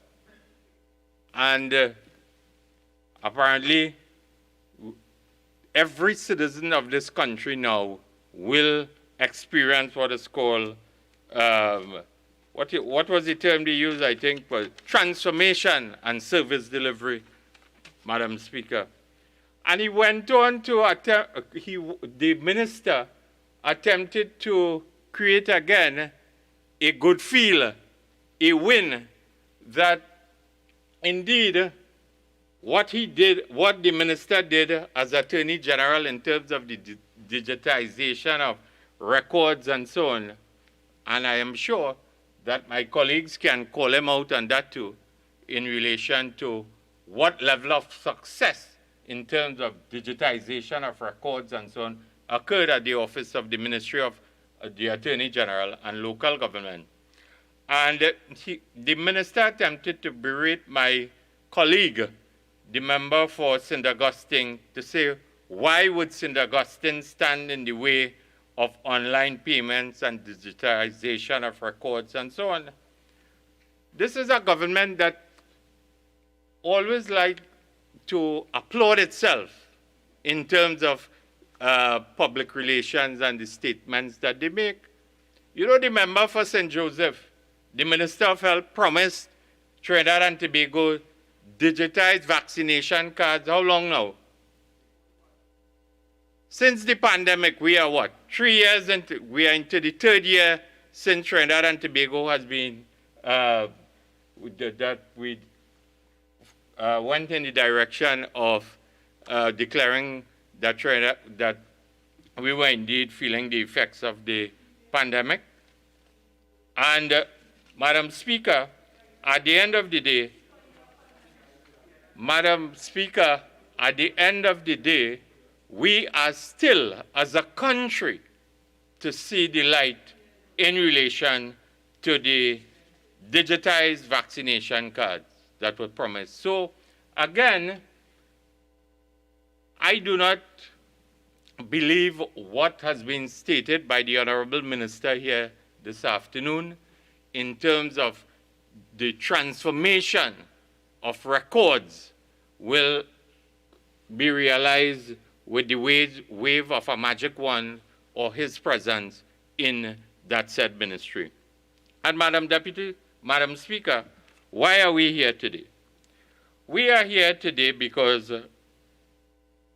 the House has been convened to debate and consider this report, as my previous colleagues have stated, in relation to the Joint Select Committee on the Miscellaneous Provisions of the Local Government Reform Bill 2020.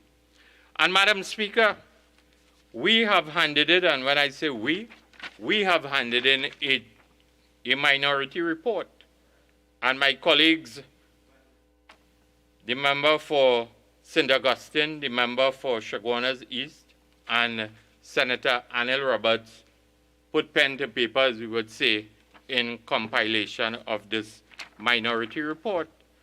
And Madam Speaker, again, the Minister of Finance attempted to create a narrative during his contribution as if to say or if to conclude that the opposition did not have the depth to speak on local government. And I want to remind the member for Diego Martin Ortiz, the Minister of Finance, that the member for St. Augustine was a councillor and former chairman of the Tunapuna-Piaco Regional Corporation. The member for Chaguanas East was a former councillor and mayor of the Chaguanas Borough Corporation. Madam Speaker, our bench today in terms of its composition, we have eminently qualified persons led by, and sometimes it is important to remind the country that our leader of the opposition, former Prime Minister, started off her career in local government as an older woman at the St. Patrick County Council. And in fact, I stand to be corrected, but I think I am of the opinion that she did a thesis on local government. So it's depth in terms of her leadership and advice on this particular issue. And Madam Speaker, when she was, that is the leader of the opposition, was at the St. Patrick County Council in tandem with a former member of this House and the person of Dr. Rudranath Indarsingh, they were able to have a vision to deliver the Shantitiram, or the Show of Peace, at Mosquito Creek, Madam Speaker. And even my colleague, the member for Maruga Tableland, is a former councillor at the Princestown Regional Corporation and my colleague, the MP for Couva North, he too served as an alderman at the Couva Tabaki Talparo Regional Corporation. So there's depth, there's capacity, there's expertise in terms of when we present our arguments from the angle of a joint select, a minority report, Madam Speaker. And Madam Speaker, the government wants the opposition to have confidence in what is before this House today. Madam Speaker, the chairman of this committee is somewhere now, or the former chairman of this committee now, is somewhere in Trinidad, and we think he's on the way to Canada. And he has abandoned the People's National Movement and Prime Minister Dr. Keith Rowley. And Madam Speaker, they want us to have confidence. But Madam Speaker, the Prime Minister and the Cabinet did not have the confidence to allow the then line minister with responsibility for local government to chair this Joint Select Committee. Minister Kazim Hussein, the former Minister of Local Government, the Prime Minister did not have confidence in him to chair this committee. You want me to have confidence in what they put forward here? Madam Speaker, time longer than twine at the end of the day. And Madam Speaker, the Minister of Finance attempted to create a glorified position as it relates to the benefits that will accrue as it relates to local government councillors when this particular report is adopted by the House, and he signaled very clear that whatever the opposition will say here this afternoon, they will not take on. It will be irrelevant because the government will use its majority in the Parliament of Trinidad and Tobago. And he focused on, and I'm looking at page 264 of the report, Madam Speaker, when he indicated and he pointed in the direction that the mayor and aldermen and councillors shall be eligible for such remuneration as may be determined by the minister with responsibility for finance in consultation with the chief personnel officer. That is at clause 17.1 and 17.2. The mayor, aldermen, and councillors of a corporation shall be paid out of the fund of the corporation. And clause 17.3 states a member of the council shall not receive any remuneration, and so on. And he indicated too that as it relates to what is being proposed, Madam Speaker, he indicated that the remuneration will move from somewhere from around approximately $4,000 to $10,000, Madam Speaker, to $10,000. And Madam Speaker, all that is good, but what the minister did not tell this House this afternoon was how this figure of $10,000 was arrived at. What was the benchmark? They did do comparative analysis and so on? Was a job evaluation exercise utilized? Or what comparators was used by the committee to arrive at this figure? And Madam Speaker, he also focused on the fact that councillors will be transitioned into full-time councillors. It will no longer be part-time. And he's the chairman of the People's National Movement, and I'm sure that in General Council meetings or outside of the fold of General Council meetings, councillors who are within the fold of the People's National Movement, because there are councillors within the fold of the political party, the United National Congress, and they have asked us, Madam Speaker, that they want clarification on this issue because there are persons who are councillors now who hold jobs, and whether they will be forced to resign or they will have to resign their respective jobs, and who will compensate them for their years of service in whatever job that they may hold, Madam Speaker, and what will happen to their pension contributions, what will happen to their group health plans, and so on. And Madam Speaker, the Minister of Finance failed to address this particular issue, and I'm hoping during the course of this debate that someone on the government side will address this issue of part-time to full-time transition and the implication. Because if you make someone full-time, you do not only address the issue of salary, you have to address it from the point of view of compensation, and compensation entails a pension plan, a group health plan, and I could go on and on in terms of its implications for relatives and dependents from the point of view of spouses and dependents, Madam Speaker. And remuneration now no longer means that it is moving from, it is no longer a stipend, so it is a salary. What category in terms of classification, in terms of national insurance contributions and so on, Madam Speaker, and councillors are asking these questions, and the Minister of Finance and the leader of government business, they have failed to address this particular issue, Madam Speaker. And Madam Speaker, very quickly, I want to go on to a couple issues which is found in different areas of this particular report.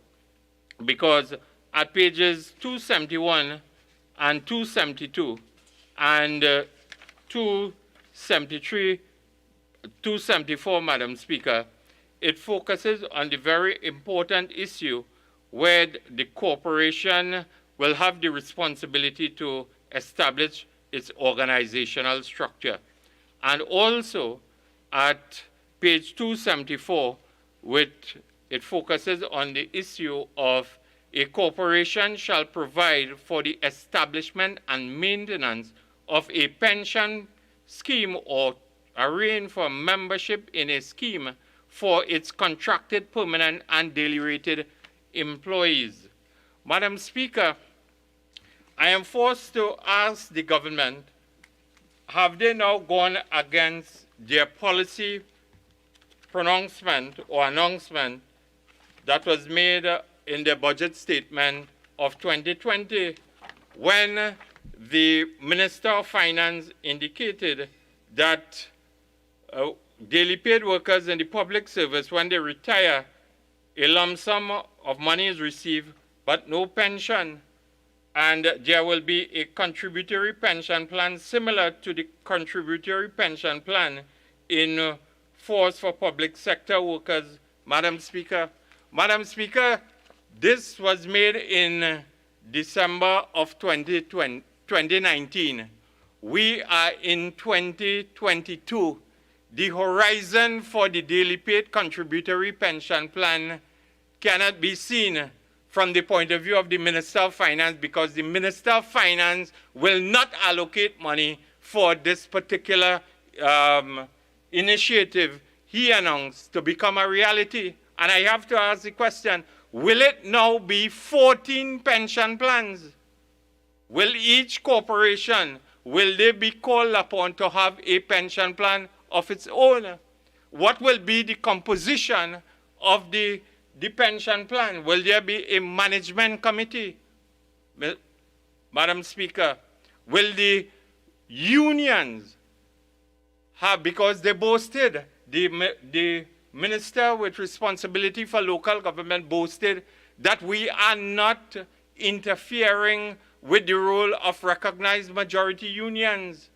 But at the end of the day, In local government, there's a workforce of approximately 27,000 monthly paid represented by the Public Services Association, the San Fernando City Corporation represented by the Contractors and General Workers Trade Union, the Port of Spain City Corporation by Amalgamated Workers Union, and the rest, the 12 other corporations represented by the National Union of Government and Federated Workers. And there is a blanket recognition certificate. Will there be will the recognition certificates, will they have to be amended to facilitate the recognized majority union in each of these corporations? And that is the fundamental question which has not been answered by any member on the government side. So we will reject this report. This is cat in bag. And Madam Speaker, they want local government workers to believe that everything will be hunky-dory after this report is adopted by a simple majority, when workers do not know about the daily paid contributory plan that was announced by the minister. They do not know how much contributions in terms of what percentage of their salaries they will have to contribute to these pension plans in the respective corporations. And at the end of the day, not one of them will stand up and tell you how much capital injection will be needed in every corporation to get a pension plan going. And if they cannot get one in 3 years going, Madam Speaker, I am putting it to you here this evening that the government is about deception and public relations here this afternoon.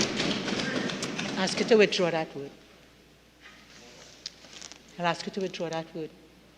Madam Speaker, I use a couple words towards the end. Which one? I'm not going to repeat the word. I'm going to ask you to withdraw a particular word you use about the government being involved.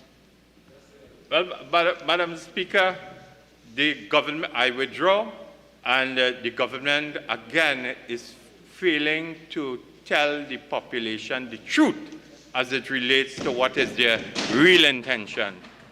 Madam Speaker, I also want to ask the very important question, because they have said that this is about where the Minister of Local Government will probably, or the Ministry of Local Government will no longer exist. So there seems to be an orchestrated plan to get the member for San Fernando West out of the cabinet of Trinidad and Tobago. And in addition to that, if there is where the Ministry of Local Government will not exist. Standing Order 48.6, imputing improper motives against the Prime Minister getting somebody out of the cabinet. Go on, continue. Thank you, Madam Speaker. As I come to the end of my presentation, I am forced to ask if local government employees are to be redeployed into the Ministry of Finance, how many of them will have the skill sets to go into the Ministry of Finance? And at the end of the day, I want to warn local government employees, retrenchment is on the horizon in the thousands, because this government continues to gripe. They continue to moan about the size of the public service wage bill. And that is why I challenge them even to tell the country, while they propagate that everything is okay as it relates to local government reform, why they have failed to improve the terms and conditions and salaries of workers over the last 7 years in local government. And I am putting it to you, they have something planned in the pipeline where this government, when they say that you cannot trust, that they have nothing to fear, and we must not go in the direction of advising, I want to tell the workers from a local government point of view, their jobs are Member for under threat. Davide I thank you. Thank you, Madam Speaker. I consider it an honor to be before this august chamber to speak on a topic that is near and dear to my heart. My family's history is firmly entrenched in local government. My grandfather, Leroy Morris, was a mayor. My great-uncle, Jimmy Morris, was the councillor for Arima Central for over 11 years. My deceased grandmother, may she rest in peace, was the first woman to contest and win the electoral district of Valencia. So, Madam Speaker, what I know about local government, they would never know. We would win. San Fernando West was an alderman. Diego Martin Central, councillor who became chairman. The Deputy Speaker of the House, councillor who was vice chairman, and won Tunapuna back-to-back, Madam Speaker. Toko Sangre Grande, the member for Toko Sangre Grande, an alderman. The member for Point Fortin, councillor, deputy mayor, mayor. The member for Arima was once a councillor in the Arima Borough Council. And Madam Speaker, of course, I, councillor, deputy mayor, mayor of Arima for 2 terms. And now member for Dabadi O'Mara. Madam Speaker, all born and bred Arimians can attest to the godfather of Arima politics, Esmond Forde, who served as the youngest mayor for Arima in the history of Arima, and quickly became Member of Parliament for Arima in these very chambers many years ago. You see, Madam Speaker, we all served under the PNM flag, but because we care about local government. The purpose of the local government reform is to provide an organized system where councils exercise their power and responsibilities to work for peace, order, good governance of all districts. And I stress again, Madam Speaker, peace. As a councillor, I dreamt of this day happening, and thanks to the Prime Minister, I am now afforded the opportunity to be part of this manifestation. In August 2019, I appeared in front of the Joint Select Committee. In September 2020, I was appointed to the very same committee, so I am very much part of this process, and of that I am very proud. It is a concrete realization of a dream that began within the People's National Movement. Madam Speaker, I do not speak because I have a mouth. I speak because I know the system. I'm a proud product of this system. I belong to local government, and local government is me. You see, Madam Speaker, if you can raise worthy representatives through the local government system, then you are doing a good job. I prayed, Madam Speaker, and I asked a good reasoning. I hope that my colleagues on the other side would care about their councillors. Their councillors who are forced to beat their bodies left and right for protests. I was hoping that they would care enough for these councillors and these aldermen and these chairmen to care to implement this, to work together for us to do it for all local government representatives. You see, Madam Speaker, please bear in mind local government reform is not just for the councillors, the aldermen, and the mayors, but it is for the benefit of Trinidad. Tobago, Madam Speaker, has long reached where we are supposed to be. And as the member for Diego Martin East said, all politics is local politics. And if you do not care about local politicians and local government, then you have no right to be in central government, which is why we are in central government. Madam Speaker, I've heard it referred that some people would describe local government as drains and garbage, not knowing that these are not slight inconveniences. In fact, it is very important for the life of a Burgess. And if you do not care about the quality of life for your Burgess, then you should not represent the said Burgess. You see, Madam Speaker, I was there when Franklin Khan, may he rest in peace, went to every single municipality, attending public consultations, fielding questions from the public, and assisted everyone greatly. And I also noticed, Madam Speaker, it was the UNC councillors who participated in what the member for St. Augustine called a PNM meeting. They were there, and they participated actively.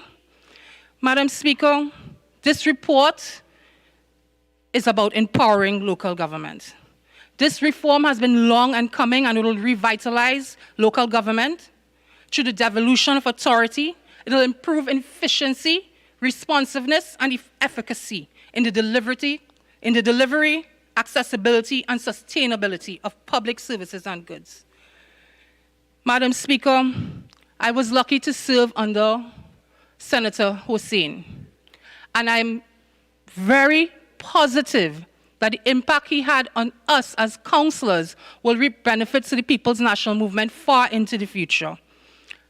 Madam Speaker, having served as a mayor and a council member, I understand the importance of having a continuous connection and relationship to the people of Trinidad and Tobago. I understand that it is more than policy, perspectives, and guidelines. It is about supervising the execution of projects and programs that directly impact the man on the street. Madam Speaker, when I was a mayor, I had to resign and go into a system where there was no NIS, where I was paid a stipend, where there was no maternity leave. And today, I am happy to know that will change.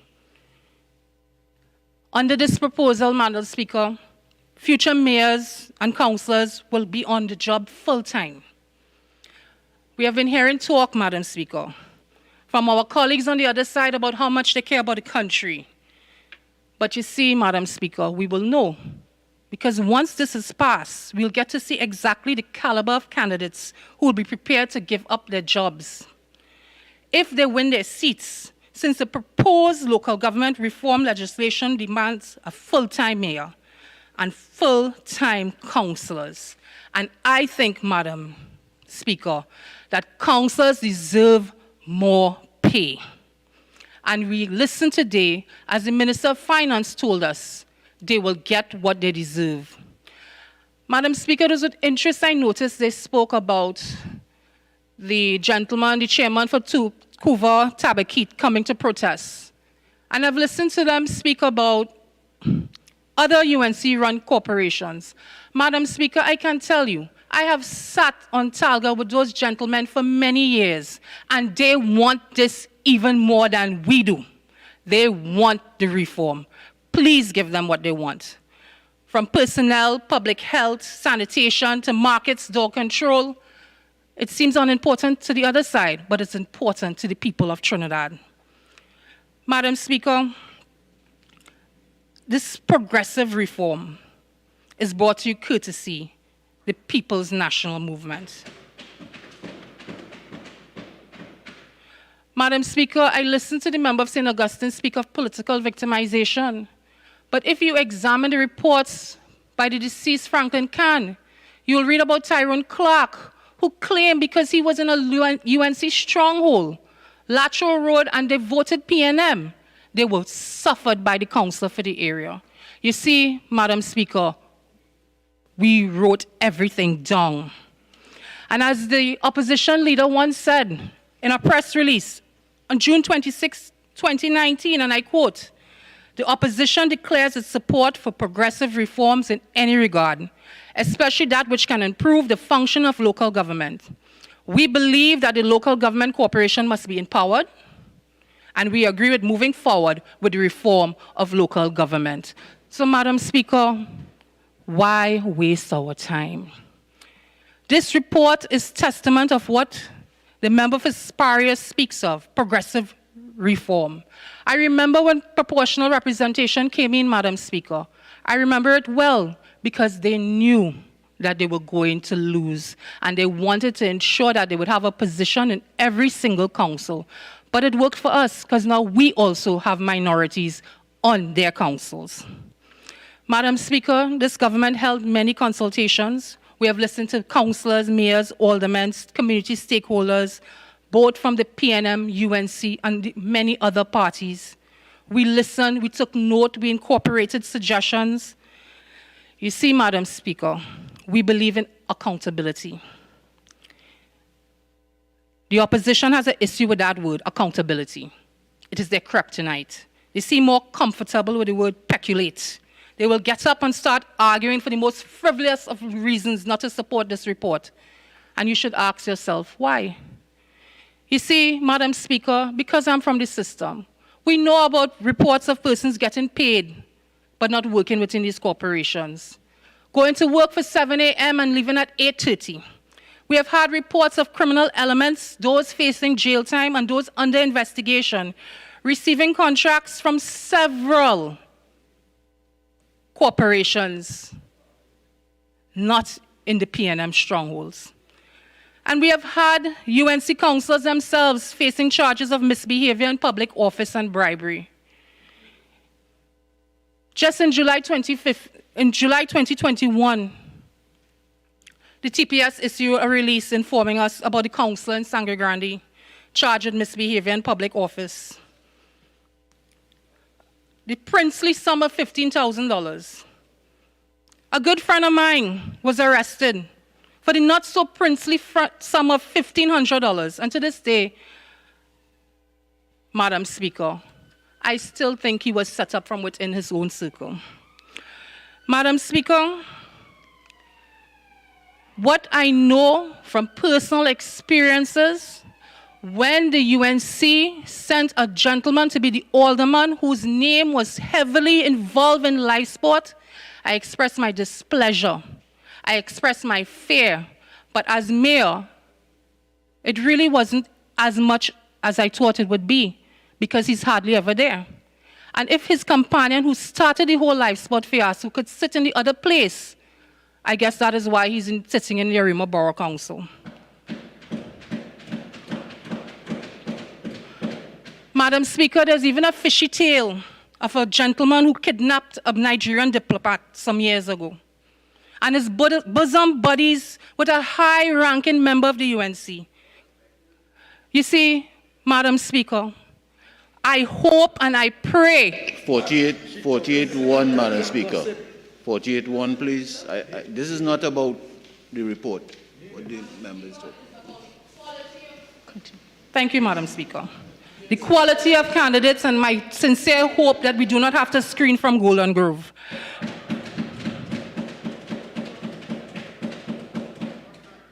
Madam Speaker, this report shows that taxpayers' monies are to be spent legitimately, and those elected are to serve genuinely. Madam Speaker, under this reform, expect to see secure funding.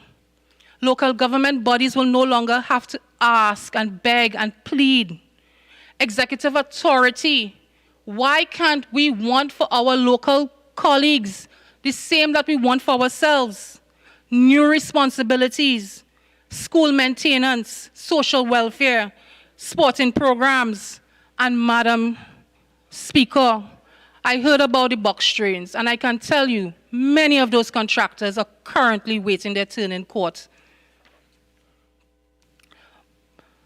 Madam Speaker, we need more effective municipal policing with broader responsibilities and more staff. We can strengthen the system. Madam Speaker, the infrastructure works. As a member of Parliament, there's very little I can do without the help and support of my local government colleagues. And it is important to me, in order for me to represent well, that they are able to represent well. And Madam Speaker, when we speak about disaster management, every single local government practitioner here would know we are indeed the first responders. And with the strength of the local government reform, they will get the support that they need. With the organization and structure in the new local government ecosystem, local councils will continue operating using a committee system. As mayor of Arima, I was the chairman of finance. And I'm hoping that, Madam Speaker, that everyone in the future will be judicious and careful with the spending of public money. See, at the end of the day, it will be tighter fiscal control. And Madam Speaker, extending the term from 3 years to 4 years is brilliant, because by the time you find your feet in 1 year, There is the second year, an election in the third year. Give our colleagues the opportunity to shine, to do the work, to not study elections as much as study service.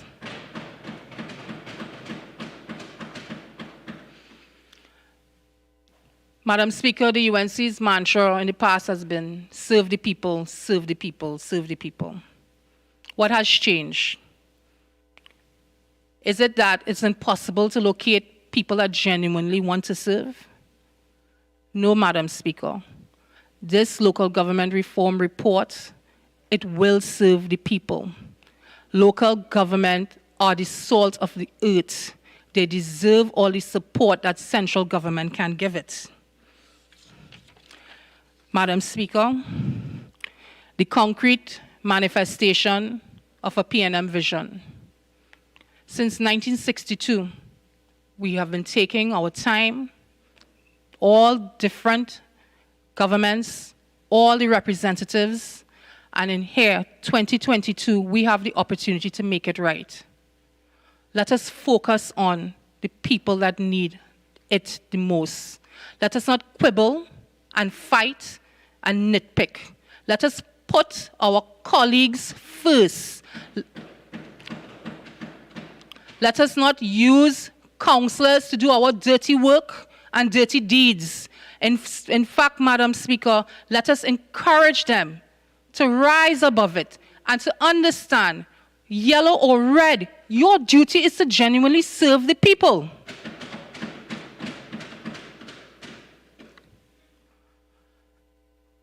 The whole point of local government reform, Madam Speaker, is not just to encourage and support our colleagues. It is to improve the work that is given. It is to make sure that the vulnerable receive the help that they need. It is to ensure that we in central government are aware that our colleagues are working not for us, but for the people. I was proud to serve as a Jarim mayor of Arima. And 5 out of 7 seats in the Arima Council is Dabney O'Meara. So that means we are committed to ensuring that this process, these people, our colleagues, move forward local government reform. And if it is you don't want them to do well, then shame on you. Shame on you. Shame on you. Let us pass and let us move forward and let us put the councillors, the aldermen, the mayors, the chairman first for once. Thank you very much, Madam Speaker. Member for Chaguanas East.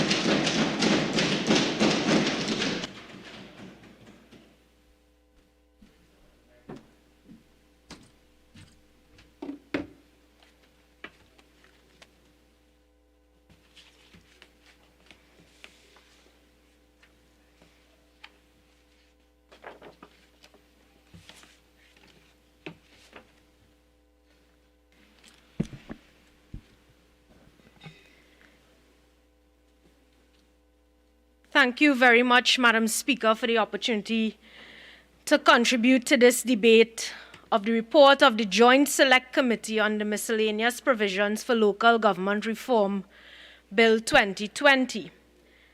Madam Speaker, as I begin, let me place on the record that members of this side on that very Joint Select Committee would have expressed our reservations via in a minority report submitted, expressing our non-support based on a list of concerns. And you would have heard today the member for Aruka Maloney listed those concerns. The Minister of Local Government listed those concerns.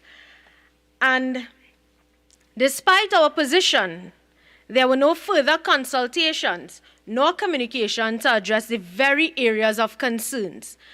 And here we are today debating, and the speaker before and various speakers on the other side during the course of today would have mentioned that, in particular, the member for Aruka Maloney mentioned that she rejects what was placed in that minority report by the opposition. And if the member for Dabri Omera is saying that she is local government and local government is her, let us on this side state that rejecting the minority report is rejecting representation of the people.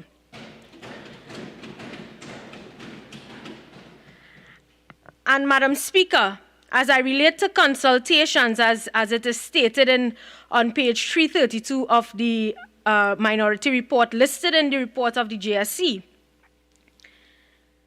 I want to refer to the Ministry of Local Government website, where it was stated that, and it is still there if you visit that website, that one public consultation in each of the 14 municipal corporations, as well as one consultation in Tobago. And Madam Speaker, we are saying consultations, yes, because one consultation in each municipal corporation, and 7 years later you are here. Was one sufficient, Madam Speaker? And Madam Speaker, yet you would see that when local government elections are due, and you would have heard other members saying that today, in approximately 6 months, we are here to debate the said report. Madam Speaker, the member for Aruka Maloney would have rejected our minority report, which spoke about equity. And if you are to reject that, then you are not concerned about equity within the municipalities as it relates to the minority, because we on this side are not speaking about PNM, UNC, we are speaking about those representatives across the board, because you cannot go up for election, fight an election, walk the streets, meet persons, then sit in a council and you do not get an equitable share as it relates to representing your citizens, your residents, or your burgesses within your various municipalities. And Madam Speaker, we must be cognizant of the fact that PNM in the 2015 general election campaign would have strongly advocated for local government reform as a crucial plank to service delivery. And 7 years after, you are now ready to deal with it. I can recall, Madam Speaker, then Minister Kazim Hussein saying, reform is coming. Every meeting you have with the minister, reform is coming, as though it was coming tomorrow. Each and every problem or issue listed, and stating that this will be a flagship project. Each and every time the issue of funding, the issue of employment, staffing, etc., came up in his presence. So, Madam Speaker, clearly, this is for appeasement to say that the government is doing something 6 months before the local government election. And Madam Speaker, the member for Aruka Maloney mentioned that this reform would help local government practitioners and municipalities to determine their own destinies. Madam Speaker, today I say that local government representatives and different municipalities have been determining their own destinies since they have to work themselves to empower themselves among their groups because of the lack of resources within their municipalities. Because, Madam Speaker, what this government has created is a culture where councillors, in some cases, have to hide because they have had so many excuses as it relates to the services to be provided by the corporation due to lack of funding. So, Madam Speaker, as it relates to concerns, the first concern will be whether these provisions are articulated in the report will be implemented for the new council in November, December 2022. And Madam Speaker, the answer is definitely no. So then, what is the urge to introduce since these new measures will not be available? Because, Madam Speaker, since on the passage of the Municipal Corporations Act 21 of 1990, there has always been reform. And I can tell you, Madam Speaker, as a former local government practitioner, the existing legislation has been workable. But with continuous changes happening, of course, within municipalities, I will not be dogmatic and say no changes should be made. But what I can say, Madam Speaker, is what is or has been lacking is central government's failure to empower local government bodies through funding, staffing, and general resource allocation. Madam Speaker, because these are the major aspects of service delivery within the municipal corporations. And when you hear, today I listened to the Minister of Local Government, and I would like to ask, who fooled the Minister of Local Government that people are out there begging for local government reform? Madam Speaker, do you know what people are out there begging for? Begging for the funding to be provided to their local government representatives so they can provide the services required for the citizens, residents, burgesses within the various municipalities.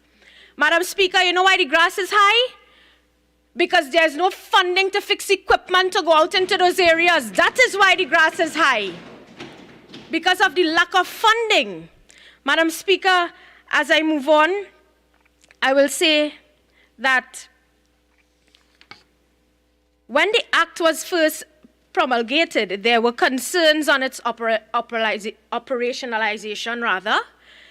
The then PNM government established a cabinet-appointed committee in 1994, commonly called the Sugrim Committee, which reported on measures to operationalize the Act. Madam Speaker, today, 28 years later, most of the recommendations have not been implemented. You heard a lot about the history today, but you did not hear about this.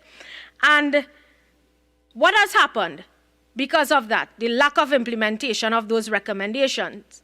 The situation has worsened, thus stifling local government bodies and making them impotent to discharge their functions. Madam Speaker, let us not forget that the period 2003 to 2010, that period was characterized by intense reform agenda, leading to the suspension of local government elections for a number of years. And hence you would have heard colleague Padarath area San Juan pleading and making the plight of, hence the reason it should be constitutionally protected. Madam Speaker, a mere 13 years after its enactment, the PNM sought to dispense with legislation, Act 21 of 1990, and create new legislative agenda. So they are reforming again from 2015 to 2022, which is this current bill. Madam Speaker, what guarantee is there that this bill will be more effective than the Act 21 of 1990? Because in the consultation held in Chaguanas, Madam Speaker, the late Minister Franklin Khan himself, in the consultation after receiving the remarks by persons participating, would have said, these were his words, he would accept a 70% plus readiness as nitpicking on every single aspect will get nothing done and it could never be 100% right. So what guarantee is there that this bill will be more effective than the Act 21 of 1990?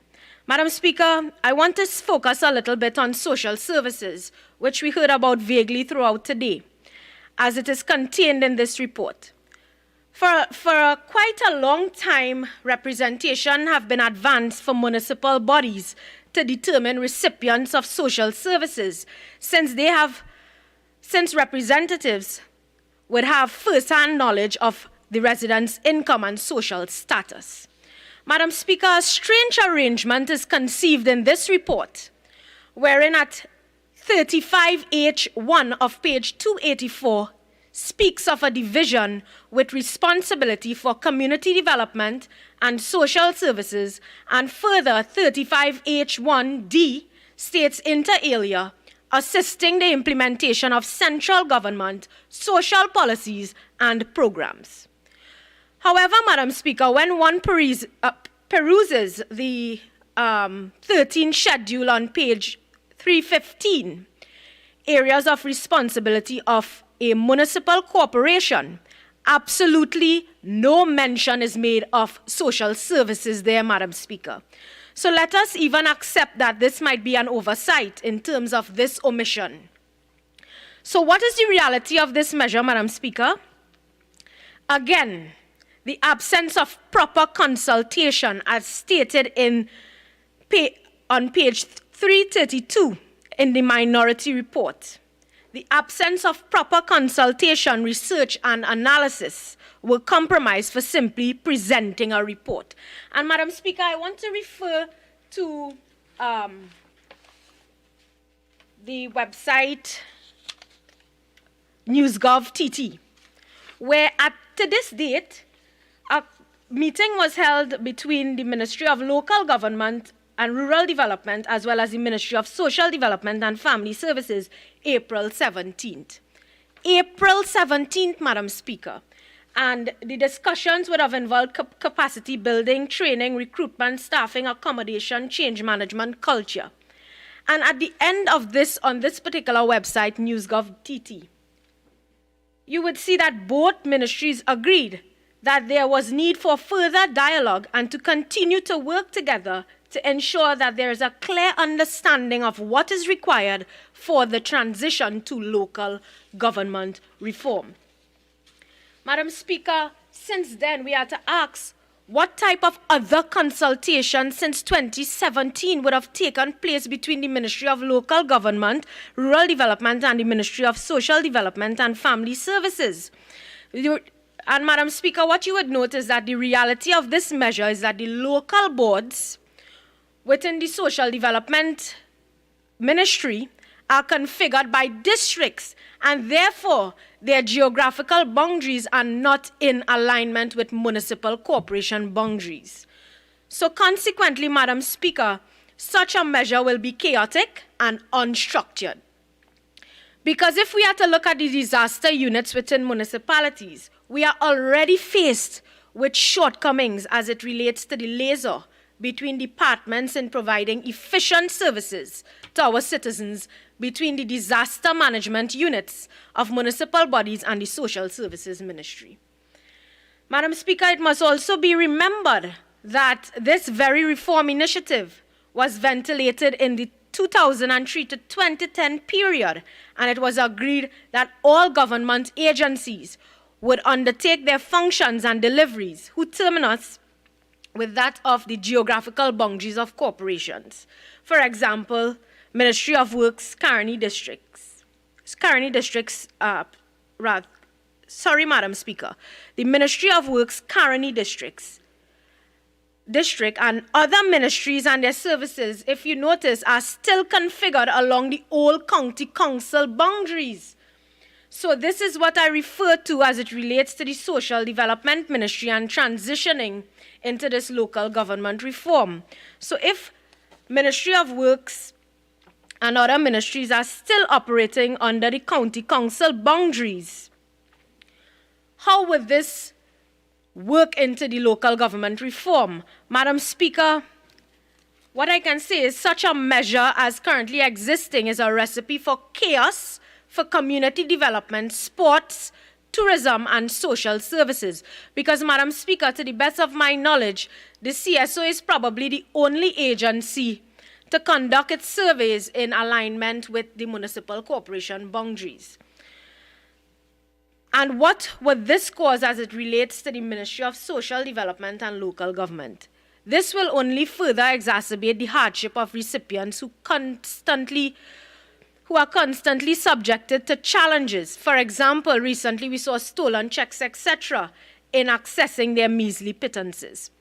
And I want to refer to the consultation held in Chaguanas, where the Minister of Local Government, the late Franklin Khan himself, would have stated that we have spent almost 30 billion in the last 10 years to deliver social services to underprivileged and those in need, and it ain't helped the poor people, you know, right? And there's still poverty in Trinidad that is not commensurate to the amount of money we spend on social services, because everything is seeping through a crack and is seeping through inefficiencies and in some cases corruption.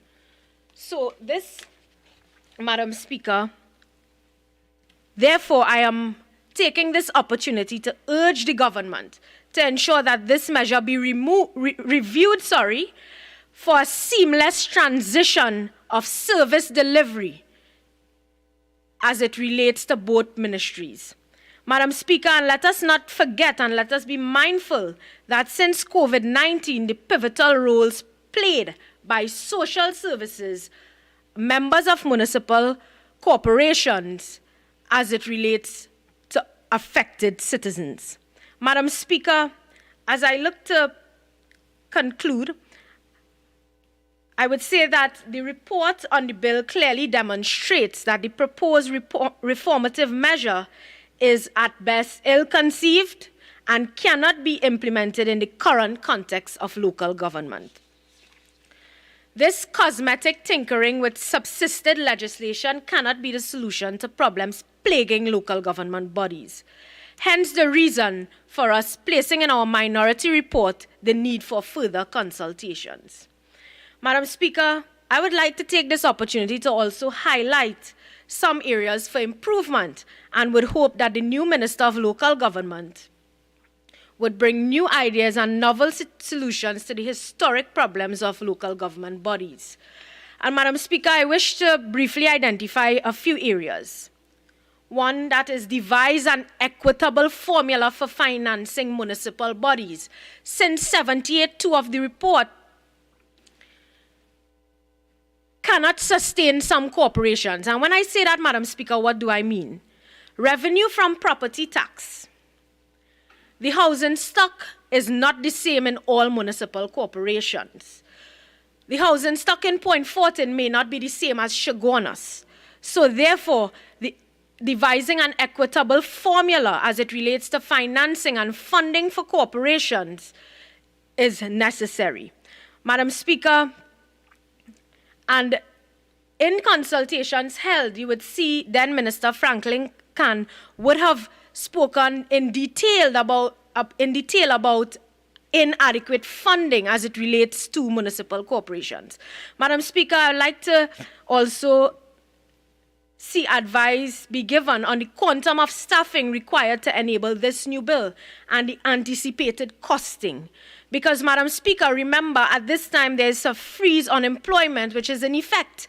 And some corporations at this time, or for some years now, have no WS3, road officers, public health officers, etc., to carry out the functions within the corporation to ensure that draft estimates reach the Ministry of Local Government, go to the Ministry of Finance on time so that corporations can receive their funding. I can recall, before leaving Chaguanas as a mayor, pleading with the Minister of Local Government for WS3, and up to now they still don't have that WS3. So advise on the quantum of staffing.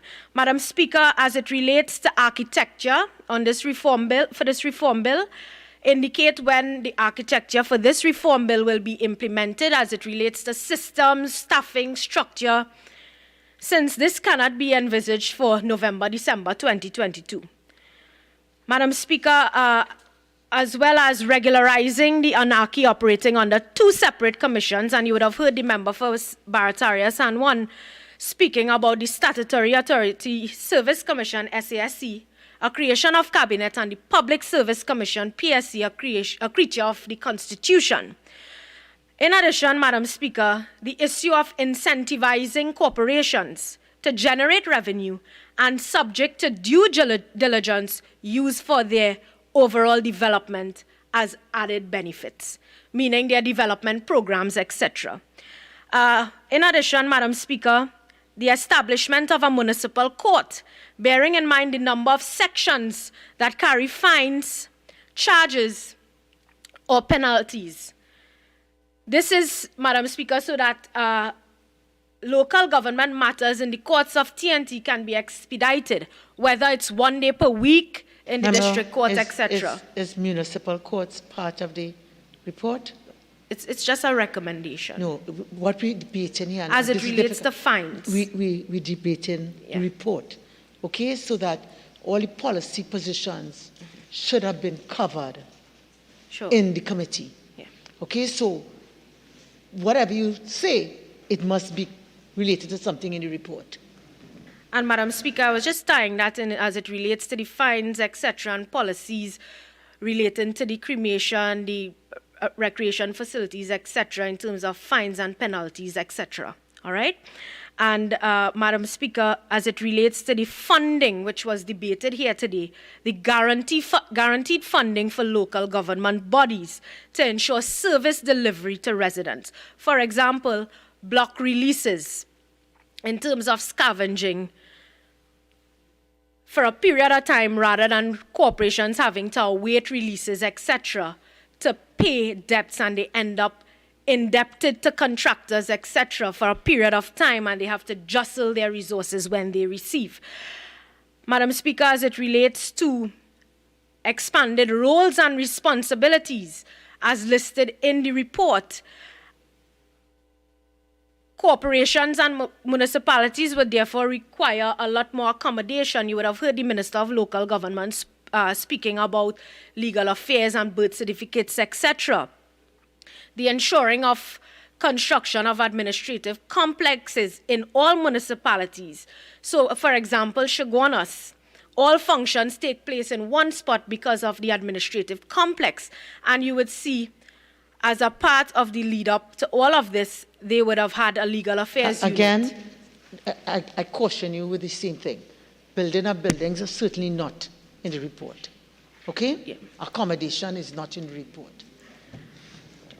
Madam Speaker, I was just tying it into... I heard what you said, and I said I hope you will take the guidance. Moving on to my final point as it relates to roles and functions, in terms of the practitioner's perspective embracing TALGA, which is in the report as well. So, Madam Speaker, those were some of the recommendations. And with that being said, I would look to conclude and state that based on what the Minister of Finance have said, I would take this opportunity in our response to this, in our contributions to this local government reform bill, to say as a local government practitioner previously, thanks to the Honourable Member for Siparia and the Leader of Opposition, that I could have lived and worked through the local government system so that when the Minister of Finance can come to school me and school us about intellect in local government, I can tell him, even being the local government minister for a period of time, did not teach him, the Minister of Finance, enough about local government, and you are the one who lack intellect, not us. Thank you very much, Madam Speaker. Member for Tunapuna. Thank you, Madam Speaker. It gives me great pleasure to enter this debate this afternoon on this very important report, the Miscellaneous Provisions Local Government Reform Bill 2020. I myself, Madam Speaker, has been a local government practitioner at the Tunapuna Piako Regional Corporation for a period of 5 years, from 2010 to 2015, under the People's National Movement as the councillor for Ozenville, Tunapuna.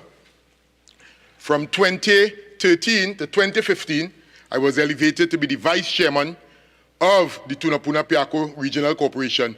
So I think today I have an input within this report.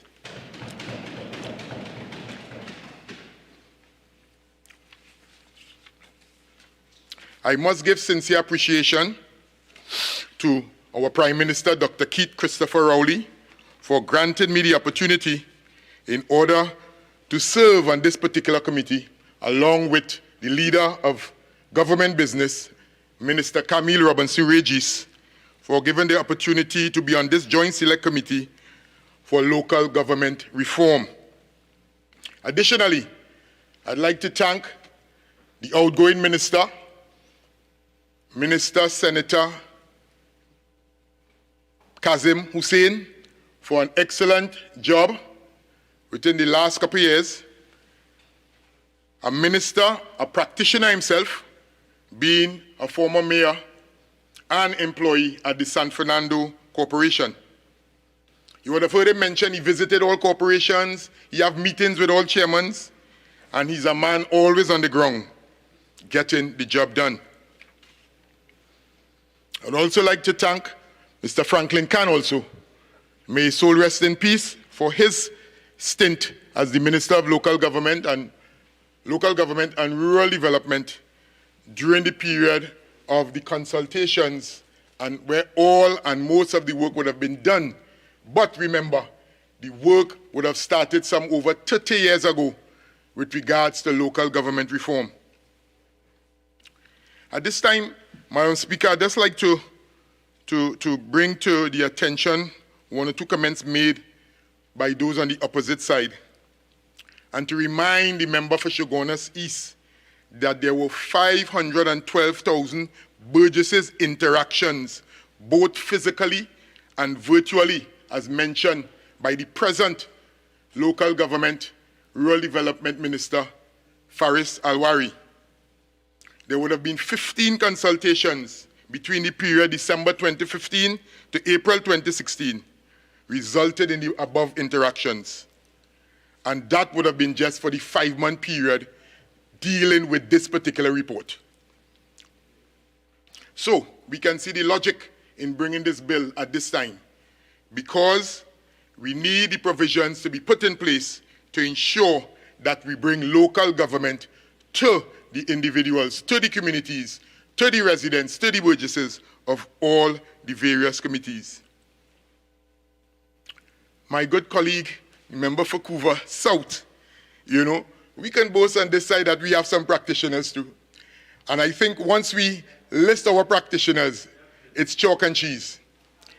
Starting with the present Minister of Local Government, Faris Al-Rawi, started off also in local government.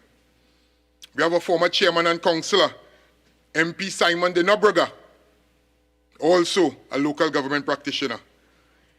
My colleague who would have spoken a little while ago, Mayor Councillor Lisa Morris-Julian, and we know of her track record. She was born into local government and governance of Trinidad and Tobago. We have Roger Monroe, our new minted MP for Sandy Grande. He also started off as an alderman in the Sandy Grande Corporation. Kennedy Richards, Mayor, Councillor. Your side cannot stand alongside these individuals. I understand that Penelope Beckles also would have started. Just remember, we're referring to people here either by their constituencies or their offices. Okay? My apologies. I should know better. Yes. Member of Parliament for Arima. And of course, yours truly, Esmond Forde, a former councillor and also vice chairman of the Tunapuna Regional Corporation. But what is most important is that all of them are present in the chamber today. All of them are present in the chamber today. My colleague for Member of Parliament for St. Augustine, mentioned about the property tax, and she used the word, the member used the word dreaded. Dreaded property tax. I contemplated, should I repeat it? Should I make mention of it? When I say we live in houses within Trinidad and Tobago, we have properties, not only us in this chamber here, but throughout Trinidad and Tobago. And for years, I grew up in a home here in my father and mother saying that they have to pay property tax every year. So again, property tax is important. So again, not that word, please. Town meetings versus consultations. Again, consultations, town meetings, however you want to term it. But there were consultations, 15 of them in all, 14 in Trinidad. And the persons were engaged. Again, my member for Parliament for St. Augustine, even former MP, Trevor Sudama, was present. There were also present Member of Parliament who are presently members of this honorable chamber. MP Saddam Hosein, MP Khadijah Ameen even spoke of attending 10 of these sessions. And the MP who just spoke, MP Vandana Mohit, MP for Shogunas East, was also present at those consultations. So again, recommendations were asked for, suggestions were asked for. You all had the opportunity to make those presentations, not today when the bill is being presented before the House, when the report is being presented before the House. You had numerous opportunities. You all were members of the Joint Select Committee where all those recommendations could have been made.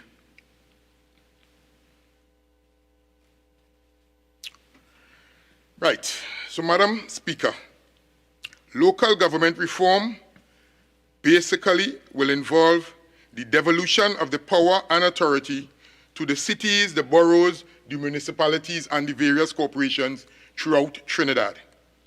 We on this side believe that there are several tasks and functions now managed by the central government that can be more effectively handled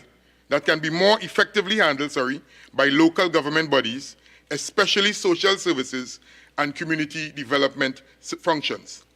Additionally, we see no need for a Ministry of Local Government. We believe that a regional and municipal corporation should have a direct relationship with the Ministry of Finance, similar in manner to the Tobago House of Assembly, to ensure adequacy of funding, and they should be given the autonomy to develop and implement their own regional policies, plans, and programs within the framework of the national policy. To ensure no job losses, the staff in the Ministry of Local Government will be redeployed within the Ministry of Finance and municipal corporations as required. Madam Speaker, the Municipal Corporation Act would be further amended in paragraph 9 by inserting a new section 35A, which would list responsibilities for administrative divisions of the corporations. And it's clearly identified the various divisions: a division for corporate services, a division for finance, and allocation of resources. And if we go to the particular act, it's clearly stated, the division for finance: 1, assisting in the strategic planning exercises as well as monitoring the execution of strategic plans. They can assist with undertaking the budgetary and financial planning, procurement of goods and services and equipment, collecting and formulating and analyzing data for an economic nature, keeping accurate inventory. So that's one of the divisions. We can also highlight a division for recreation grounds and public spaces. We have been hearing a lot today about the recreation spaces, but each corporation receive their funding. Each corporation have the various opportunities in order to, via funding, in order to seek from the Minister of Local Government or the Ministry of Finance in order to transfer funds to get services done. So if an important commodity as diesel for trucks, in order to ensure that the work gets done, you on the other side have no passion for local government. No passion whatsoever. Again, recreational grounds need to cut. Again, environment, transfer of funds can take place in order to ensure that the duties and services are carried out. The recreation grounds, sporting and exercising facilities, right? That division will be responsible for developing, maintaining, managing recreation grounds, sporting and exercising facilities, and other public spaces. They will be involved in construction and installing sporting and exercising facilities, developing policy for usage. Not to say, Madam Speaker, that those things are not being done at present. Because from the corporation, Tunapuna Piako Regional Corporation, where I was birthed, those things are happening. Those things are happening. So those on the other side, come better than that. Please, please, members. Another important division will be the division of health. We know of the importance of sanitation, the importance of rodent control, of canines. That particular division, public health, sanitation, and the environment, they would be responsible for developing and promoting strategies for community hygiene. 2, they will be responsible for ensuring the distribution of water in areas requested subject to the Water and Sewerage Act. And thirdly, they will be involved in recycling initiatives and other strategies in order to ensure management of insect vector, rodents, and other health issues within the community. So, Madam Chairman, Madam Speaker, that's one particular aspect which is important in the changing of this particular, bringing this bill at this particular time. With regards to health, the clause at paragraph Z would amend Section 43 of the Municipal Corporation Act to provide for the change of title from a medical officer of health to a municipal director of health. Simple as it is, Madam Chair, this clause at paragraph AA would insert after Section 43 of the MCA a new Section 43A and 43B. This new Section 43A would provide for the municipal corporation working in conjunction with the Insect Vector Control Division of the Ministry of Health. We know of the abandoned lots situated throughout most communities, where a lot of residents, whether residing locally or abroad, not maintaining their properties. So the various corporations have to go in, maintain these properties, and sometimes we may have issues with regards to ensuring that we are given permission to get on the property. So again, with this new arrangement, the medical officer working along with insect vector control will be able to alleviate these situations. I can now also speak about the property tax, a very important aspect where the clause at paragraph AK would insert after Section 69 of the MCA to provide for the interpretation of words used in the parts such as Property Tax Act, taxes, and residential land. As previously mentioned by the Minister of Finance and also the Minister of Local Government, this provision would provide for the corporations to collect and also keep the particular taxes received from these residential taxes. The Minister quoted a figure of 30 million.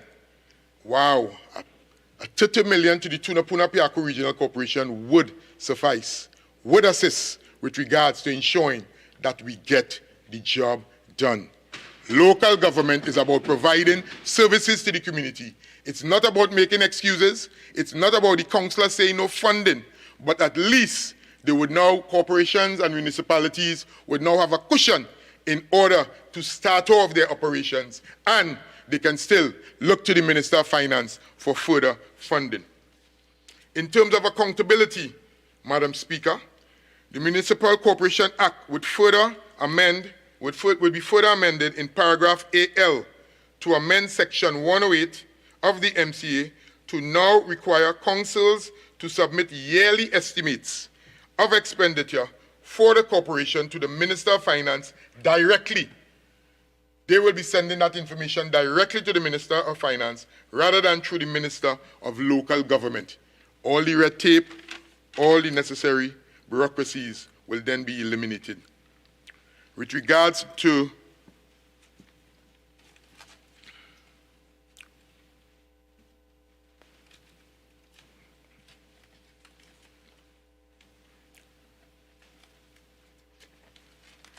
So again, and I quote directly from the Act, Part 4, Property Tax, Section 76. Act means the Property Tax Act 2009. Taxes mean taxes on assessed land liable to be paid under the Act.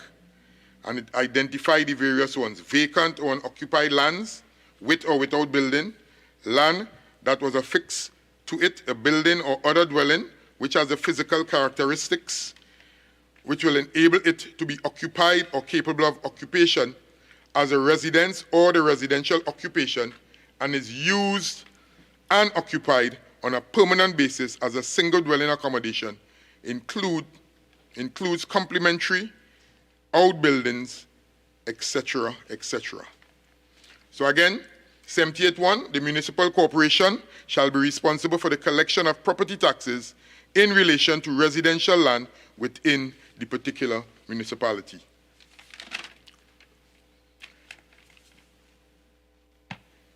The corporation fund, another aspect of revenue earning. The clause at paragraph AO would be amended in Section 109 of the Municipal Corporation Act, which provides for every corporation a statutory fund to be known by its corporate name. The clause further includes new subsection 1A and 1B, which provide for what the money of the corporation fund shall comprise and allows for section 43(3) of the Exchequer and Audit Act to apply to the corporation fund.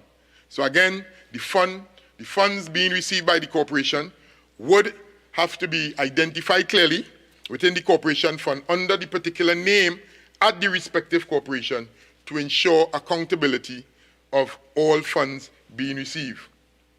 Additionally, the clause at paragraph AQ would amend sections 112 of the Act to provide for the application of corporate funds. Subparagraph 1 would include for parks in the areas of responsibility for which monies from a corporation fund will be spent, which is to say that this same subparagraph will also be removed, and paragraph E of section 1112 would cater for parks, for pitch walks, you know, those what we call jogging tracks around the various savannas, rails and benches around all parks, savannas within the various municipalities. So now the corporations will have the responsibility to identify those commodities, those equipment that need repairs, and it can be taken out with regards to the consolidated fund. Likewise for cremation sites, paragraph F would also be changed. Paragraphs K and paragraph L with regards to disaster management. You know, the idea of waiting for the ODPM, the idea of waiting for the Minister of Local Government, the idea of waiting for the Defense Force and the Coast Guard and all these individuals in order to mobilize. The corporation now will be able to have access to funds where they can utilize their first responders with regards to disaster management. And yes, we know we can fall back on the ODPM department. So this will cater for all of that. The expenses, the various sums voted for by the council and getting the approval by the Minister of Finance. All aspects and services of local government have been taken into consideration with regards to this form bill. And hats off to, again, our previous Attorney General in the legislation, putting forward this legislation, ensuring that most of the reforms with regards to local government are taken into consideration. Another aspect of revenue source coming in again through the local government comes within clause at paragraph BR, would be amended in section 220 of the Municipal Corporation Act to allow a municipal police officer to issue tickets, yes, issue traffic tickets under the Motor Vehicles and Road Traffic Enforcement Administration Act, Chapter 4852. What better can we want? So, which is to say that you got a ticket in the Tunapuna-Piako Regional Corporation region, the funds from that ticket will be placed within the Tunapuna-Piako Regional Corporation. And for those on the other side, if it happens in Chagonas, in Couva, in Tabakit, likewise, individuals will have to pay the tickets and the funds will go. And to quote directly from the Act, a municipal police officer may issue fixed penalty tickets under the Motor Vehicles and Road Traffic Enforcement Administration Act. And this will be inserted after section 224 following the new section. So again, additional revenue in order that the regional corporation can use as a cushion, can use as an initial investment and income to start off operations as we go along within the local government reform. Remember, local government is bringing governance to the people of the various communities. We are also important about meeting the community needs within the various communities. And a clause at paragraph BU would amend section 232 of the Municipal Corporation Act, which provides for homes for the aged and childcare centers established by the corporation to now include a new function of development. The clause further seeks to provide for the maintenance of state property, including police stations, health centers, post offices, other government buildings, schools, and sporting facilities. Again, those on the other side, all the wealth of experience that you all have as councillors, those services are provided as we speak in the Tunapuna-Piako Regional Corporation. I can speak for the Tunapuna-Piako Regional Corporation. I can speak for the region where I have served for a period of 5 years as a councillor and as a vice chairman of the corporation. Yes, services can be provided, whether it's the maintenance of the police station yard, a simple thing as providing whackering services, of getting rid of the various debris, cutting of trees, trimming of trees. All those aspects can be performed at these various institutions. But now we are making it legitimate, meaning that it is being legislated to ensure that there are no excuses for these services to be provided at the various corporations and municipalities throughout Trinidad and Tobago.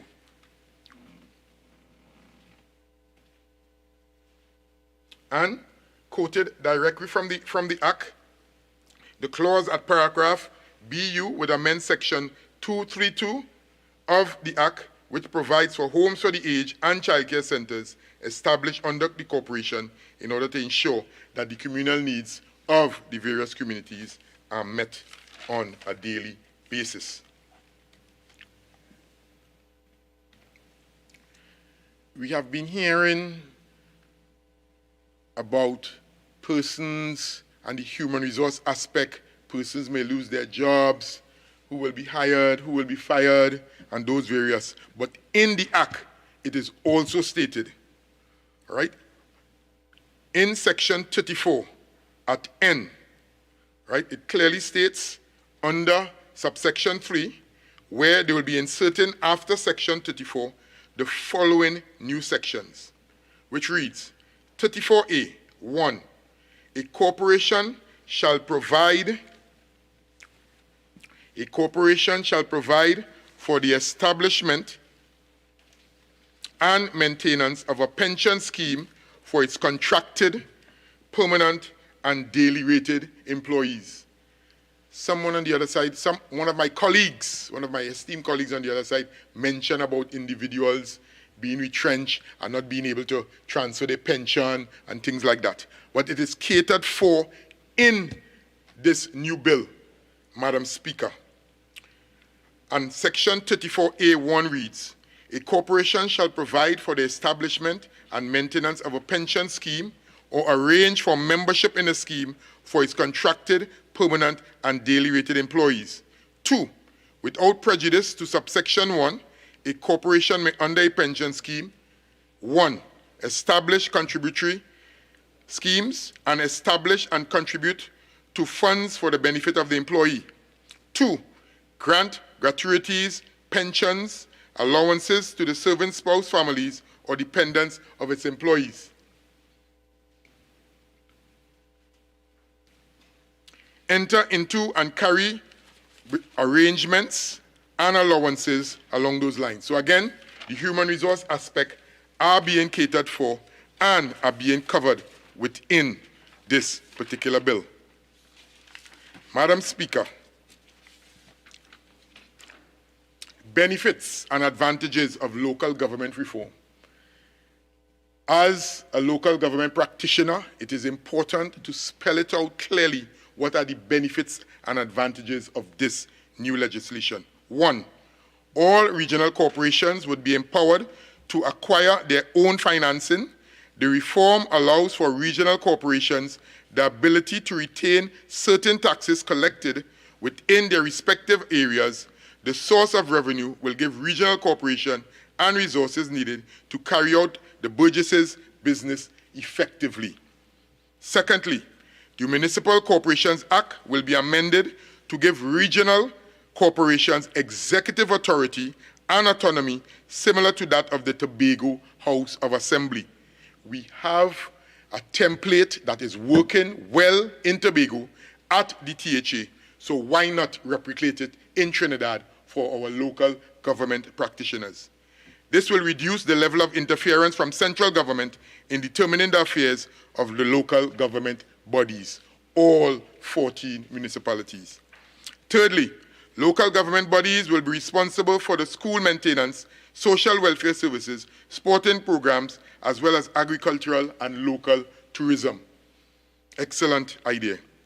4, local government bodies will be responsible for developing the competences, expertise, and facilities that will create opportunities for local work to be done by local suppliers of goods and services within the particular municipality. Which is to say, in Tunapuna, in Orzenville, Tunapuna, we have contractors. They are registered legally.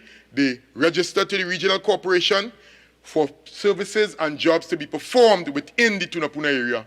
Preferences will be given to those individuals. Likewise in Princestown, likewise in Siparia, likewise in Arima or Sandy Grande. Local contractors will be given the benefits. The ability to fully participate in the planning and development of communities will be expanded beyond approval of plans and construction of dwelling houses and simple dwellings. Again, taking away some of the responsibilities from tongue and country planning. Likewise, now at the corporations, they will be able to utilize their services as they go along. Number 6, local government bodies will be reformed to facilitate direct collaboration with central government agencies to plan for and become effective first responders in natural disasters.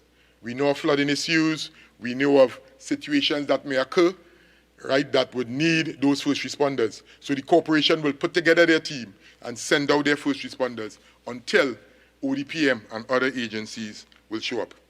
Number 7, broader responsibilities for staff will be given to the municipal police, closing the gap between the community and officers of the law, which means that the municipal police will work along in tandem with the Trinidad and Tobago Police Service to ensure that all areas and communities benefit from adequate policing. Number 8, foster and create a formal consultative process and forum where NGOs, CBOs, and other civil society get involved. So the chambers, the police youth club, the sports clubs, the various entities throughout the community, cultural groups and so on, could now be part of the whole regional corporation and their desires as they ensure that the communities benefit. Utilize the detailed regional development plans prepared for the 14 municipal corporations under the previous PNM government. And we will have heard the Minister of Finance, give a full detail with regards to the former minister back then, over 15 years ago, former Minister Mrs. Hazel Manning, and the job and work that she would have done during that period. So again, Madam Speaker, as I come down to a close, we have been hearing a lot about consultations. One more minute, okay. Right, we would have been hearing about consultations, but the whole aspect is, how do you want to see local government in your community? That's the question to be asked and the question to be answered. And the answers are: 1, accountability. We must be able to give stewardship. 2, transparency, being honest. 3, equity, equal share for all. Democracy must involve participatory from the community. Security, we need to feel safe. 6, the political will, just get it done. Greater authority, who is responsible? Once you know who is responsible, you will be able to give a greater clarity in order to know who to go to get account. Empowered communities involving engagement from the ground up. Integrity, your character. And very important, Madam Speaker, I thank you for the opportunity to enter this debate. Thank you. Table Ann. Thank you, Madam. Thank you, Madam Speaker. Thank you, Madam Speaker, for the opportunity to join this debate. Madam Speaker, as the former councillor for Hindustan St. Mary's and the now Member of Parliament for the constituency of Murga Tablan, I am pleased to present today my submissions on the Miscellaneous Provisions Local Government Reform Bill. Madam Speaker, firstly, I would like to begin by thanking the member for regurgitating the bill. Madam Speaker, this bill before us today is of special concern to me, as I represent an area of our nation, like many of our rural communities, that are totally ignored by the present administration. Local government is in need of reformation, and we owe it to our citizens to implement a robust and comprehensive plan that properly enables them, Madam Speaker. Madam Speaker, when we listen to the contribution of the members on the other side, Madam Speaker, what we are being sold are dreams. Madam Speaker, as a former local government practitioner, I could tell you of my first term in council, my first physical infrastructure meeting, Madam Speaker.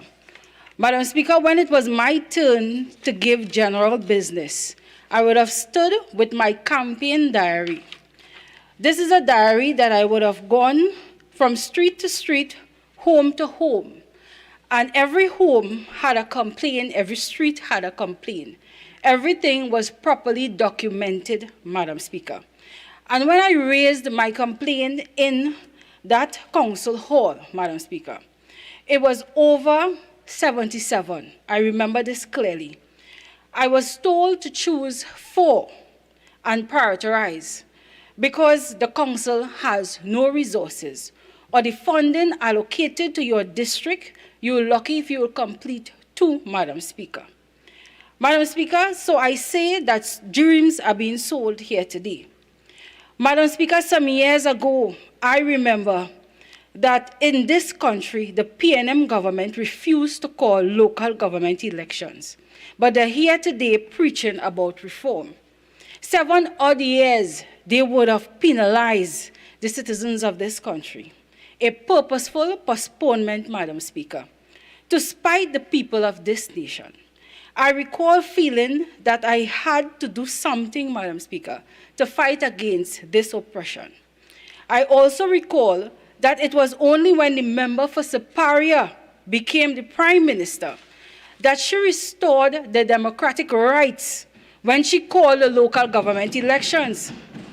It was because of her act that I stand before you here today, Madam Speaker, and I would like to thank the member for Superior for her loyalty to this nation and the people of Trinidad and Tobago. As a former councillor, I know all too well the challenges of the administration of local government. I know firsthand the difficulties and challenges that local government representatives face on a daily basis.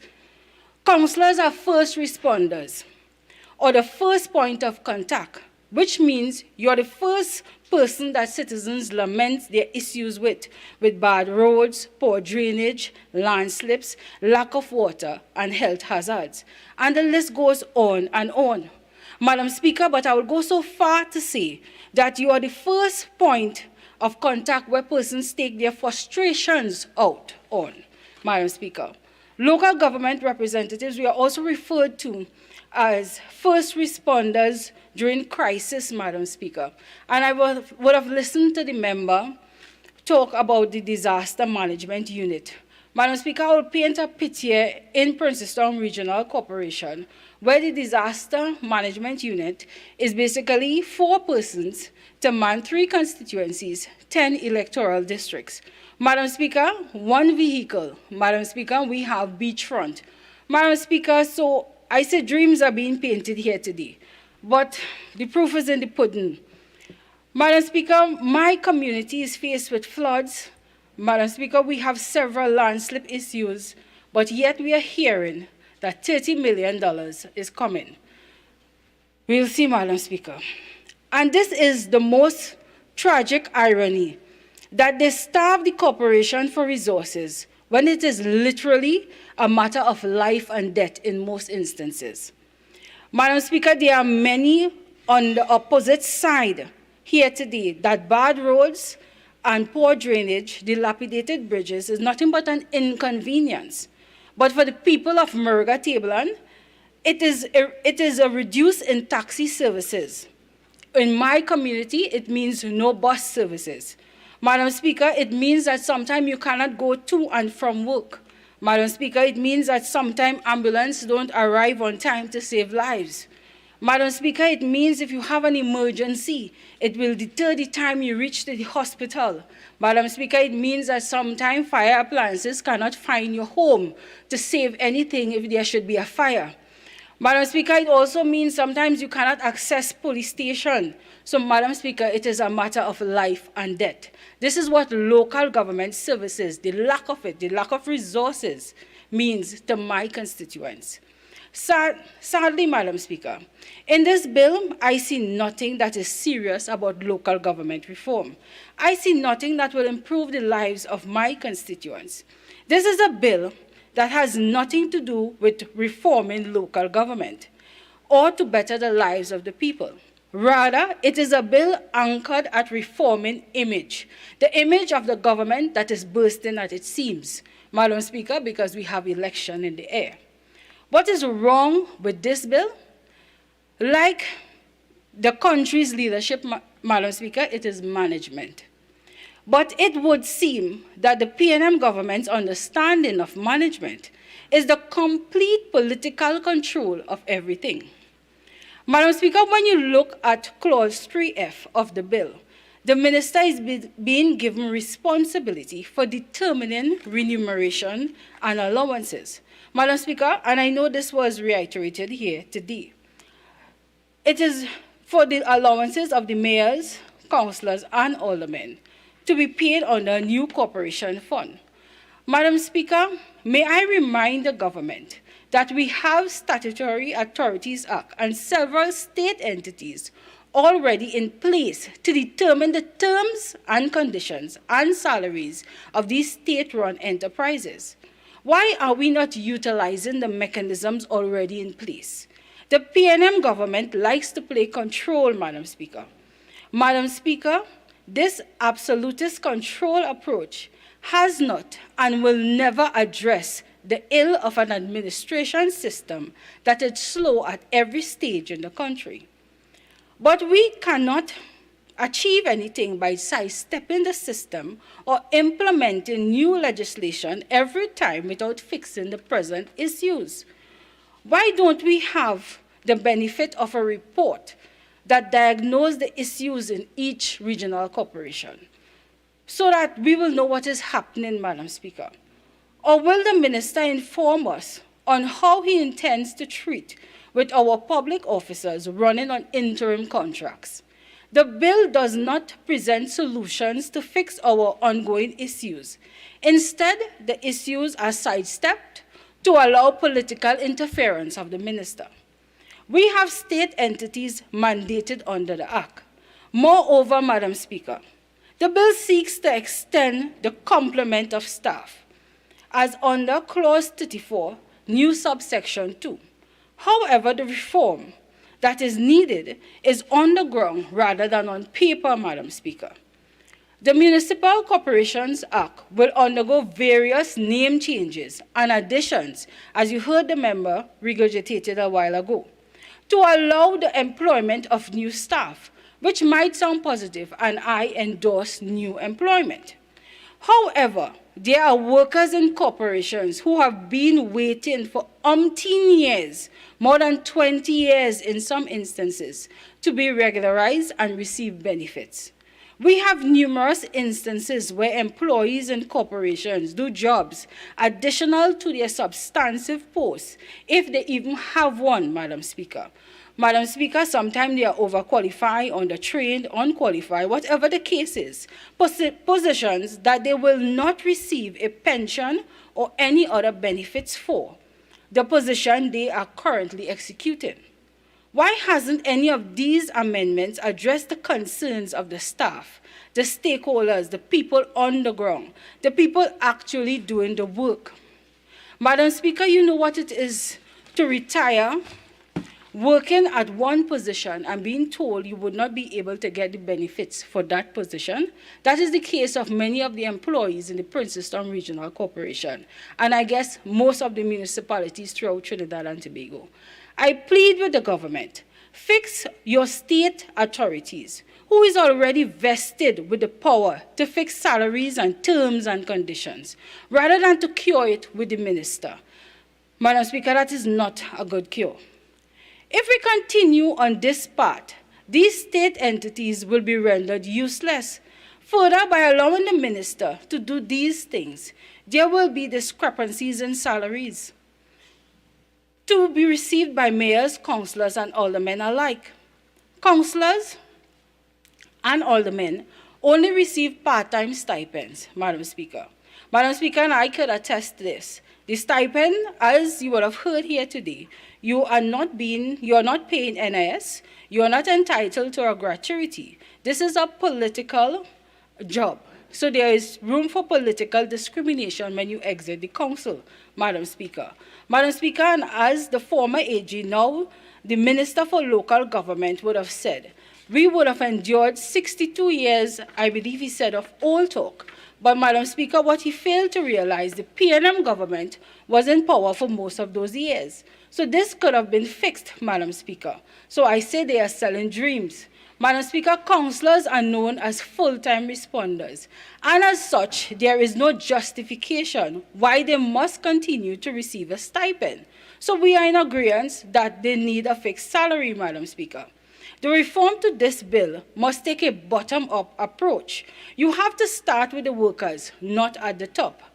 As under Section 68 and 69, for the proposed amendment under the Municipal Corporation Act, Madam Speaker, 8 councillors would be chosen to head committees under the new Reform Act, so the stipend needs to be upgraded to a fixed salary to suit the positions.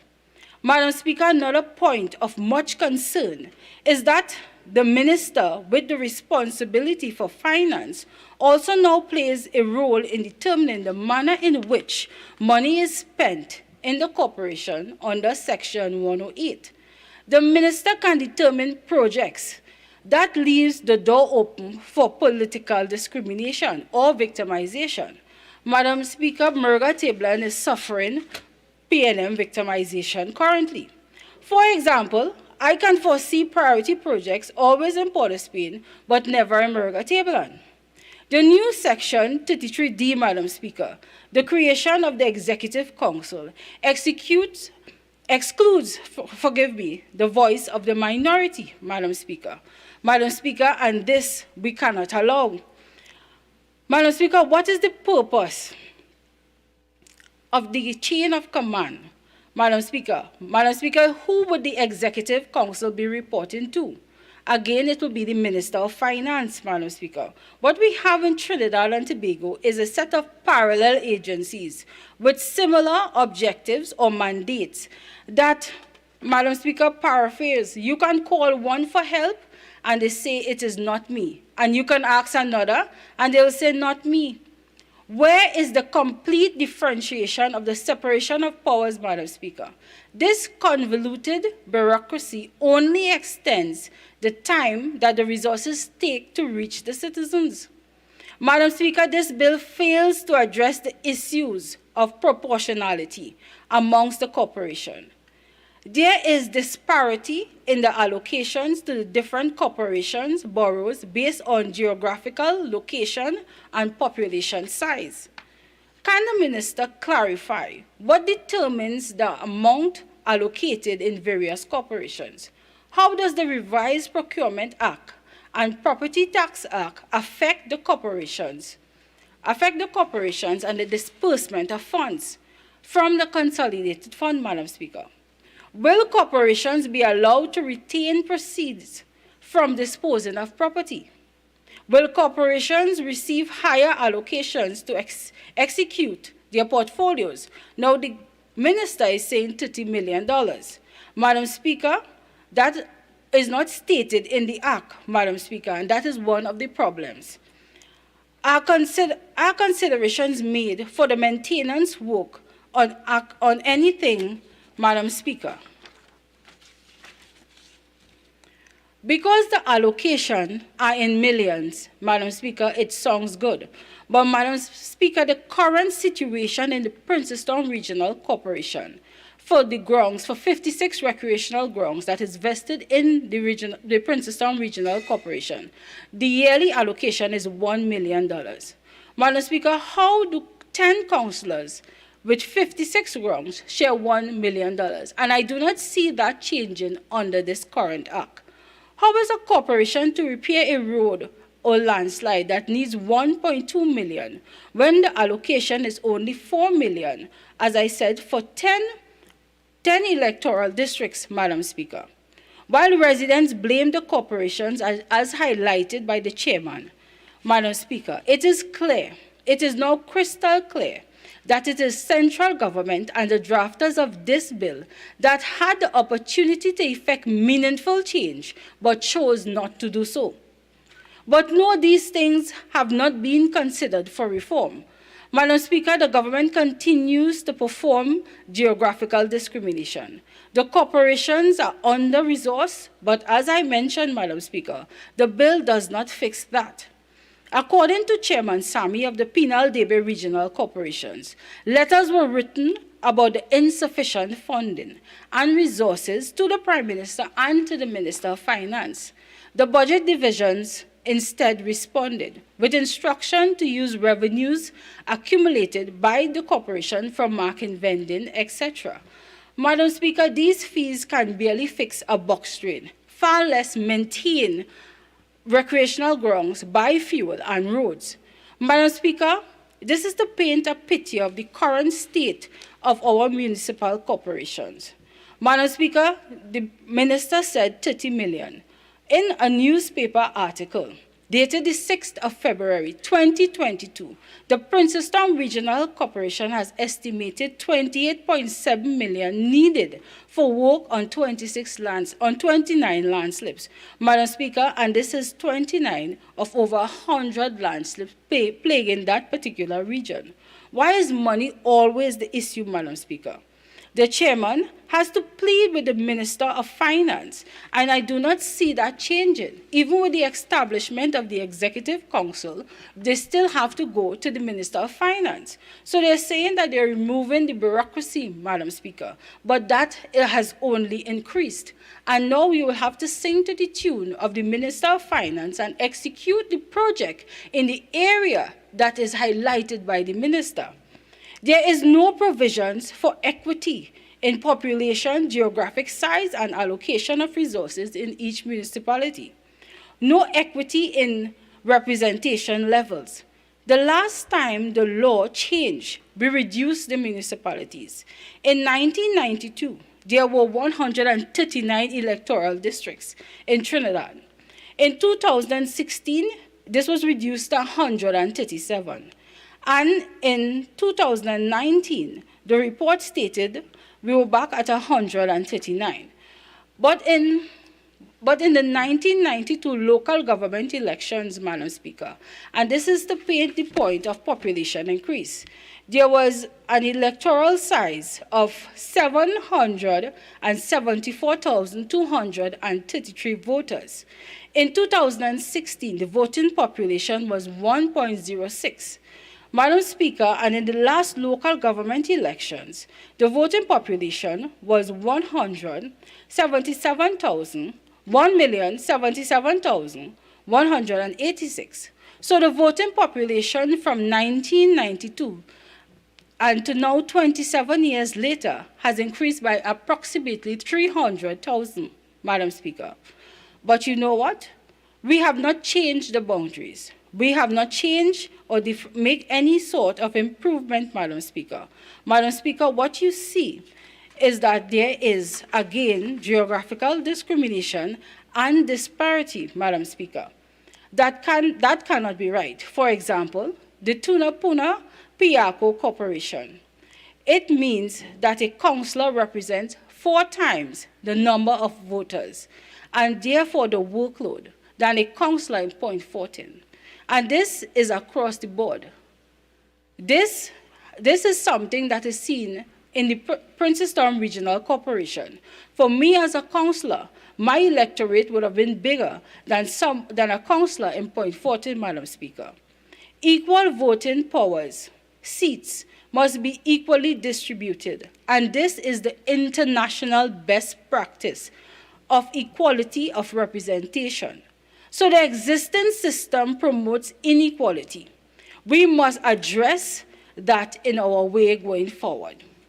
On January the 10th, Madam Speaker, 2022, the Daily Express reports that 15 homes are on the verge of being cut off completely from society. Madam Speaker, this road was asked here today in one of the oral questions placed to the newly mint Minister for Local Government,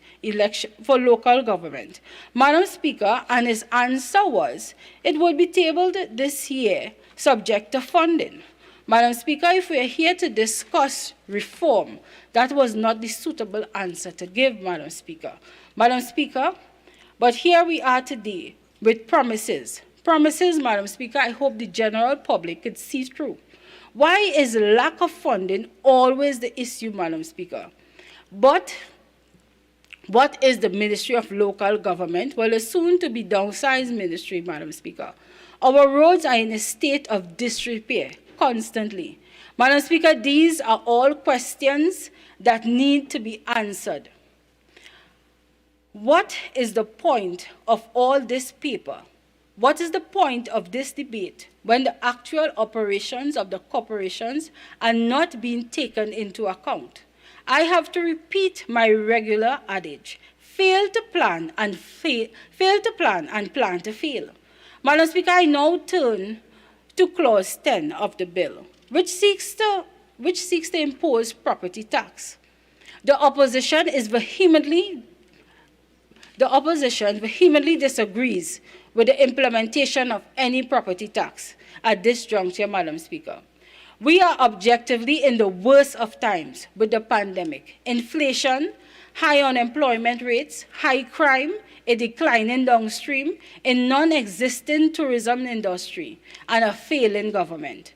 Why does the PNM government insist on having our citizens carry the burden at every point in time, Madam Speaker? The budget presented last year was a copy and paste of previous budget. Madam Speaker, fixing nothing in the economy. We are surrounded by infrastructural disrepair in buildings, opening buildings for politics, and that is not being able. I want you to get back on track with what we're debating, please. No problem, Madam Speaker. I will get back to the bill. Madam Speaker, so why should persons pay property tax? Madam Speaker, how are we incentivizing the people to pay property tax? When we have more potholes than roads, we have no water, dysfunctional streetlights, broken barriers on the highway, overgrown bushes. Madam Speaker, a general lack of maintenance on anything, yet we have to pay property tax, Madam Speaker. Madam Speaker, Clause 9A seeks to give certain powers to the Board of England Revenue. There is some significant discomfort as to why the Board of England Revenue is now being empowered to give confidential tax-paying information to the corporations, the former who we had entrusted because it was secure to collect our property tax. Let me know, Madam Speaker, we are not in support, Madam Speaker, of any property tax, Madam Speaker. What are we doing here, Madam Speaker, more than putting burden on a citizen that is already frustrated? There seems to be a lack of logic and reasoning for these quick and poorly drafted bills. Further, what are the consequences, Madam Speaker, if someone does not pay the property tax? This is something that the minister needs to answer. Madam Speaker, and I would like to close by asking the minister several questions. Could the minister explain the disparity in the roles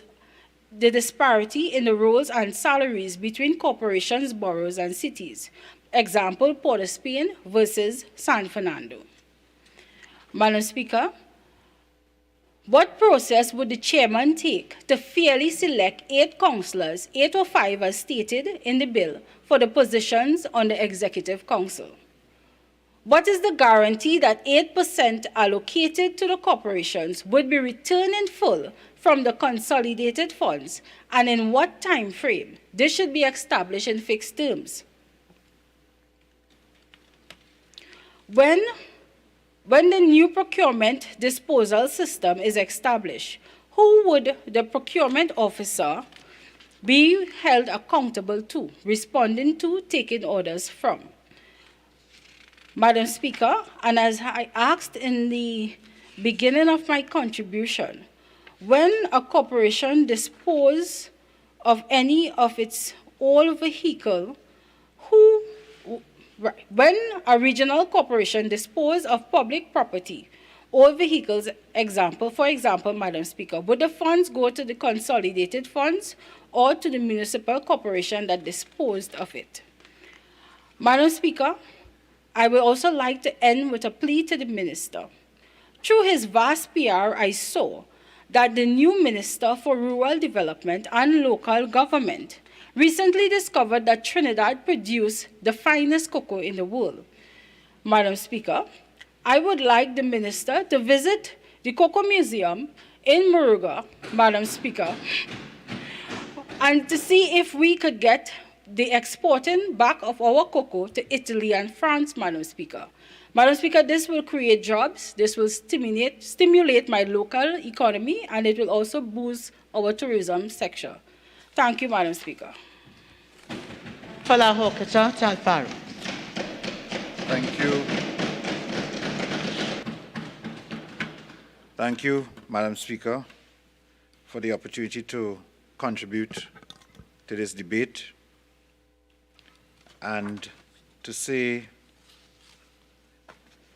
that I want to commend those members of the committee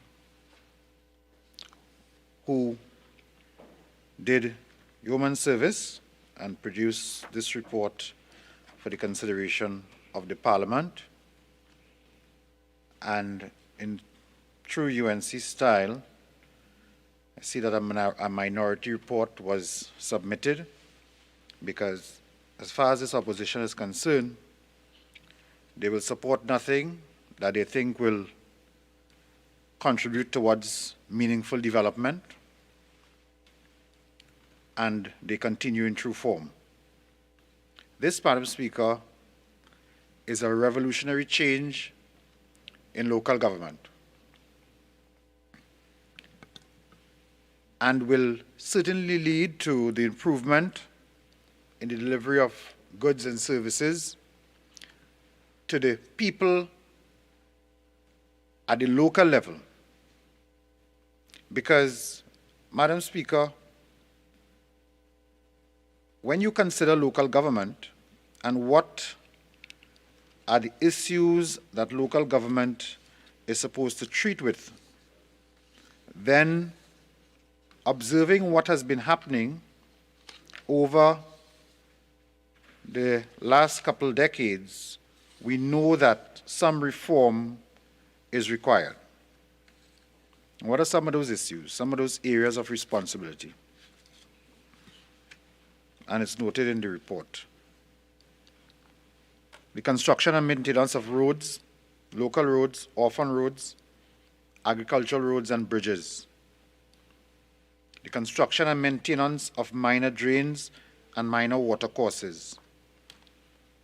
Local health, food inspection, general sanitation, rodent control, vector control, canine control, garbage collection and disposal, Madam Speaker, the development and maintenance of recreational grounds, parks and public spaces, development and maintenance of cemeteries and crematorium and cremation sites, markets and abattoirs, disaster management, the building inspectorate and municipal and spatial planning, the collection and disposal of fissile waste,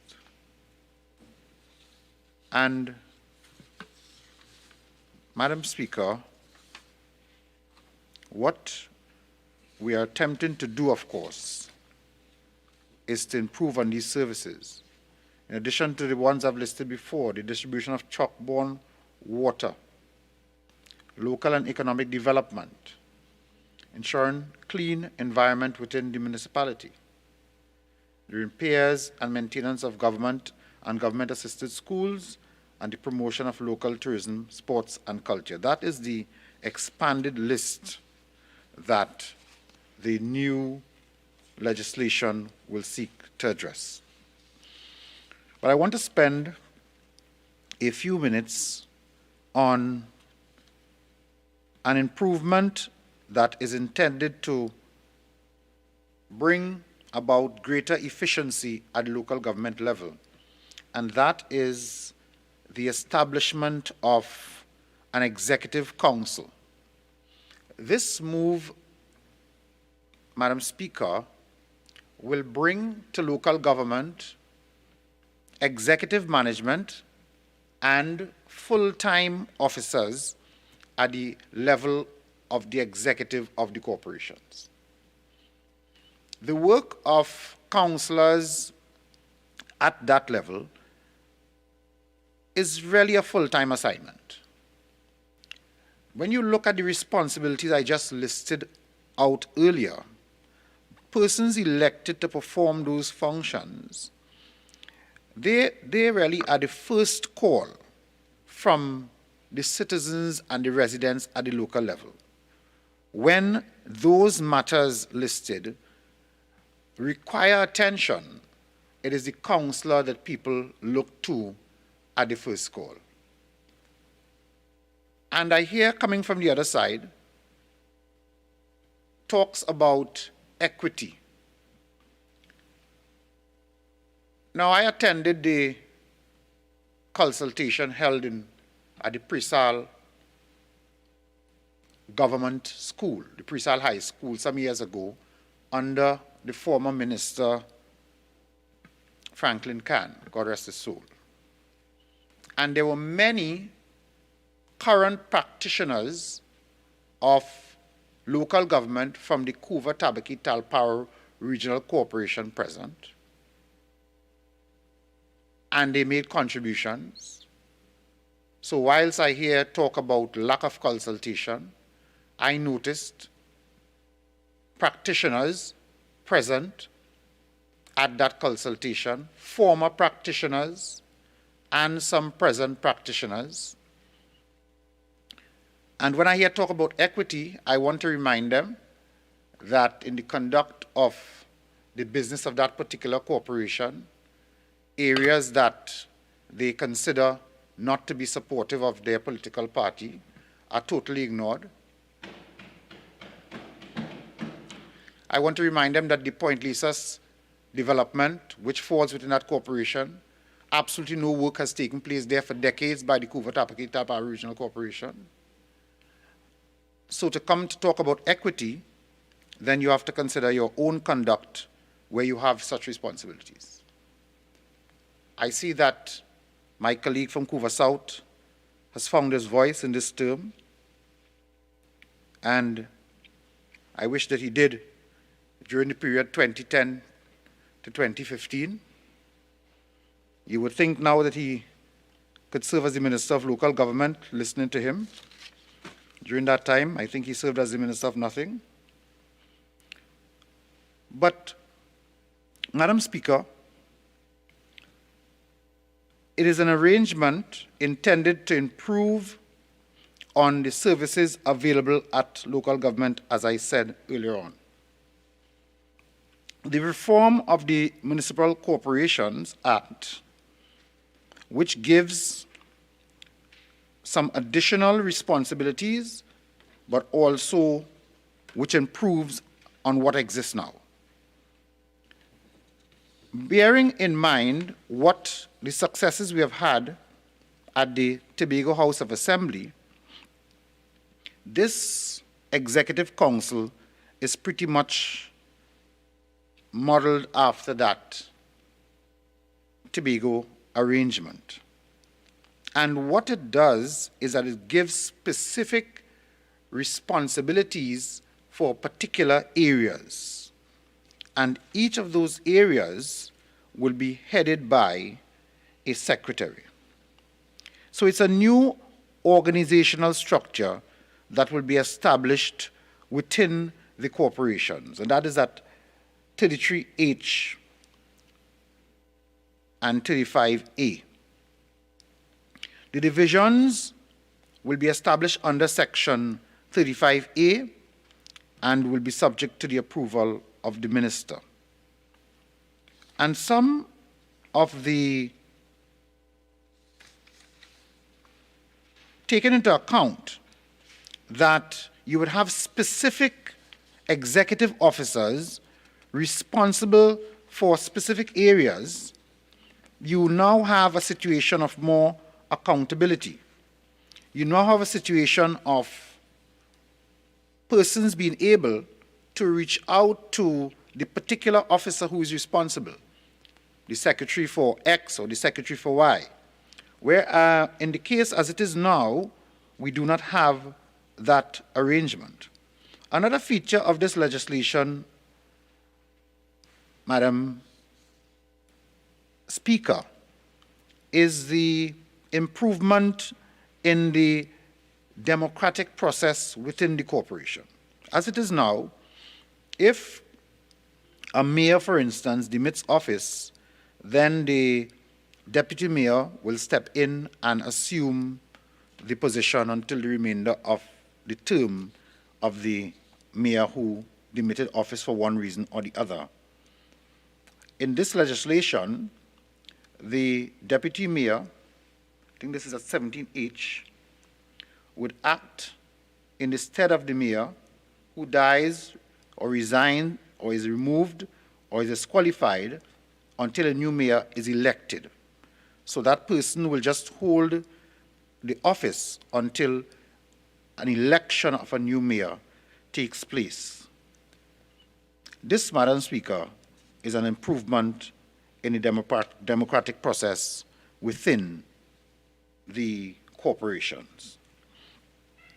Another improvement that I want to point out is the ability of the corporation to have the power to employ staff, to set qualifications for posts, to discipline or dismiss employees.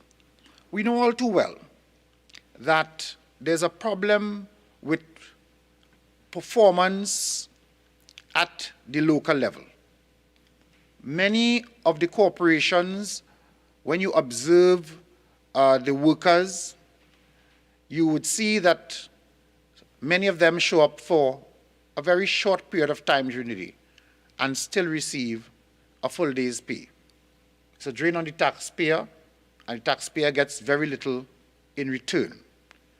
This legislation will bring about improved efficiency as a result of the corporation and the council having more say in terms of the employment of staff and the discipline of staff. Because in many of the simple tasks that are supposed to be performed by local government at this point in time, in terms of cutting of grass and cleaning of drains, I see a lot of that work being done by workers of the CPEP Company Limited. So I'm sure that this will be a welcome improvement in terms of the efficiency and the way that work gets done at the corporation level, Madam Speaker. At 33H, as I mentioned a little earlier, the corporation shall have the right to establish its organizational structure in accordance with the divisions established under Section 35A and subject to the approval of the minister. And of course, Madam Speaker, that is, of course, a vast improvement. And then their pet topic. I think almost every speaker from the other side that spoke mentioned property tax. Because somehow this issue has been politicized by the opposition. It didn't start now. It started, I think, about just over a decade ago, where they found that the term property tax somehow got some kind of populist support in terms of opposition to this tax. And notwithstanding the understanding that this tax is critical to funding the upkeep of secondary roads and drains, recreational grounds, cemeteries, garbage collection, they understand and must know that that is how these services are supposed to be funded.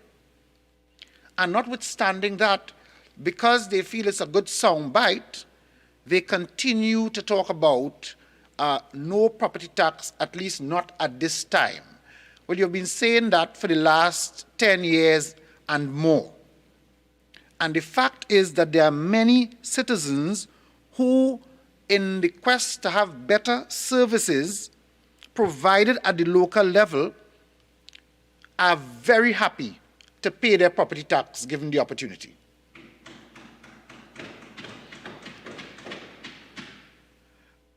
Madam Speaker, the inclusion of orphan roads for maintenance in this improved arrangement is one that will bring relief to a lot of residents, particularly in rural areas where in some cases the development may not have been organized as it should be, and that there are many roads, particularly in my constituency, for instance, there are several roads in the rural areas that can be categorized as orphan roads, and I welcome this initiative to see that we can address some of these situations.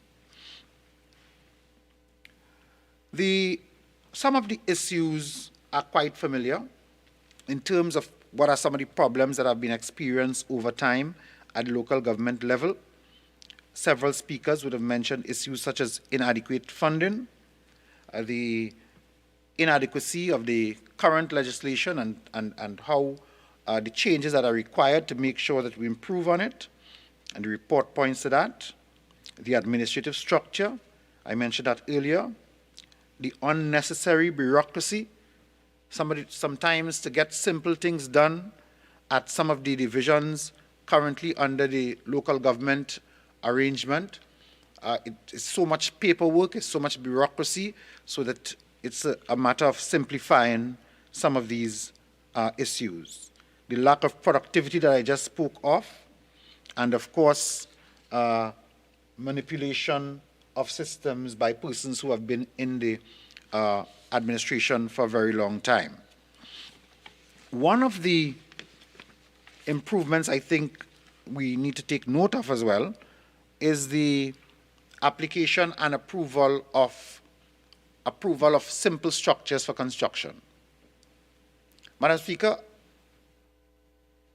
I can tell you that being a developer in my previous career, that at the corporation sometimes it takes a very long time to put some of these approvals through because they have to go from different departments to different departments. And improving the application process for these plans for simple structures such as residential structures will bring significant ease to the public in terms of their ability, particularly for first-time homeowners who would like to get about constructing a home for their family. A one-stop shop that caters for these approvals, these simple structures, is a welcome improvement to the legislation. And what it sets about to do here is to decentralize some of the functions from central government to local government. So whereas in the past, one would have all applications going first to the town and country division and then coming down to the local government body for a series of approvals before a building permit could be issued, now those simple construction issues will be dealt with solely at the corporation level, and complex issues, of course, will continue to be dealt with by the town and country body at the central level.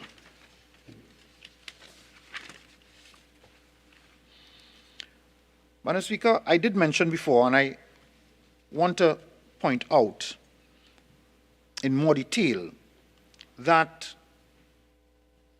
there were consultations which started back in 2015, led by former Minister Khan, that took place in every corporation throughout Trinidad, and one was held in Tobago. I attended 2 of those sessions, one at Couva and one at Chaguanas. And in both cases, there was such interest shown by both in terms of attendance, but also in terms of participation. As members of the public approached the microphone and made contributions towards the development and improvement of our local government system.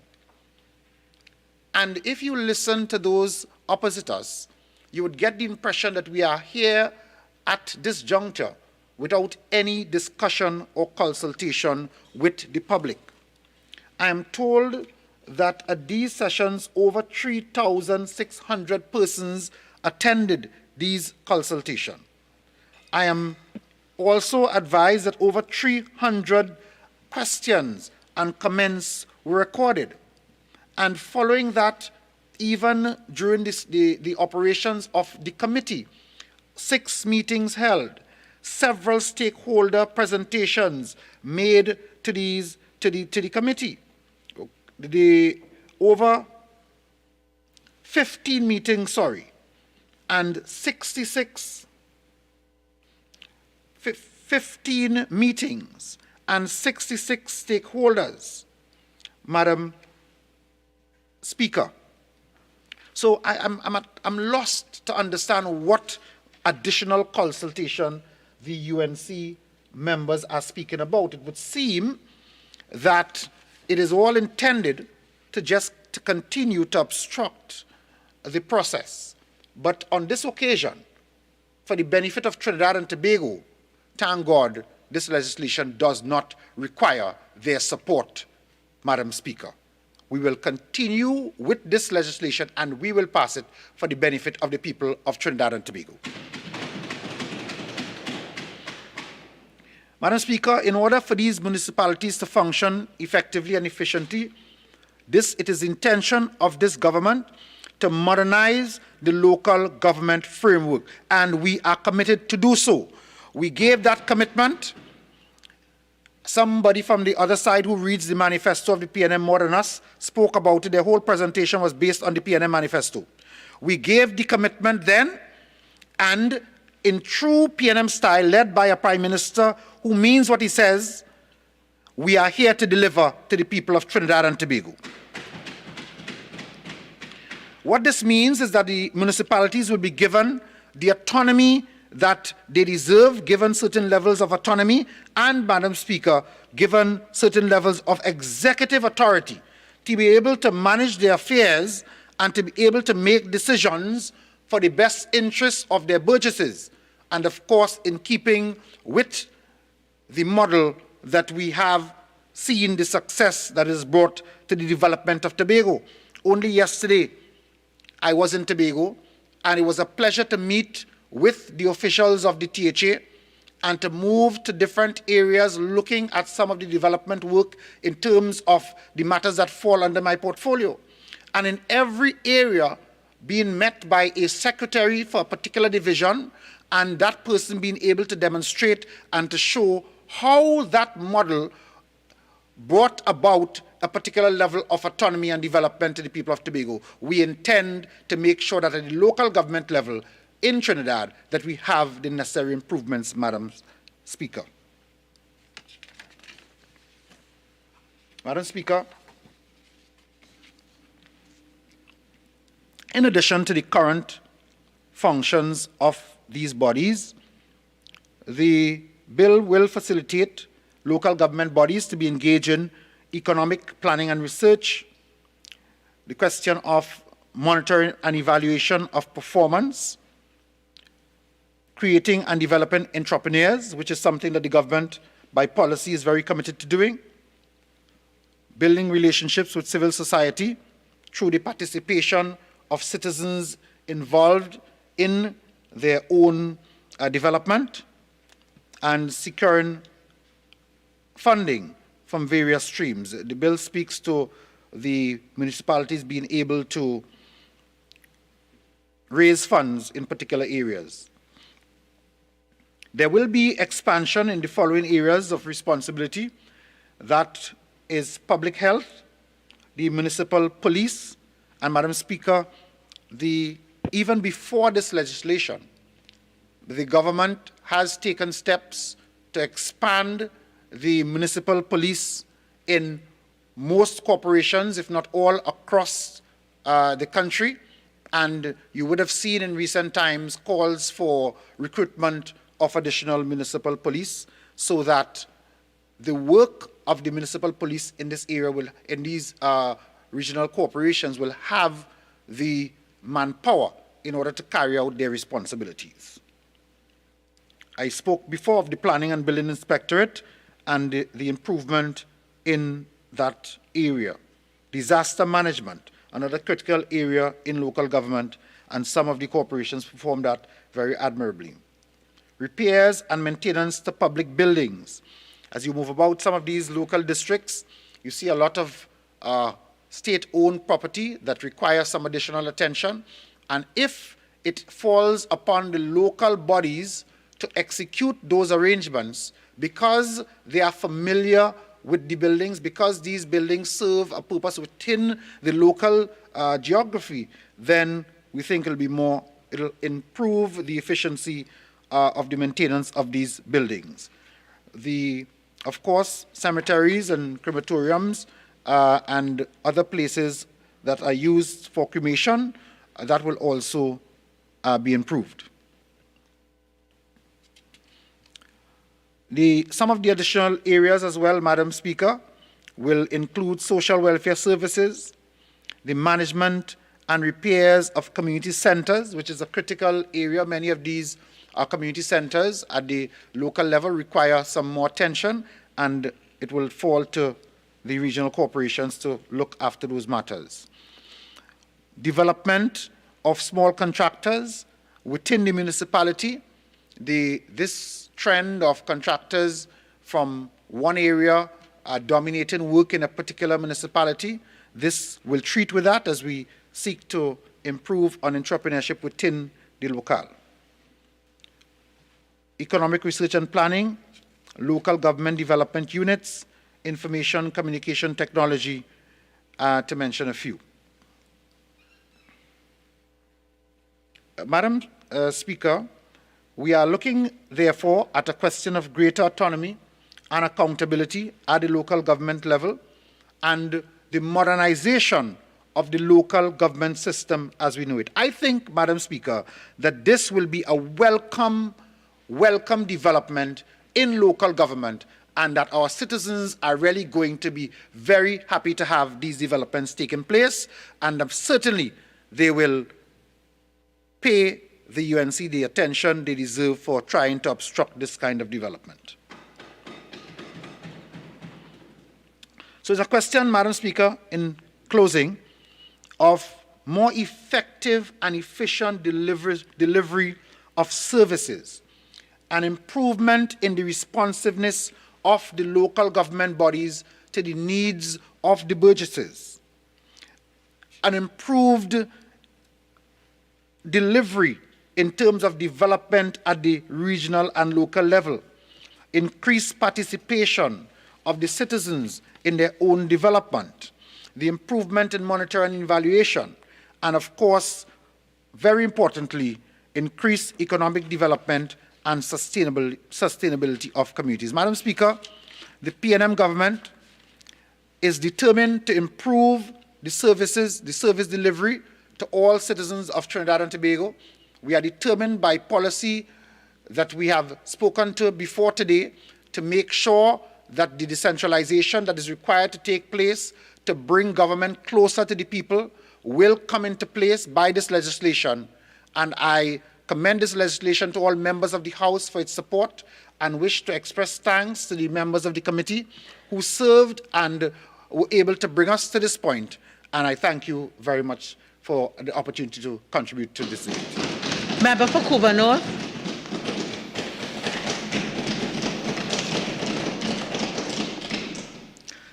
Thank you, Madam Speaker. Madam Speaker, as I join in this debate, be it resolved that this House adopt the report of the Joint Select Committee on the Miscellaneous Provision Local Government Reform Bill 2020, moved by the Honourable Member for Aruka Maloney.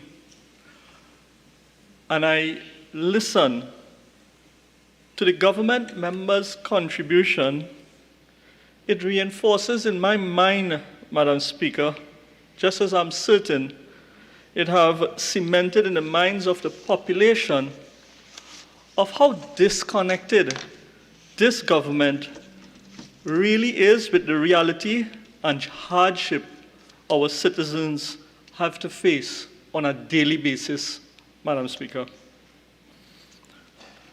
Madam Speaker, today we are discussing this report on the local government reform.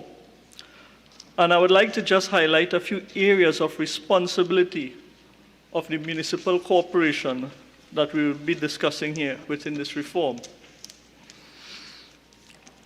According to the report, page 315, which has the 13th schedule, under the area of responsibility of the municipal corporation, A, construction and maintenance of local roads, orphan roads, and agricultural roads and bridges. And Madam Speaker, this is something that we will definitely welcome, because when we look at the level of neglect and hardship that our citizens have faced for the last 7 years under this administration, specifically in the constituency of Couva North, where my constituents had to face with the collapse of the Ragunanan Road West Bridge, and I have written to the Minister, both local government and Works and Transport, spoken to both of them, pleading with the repair of that bridge. It is definitely important that we move that responsibility away from the non-functional PNM ministers and place it fully into the hands of local government at the CTTRC.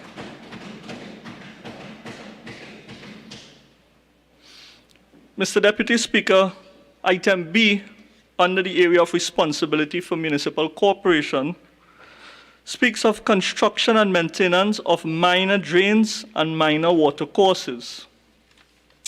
And I want to refer to a conversation that I would have had with the former Minister of Agriculture right here in this House on October 14th, 2021. And I quote from the Hansard of that Standing Finance Committee. I would like to refer the Minister to line item 01, and that line item was Water Management and Flood Control Program. Minister, this was allocated in 2021, 3 million, but only 1.3 million was utilized, and taking into consideration the quantity of flooding that has taken place, especially within the constituency of Couva North, which is more or less on the western coast, where most of these water courses from central Trinidad comes down to Couva North. When it exits into the ocean, there is a significant amount of water courses that was traditionally maintained by the Ministry of Agriculture previously that is not currently being maintained at this point. Can this minister advise why it is... Order 48.1, please.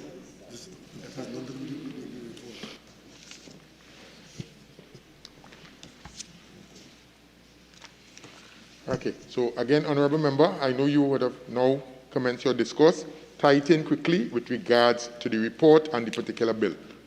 Thank you very much, Mr. Deputy Chair, for your guidance. And I am dealing with page 315 of the report under the 13th schedule, section B, which speaks of construction and maintenance of minor drains and minor water courses. And I was making reference to the response that we would have gotten from Government Minister with respect to the maintenance of these water courses before I was interrupted. The Honorable former Minister of Agriculture, Minister Clarence Rambarat, he responded to the question that I asked. And his response, I would like to place on the record. Member, as I said Deputy when I Speaker. dealt with... Deputy Speaker, sorry, go ahead. Standing Order 48-1 again. His conversation with the former minister is not in the report, and it doesn't arise from the report. It does not arise from the report. The deputy ruled on that already. One second. All right. So, Honourable Member, you're now going in to give a response to the particular thing. And again, I would not be able to give you authority in order to lay it on the records today, please. Right? Because again, it's not in the particular report, the response that you're going to refer to. So you cannot quote the minister you're referring to. So proceed. Well, guided accordingly, Mr. Deputy Speaker, with the greatest of respect.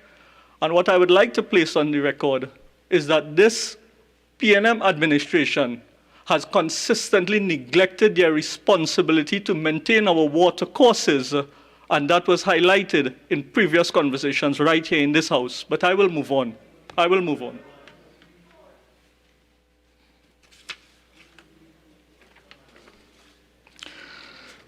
As I move on to item C in the 13th schedule from the report, which identify the area of responsibility of the municipal corporation, local health, food inspection, general sanitization, rodent control, vector control, and canine control. And I am so happy that this is also now moving away from the from health onto the municipal corporation, because in certain regional corporation where there is not a specific insect vector unit at that corporation as it is in certain boroughs, in some of those certain corporations, we have to depend on the Ministry of Health. And I recall hearing the councillor for Arangwes Warner Village, Amit Suknanan, complaining in Arangwes, where the constituency of the Minister of Health, the kind of mosquito infestation and problems they have with health conditions. Standing Order 48-1, that is not in the report either. Totally irrelevant. Again, member, based on your discourse, I would like you to probably state the particular page so that I will be able to go along with you to be sure what you are quoting is in the particular report. If not, I will have to uphold the standing order. Thank you Right? very Because much. remember, we're dealing with the particular report that is before us.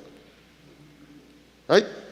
Proceed. Thank you very much, Mr. Deputy Speaker, for your intervention and guidance. And I specifically made reference to the report, page 315, that I was making reference to under 13th schedule, area of responsibility for the municipal corporation.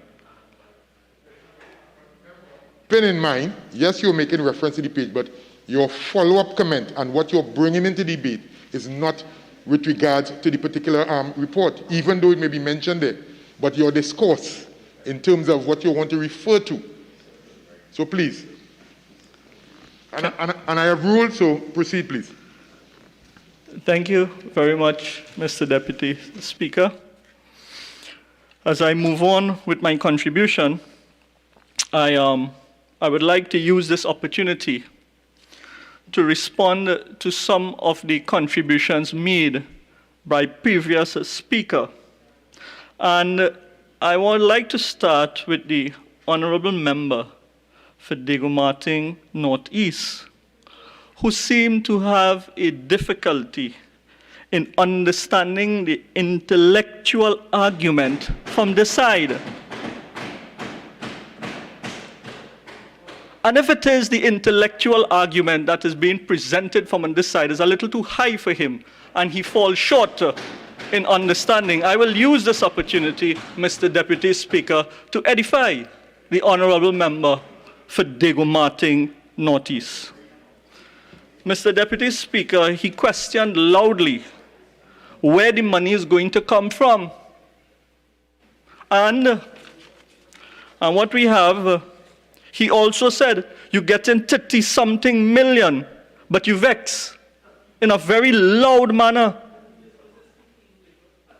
when they can have a dedicated revenue stream, but you vex.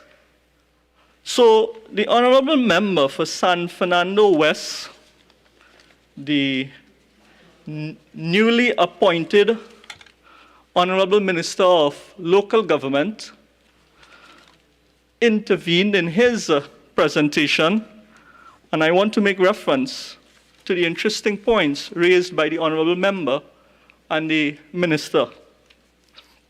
The minister for San Fernando West suggested that the monies were going to come from... Chair, can I get some protection, please? I'm being significantly disturbed from the other side. Proceed. Thank you, Deputy Chair. And the Honorable, and I know they may have some difficulty in understanding what I'm saying, but the Honorable Member for Local Government... Silence.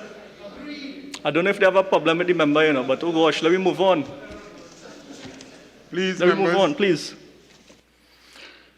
He intervened and he suggested that they use property tax, and he equated property tax to life. The life and the survival of the municipal corporation, he equated property tax to life. And they have beaten property tax. Every speaker has referred to property tax, and tedious repetition, not only of previous speakers, but himself. 55(1)(b). Members.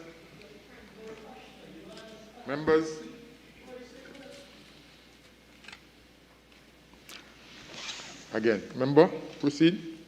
Thank you very much. And as I move swiftly, Mr. Deputy Speaker, right, I asked the question where it is during this pandemic and during this difficult time our citizens out there are going to find the monies to pay this property tax. Because you see, Mr. Deputy Speaker, another one out of the items that fall under the area of responsibility for the municipal corporation is markets and abattoir, item G. However, at the market right and within the constituency of Chaguanas West, the Chaguanas market, we have a situation where market vendors are owing rental fee up to the tune of $1.4 million. That is the reality of what our citizens, our market vendors are facing with at this point in time. You know, and it was interesting that the member for San Fernando West asked, why should a market vendor go to line up by a cashier to pay monies to the corporation? And he was talking about the alternative approach and so forth. But I really was hoping that the minister was going to say how difficult it is for the market vendors out there. Because at this point in time, as we make mention of what is happening in those markets and in the Chaguanas market, I want to use this opportunity today, Mr. Deputy Chair, to invite the Honorable Member for San Fernando West, the Honorable Minister of Local Government, to join with me in the constituency of Gouverneur as we tour the Chaguanas market. And it is important, Mr. Deputy Chair, that government provide immediate funding to address the serious and lingering issues at the Chaguanas market. At present, these markets are funded by the Ministry of Local Government and Rural Development, Ministry of Rural Development and Local Government. Today, Mr. Deputy Speaker, I call on the government to provide immediate funding to address a number of serious issues, including potential health hazard at the Shogunas market that remain unresolved for the longest while. Mr. Deputy Speaker, I want to make a reference to a recent newspaper article of Saturday, March 19, 2022, bearing the caption, "Vendors Shogunas Market in a Mess," which highlights the plight of vendors at the Shogunas Market who have been using portable toilet unit for some time now as a result of a failed sewer system at the market. Officials at the Shogunas Borough Corporation have stated that the malfunctioning sewer system, which needs to be pumped several times per day, Mr. Deputy Speaker, and as a result, the overworked pump has broken down with no funding available for their repair. A resolution was passed by the corporation for the upgrade of the existing sewer infrastructure to be a chlorinated septic tank. But for this too, Mr. Deputy Speaker, the Shogunas Borough Corporation await financial release from the Ministry of Rural Development and Local Government. Similarly, Mr. Deputy Speaker, the meat vendors at the market have also encountered their fair share of woes, with all 3 meat chillers at that market being non-functional since last year, October. Even the area where they sell meat, which was designed to be an air-conditioned space, is now unsuitable since none of the 5 air-conditioned units are operational. This, in turn, has reduced the hours during which seafood and meat can be sold if the vendors are to avoid spoilage. So now the vendors have to cut back on their functioning and the hours of sale at the market because of the hardships that they are facing. For every hour that their producer spends outside of the basic required storage and safe condition, the risk of a health hazard increases, Mr. Deputy Speaker. The officials at the Shogunas Borough Corporation have empathized with the vendors.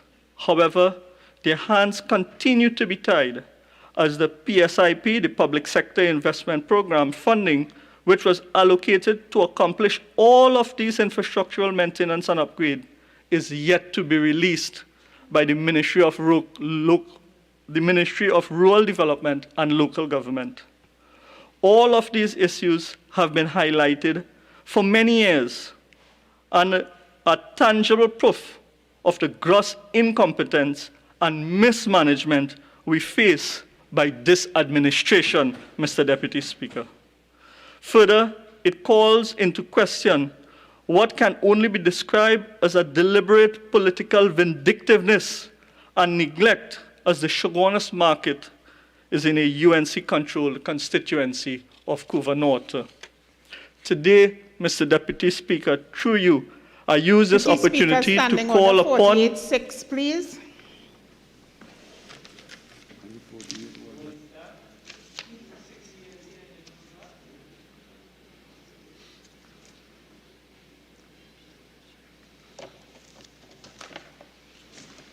Again, member, just retract and say it differently, please.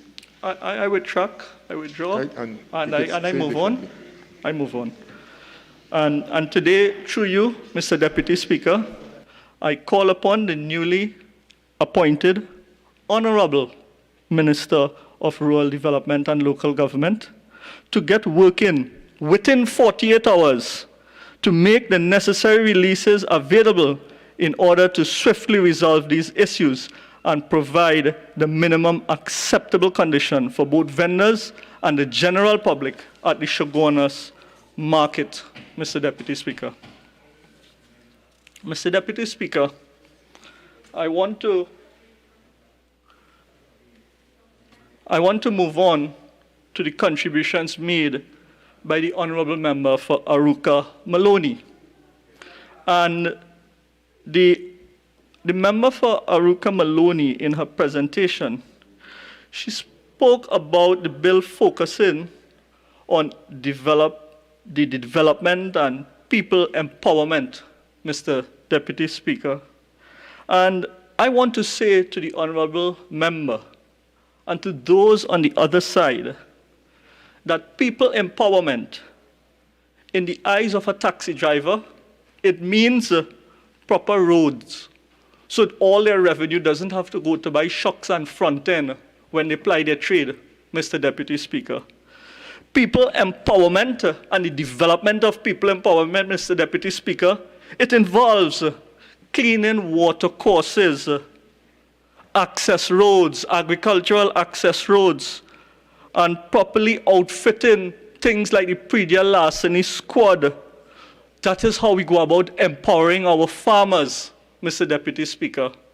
And when we speak about development and people empowerment, it means making the resources available to our councillors and mayors so that they can effectively service their burgesses and the citizens of Trinidad and Tobago and no longer be stifled as they have been stifled under this PNM administration.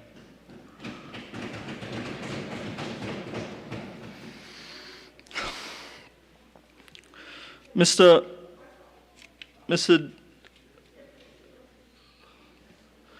Deputy Speaker, I move on to the contribution made by the Honourable Member for Dabadi Omira.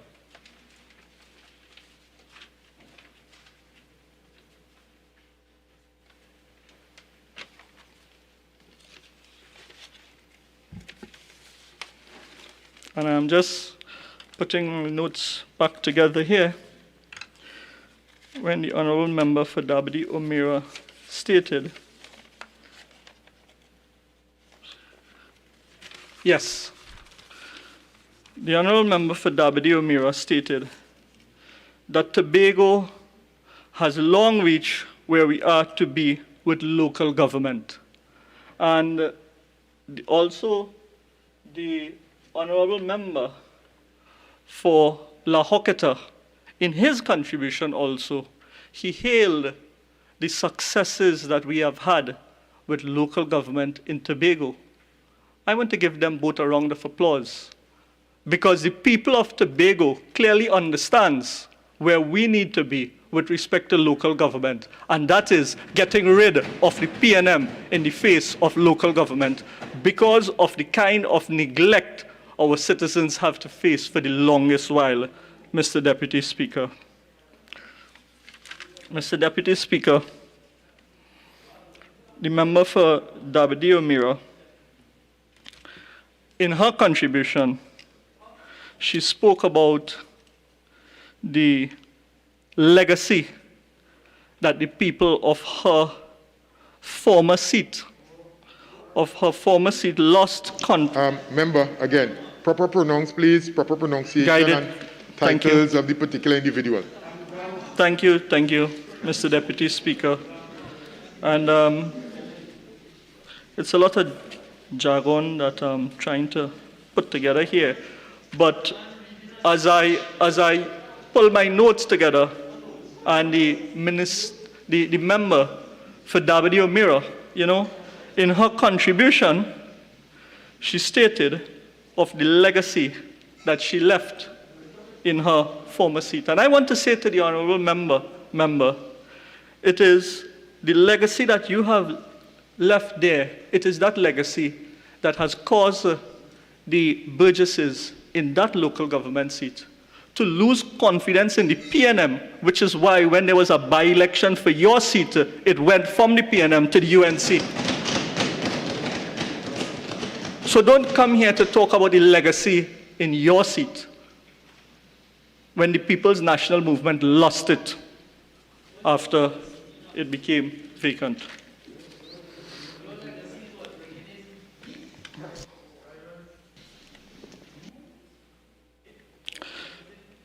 The honorable member for Diego Martin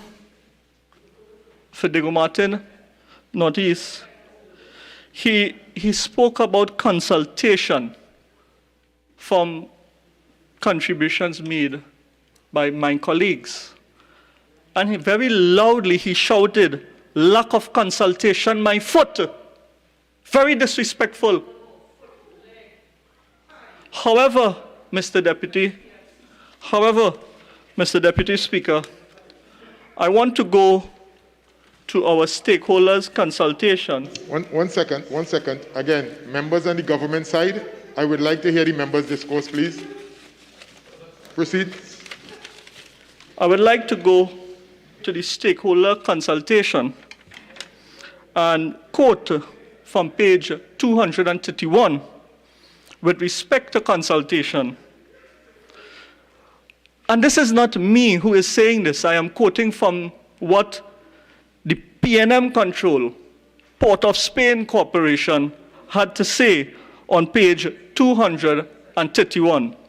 And I quote, "There is a greater need for consultation and recommendation with respect to clause," and they continue highlighting. I continue again, moving on to the stakeholder consultation. And in the report, page 119, written comments from the chairman of the Mayaro Rio Claro Regional Corporation. And this is here in the report, Mr. Deputy Speaker.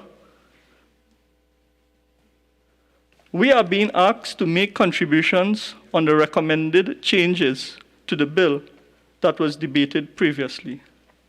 The recommended changes to the Development Act number 10 of 2014, clause 3, and all the relevant subsections identified, I have no objections to the recommended changes, but to include in a few areas: 1, clause 3O, section 34A1, should include in consultation with the recognized trade union.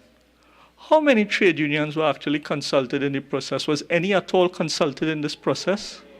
So the chairman of the Mayaro Rio Claro Corporation is sharing the same view of the Port of Spain Corporation. And both corporations continue to call for further investigation. I want to continue and move on to orphan roads. Mr. Deputy Speaker, as the report relates to orphan roads under Appendix 5, consolidated version of the Miscellaneous Provision Local Government Bill Reform 2020, on page 261, there is a proposed definition of orphan roads, and that is, orphan roads means all or part of a road or right-of-way that is private or unadopted, has not been classified in accordance with the Highways Act, and not maintained at the public expenses. While the bill proposed to absorb orphan roads under the various corporations, the stakeholders' comments have been asking for the necessary funding and resources to be provided to maintain these roads. And this here is from the key stakeholders' submission. Port of Spain Corporation is asking for funding. Siparia Regional Corporation is asking for funding. Point Fortin Borough Corporation, thank you, Mr. Deputy Speaker. Point Fortin Borough Corporation is asking for additional funding. Sawan Lavantil Regional Corporation, the Trinidad and Tobago Association of Local Government, in page 2010 of the report, all these organizations issues concerns of stakeholder. There will be need for much more funding, Mr. Deputy Speaker. And this report nowhere whatsoever addresses the main issue and the number one issue that has been facing local government since this PNM administration has come into office. It is clear that local government has been treated like a bastard child and has been neglected for the longest while, Mr. Deputy Speaker. So, with that being said, I would call upon the Honorable Prime Minister to call the date for the next local government election and let us bring about the reform by replacing the People's National Movement in all 14 regional corporations. Thank you very much, Mr. Deputy Speaker. I recognize the member for Port of Spain South, and you have 30 minutes. Mr. Deputy Speaker, there goes the honourable member who cried wolf. The honourable member for Couva North states that he is happy with the fact that rodent control and insect spraying have been removed from the Ministry of Health and via the new bill is now and will now be under the corporation. What is he saying? He's supporting the bill. And poor thing, the honourable member doesn't know that he's supporting the bill. This brings me, Mr. Deputy Speaker, to my main point. Because as I address the nation through you on this motion, this most tedious motion to adopt the report of the JSC on the provisions of this local government reform bill, I wish to lament the consistent attempts by the members of the opposition to undermine anything that is in the interest of the people of Trinidad and Tobago. It is a pattern. The honourable member for St. Augustine stated that the opposition is people-centered. The honourable member for Couva North said that this government is disconnected. Were they disconnected and people-centered when they did not support the amendment to the Bail Act? Were they people-centered and connected when they did not support the anti-gang legislation that tries to put a list on crime? Is the opposition being people-centered when they come now and do not support? Again, member, let's stick close, very close to the bill, please, and the report. Mr. Deputy Speaker, I'm going to stick very close. Is the opposition being people-centered now when they're not supporting this report on reform for local government? I say that all this talk about people-centered is poppycock. This report touches and concerns reform of local government, and the very contents of the report, when you skim through the pages, shows that it is in the interest of the people of Trinidad and Tobago. Firstly, Mr. Deputy Speaker, the broad consultation, the broad and extensive consultation with all the stakeholders that transpired before this report came demonstrates that it encompasses all pertinent issues affecting local government and local government reform. The report recommends the certain amendments to the Municipal Corporations Act, but in particular, there are some sections that I would wish to address the nation through you about.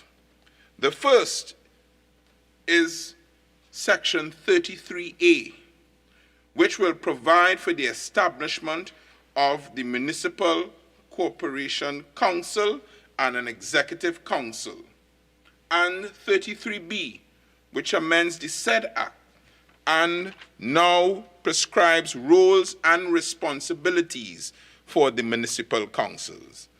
These changes, Mr. Deputy Speaker, these changes means the broadening of the process of democratization and increase in mass participation in the decision-making process of government.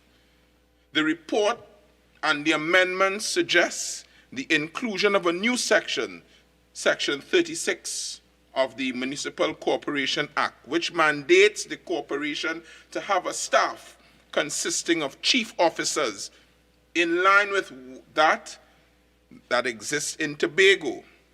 Now, this, Mr. Deputy Speaker, to my mind, is essential for the efficient discharge of the function of the council in the near future.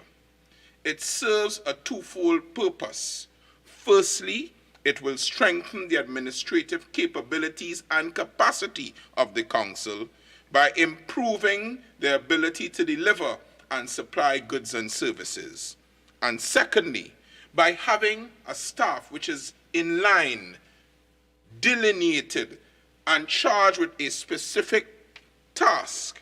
It will provide for the efficient discharge of the council's function, and we will ensure the involvement of the citizenry in the decision-making process and in determining local government needs. It will be specific to the municipality.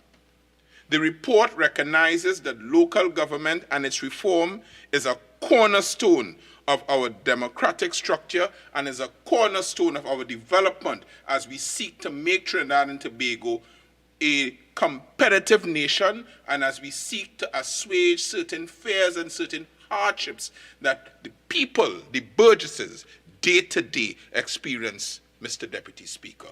How long have we complained about red tape? How long have we complained about our councillors not being able to deliver goods and services in a timely manner? The report recognizes that local government reform is a necessary vehicle to provide and to produce intelligent and responsible citizenship in Trinidad and Tobago, where people are allowed to take charge in their individual communities and chart a course in these communities for themselves. Mr. Deputy Speaker, as I have asked time and time again, what is objectionable about those goals?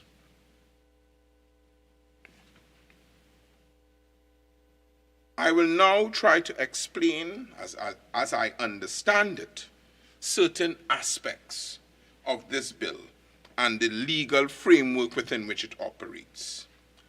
Sections 78 to 81 of the proposed amendment to the property tax legislation is a very significant section, and those sections are very significant, and it makes sense.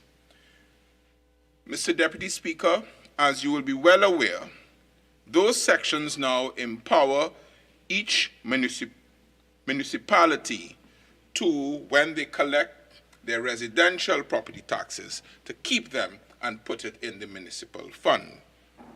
How does that work for a community?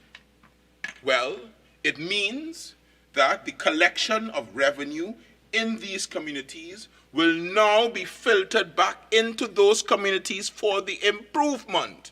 So all the talk about potholes will now mean that you do not have to go to central government for funding because you will have your own funds.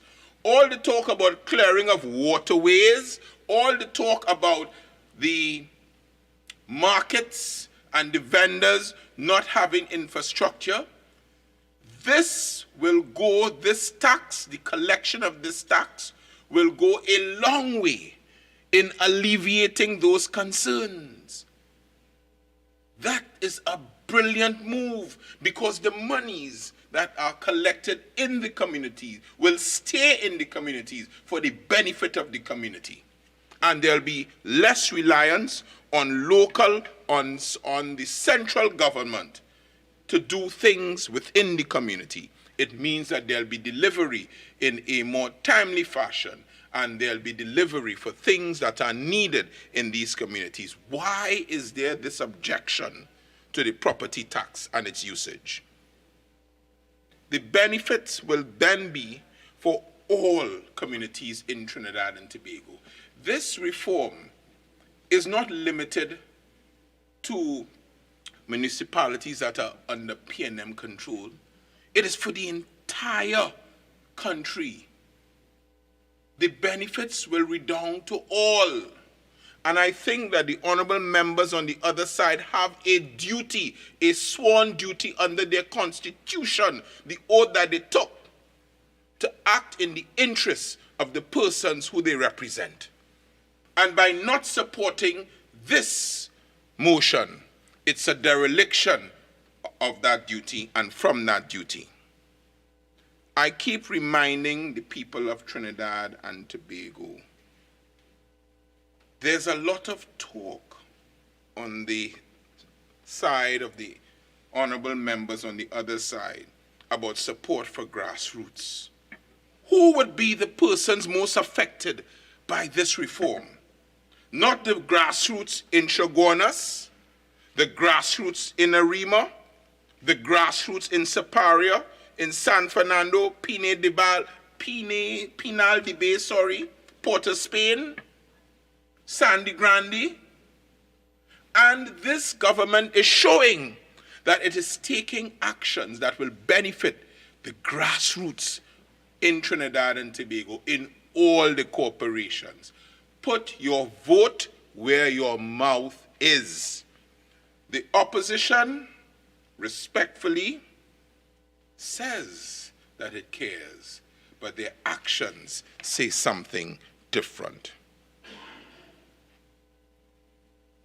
Mr. Deputy Speaker, in pursuing these reforms, the tenets of this report gives the grassroots population in Trinidad and Tobago a greater sense of involvement, but it is not limited to one sector. It applies across the board to all sectors in the community. It is now demonstrated again by looking at Section 35, the amendment to Section 35 of the Municipal Corporation Act, which gives the corporation and which will give the corporation powers and responsibility to manage its affairs on a day-to-day basis with more autonomy. What does that mean? It means, therefore, Mr. Deputy Speaker, that it is not every time and every decision that is being taken in the corporations that would need the ratification of the central government. It will redound to the benefit of the citizenry because there will be swifter action, and that will lead to more efficiency in these corporations. The legal ramifications continue. The legislative framework, Mr. Deputy Speaker, when you look, I think there are about 9 main pieces of legislation that are touched by this reform. If you read this report, the legislative framework attempts to reduce the amount of red tape that cripples local government operations at this time. Every single gripe, every grouse contained in the minority report and parroted by the oral submissions by the honorable members of the other side, Mr. Deputy Speaker, is encompassed, is dealt with when you look at the reform that the legislation brings. Mr. Deputy Speaker, the submission by the honorable member for St. Augustine and also the honorable member for Couva South that workers' rights are being eroded has no basis in reality. Mr. Deputy Speaker, I wish to turn your attention and the country's attention. These are very, it's like trying to monger fear in the working class when there's no need to, when the actual facts debunk that fear. So it was bandied about that 1, the rights are being eroded, and 2, there'll be mass retrenchment. Mr. Deputy Speaker, retrenchment is not something that one wakes up one morning and said one will implement. You know, retrenchment starts with 1, there's a surplusage of labor for a particular task. 2, this surplusage leads to redundancy because you may have more than one person to do the same task. And 3, thereafter, due to the surplusage, you may have retrenchment, and you use the process or you use the model of LIFO, last in, first out. But there's more protection for the workers than was stated and, quite frankly, omitted by the members of the other side. Mr. Deputy Speaker, I wish to turn to sections 34A and F of the report and the suggestions in the new bill. This clause inserts section 34A, which provides for pension rights and schemes for its employees, and a new section 34F, which will provide for grievance procedure. Did I say grievance procedures? Grievance procedures, which are set out in the 12th schedule. Mr. Deputy Speaker, for the uninitiated, you know what a grievance procedure is? A grievance procedure means that you cannot be capricious and deal with me without following a procedure. The member for Couva South should know that. The honourable member for Couva South should know that a grievance procedure which is enshrined, it is enshrined in the document. It means then that this process has a sibling relative to the principles and practices of good industrial relations as stated in section 10(3)(b) of the Industrial Relations Act. Why instill fear, honourable members, when there is no need to do same? When the very legislation, the very report encompasses not just pensionable rights, but a grievance procedure. But it goes further.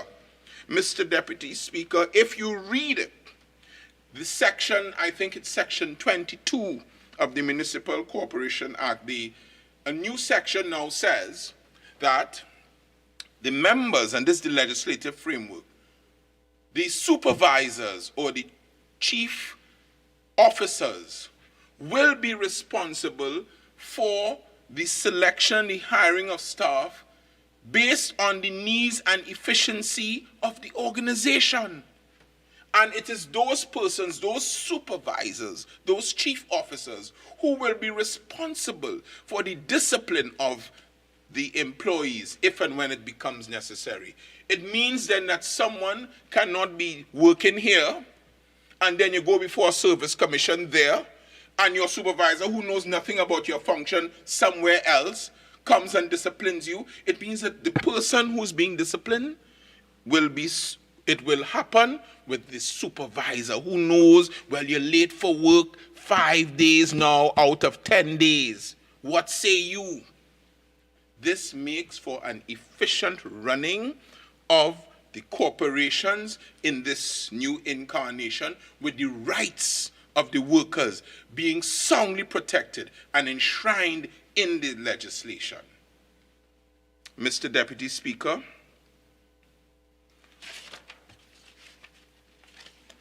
I now turn to another aspect of the legislative framework, and this deals with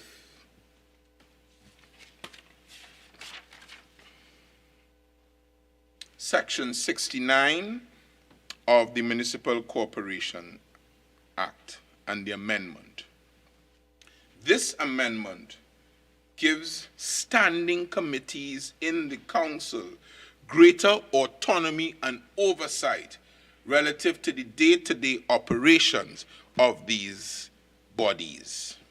What that means, Mr. Deputy Speaker, is that when the corporations exist in this new incarnation, there will be direct oversight of the day-to-day operations, and there will be no disconnect between the oversight and the operations. Doesn't that redound to a more efficient local government?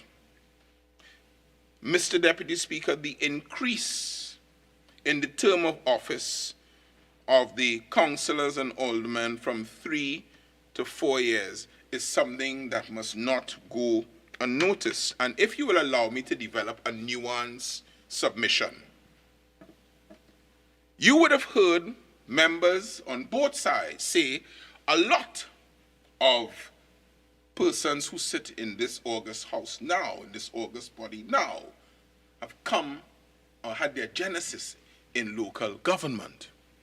If you now increase the time it is like a period, a gestation period where you get your feet wet into politics, let's say that, and you get into service of the people. When you increase that period where you are allowed from your embryonic stage to get experience, from the 3 years to 4 years, it means that if persons, and you've heard that persons move from there to here, it means that we'll be getting a better caliber of personnel because they'll have more experience, not just 3, but 4 years, and the extra year makes a difference. Even here, a month makes a difference. Mr. Deputy Speaker, I'm not reading without notes. It makes a difference. So that amendment, that increase from the 3 years to the 4 years, if we accept what has been said by a plethora of speakers, means that you will be getting persons who are more trained, who are more seasoned in both parts. If they stay in local government, they'll be more seasoned. If they come here, they'll come more prepared. That is a plus. I haven't heard any criticism of it. Also, the revolutionizing of the tenure of the councils and aldermen is very important, because what it does, it gives security of tenure, both in salary and permanency. It means that there can be no excuses. The theorists will tell you, Mr. Deputy Speaker, that job security and tenure is a very powerful motivating factor for human beings. This change, simple as it may seem, has far-reaching psychological and industrial social psychological implications. And I am surprised that the Honourable Member for Couva South, as someone who came out of the belly of Labour, did not use that and did not say that to the country, that this is a laudable amendment which gives security of tenure and a firm salary, not a stipend, to persons now in the corporations. Why is there such silence on the other side? Mr. Deputy Speaker, when they look at sections 32 and 33, you see that these sections taken together will lead in the improvement of the delivery of projects and services without the delays that are associated now with the local government having to go cap in hand to central government. They tried to belittle the Honourable Minister of Finance point when he said it would be an average of 30 million for a local government body. 30 million is a lot of money. It may be 30 million more than what they have now. Why not support this? Why not work with the government to ensure the benefits for the people of Trinidad and Tobago instead of a minority report? And Mr. Deputy Speaker, having sat on the committee, the JSC itself, when you look at the members, the honourable members of the other side, the honourable member for St. Augustine, MP Khadijah Ameen, the honourable member, I think for Chaguanas, Vandana Mohit, the honourable member, Senator Anil Roberts. So you have soft and you have loud. What more they want? What more could we have provided for them? If you didn't want to hear, you would have heard this time. What more could they have wanted? They had a voice, the voice of the voices. So therefore, Mr. Deputy Speaker, to come with this minority report and they want to say Mama Guy, that is Mama Guy and smokescreen, because they know that there's no substance in that minority report. It is hollow. I will not say shallow, that is not parliamentary, but it is hollow. Therefore, Mr. Deputy Speaker, this motion... Members, please. This motion cries out for the support of all right-thinking members of this House. The Honourable Leader of the House, by presenting this motion, seeks to put more power and responsibility in the palms of the people of Trinidad and Tobago. This is a motion that supports the notion of government of the people, by the people, for the people, by placing more authority and responsibility in the hands of the people. And I support it, and the people of Port of Spain South support it. Thank you, Mr. Deputy Speaker.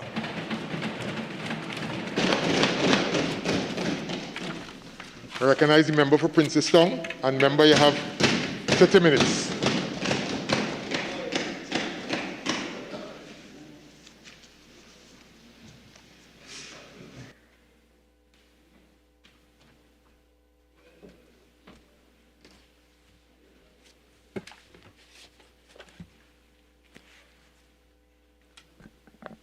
Thank you, Mr. Deputy Speaker, for the opportunity to be able to contribute to the motion before the House to adopt the Joint Select Committee report on local government reform. Mr. Deputy Speaker, right off the bat, I would like to address a few issues contained in the report that members have refrained from going into those areas. But to say that the member for Port of Spain South gave us a long song and dance, but it would have been better if the member had contributed significantly to the Joint Select Committee when he had the opportunity to do so. Because when one peruses the verbatim notes and the attendance record, is a very poor showing by the member for Port of Spain South. So one would have hoped that the member would have used his time wisely in the committee to make those recommendations that he provided to the House. And therefore, when the member speaks about shallow, clearly. Wait, you didn't hear 48-1, you there? Please address the chair. Address member. Address the sorry, chair. Mr. Deputy Speaker. Mr. Deputy Speaker, I would ask respectfully that the honourable member cites the record of attendance if he is to make these allegations. I say no more. Again, overrule. Proceed. Thank you, Mr. Deputy Speaker. Mr. Deputy Speaker, a lesson for my friend would be if he were to read the report, he would see that all the documentation is properly provided in the report. But I would move on, Mr. Deputy Speaker. I would like you to turn your attention, Mr. Deputy Speaker, to page 82 of the Joint Select Committee report. And one of the areas that is specifically dealt with in the report, Mr. Deputy Speaker, as it relates to local government reform, has to do with the relationship between WASA and the 14 municipal corporations. Mr. Deputy Speaker, page 82 of the report speaks to two recommendations coming from WASA in terms of the relationship. And for most local government practitioners, and for those of us who've been around local government before, we would know that at the meetings of the regional corporations, there's something called the Coordinating Committee. And that essentially brings all the stakeholders to the table to determine the challenges and the way forward in terms of how you are able to address problems being affected by Burgesses, whether it's in the public utility sector or whether it's in any other sector. And page 82 of the report, under recommendations coming from WASA in terms of the relationship for the provision of water to the regional corporations as it relates to truck-borne water, Mr. Deputy Speaker, which is an essential service of these local government regional corporations. The two recommendations were, one, technical, financial, and economic assessment to be done by WASA. But, Mr. Deputy Speaker, when I looked at the actual recommendations and the reports later on from the committee, there was very little that was said about this recommendation in particular coming from WASA on page 82. Then when you look at another recommendation being funding can be provided at a Community Water Improvement Program, CWIP, of Public Sector Investment Program.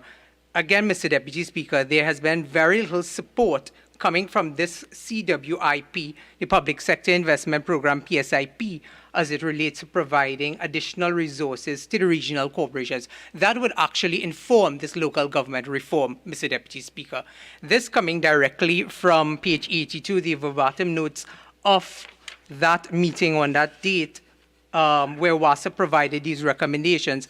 have not really borne any fruit, Mr. Deputy Speaker, in terms of being addressed in the reform itself. And one would have hoped that an important agency like WASA, working with the 14 regional corporations, would have had a greater say and a greater importance and role. Because essentially, Mr. Deputy Speaker, I can recall in my own constituency through the Princess-Young Regional Corporation, just in 2018, we had weeks on end where Maruga Tableland, Princestown, Naparima, Mayaro did not have a pipe-borne supply of water for weeks and months. And therefore, residents in those areas, constituents, communities were totally dependent on truck-borne water. And the challenge then at that time, Mr. Deputy Speaker, was getting the resources coming out of the Ministry of Local Government to the regional corporations to provide a sense of relief to constituents and burgesses, Mr. Deputy Speaker. So again, one would have thought that this would have been a critical area, seeing that this issue of water and truck-borne water affects a lot of these rural communities that we on this side of the House represent. There have been very little coming forward in terms of what we have heard from members opposite on this particular issue. It is very evident and clear on page 81 and 82 of the report. But Mr. Deputy Speaker, when you go on to page 83, it also has where WASA sought to clarify and demarcate their role in terms of working alongside the regional corporations. And there is where the blurring of the lines take place, Mr. Deputy Speaker. One would have hoped that legislating their role through these coordinating committees would have been of great assistance in the local government reform process. Mr. Deputy Speaker, the other issue that I would like to turn to has to do with the issue of the disaster management units. And again, it is contained in the report, Mr. Deputy Speaker. But when we speak about these disaster management units, Mr. Deputy Speaker, coming from local government, I'm sure you will appreciate the challenges of many of these disaster management units. And just a few months ago, in my own constituency where the Pipara Mud volcano resides, we had the challenge of having first responders go into those communities in Piparo to deal with the effects of the Pipara mud volcano. And when first contacted through the Ministry of Local Government, we were told that the disaster management unit in the Princess-Young Regional Corporation, they will be the first responders, Mr. Deputy Speaker. Mr. Deputy Speaker, in many instances across these 14 regional corporations, there are about 2 or 3 persons in that disaster management unit.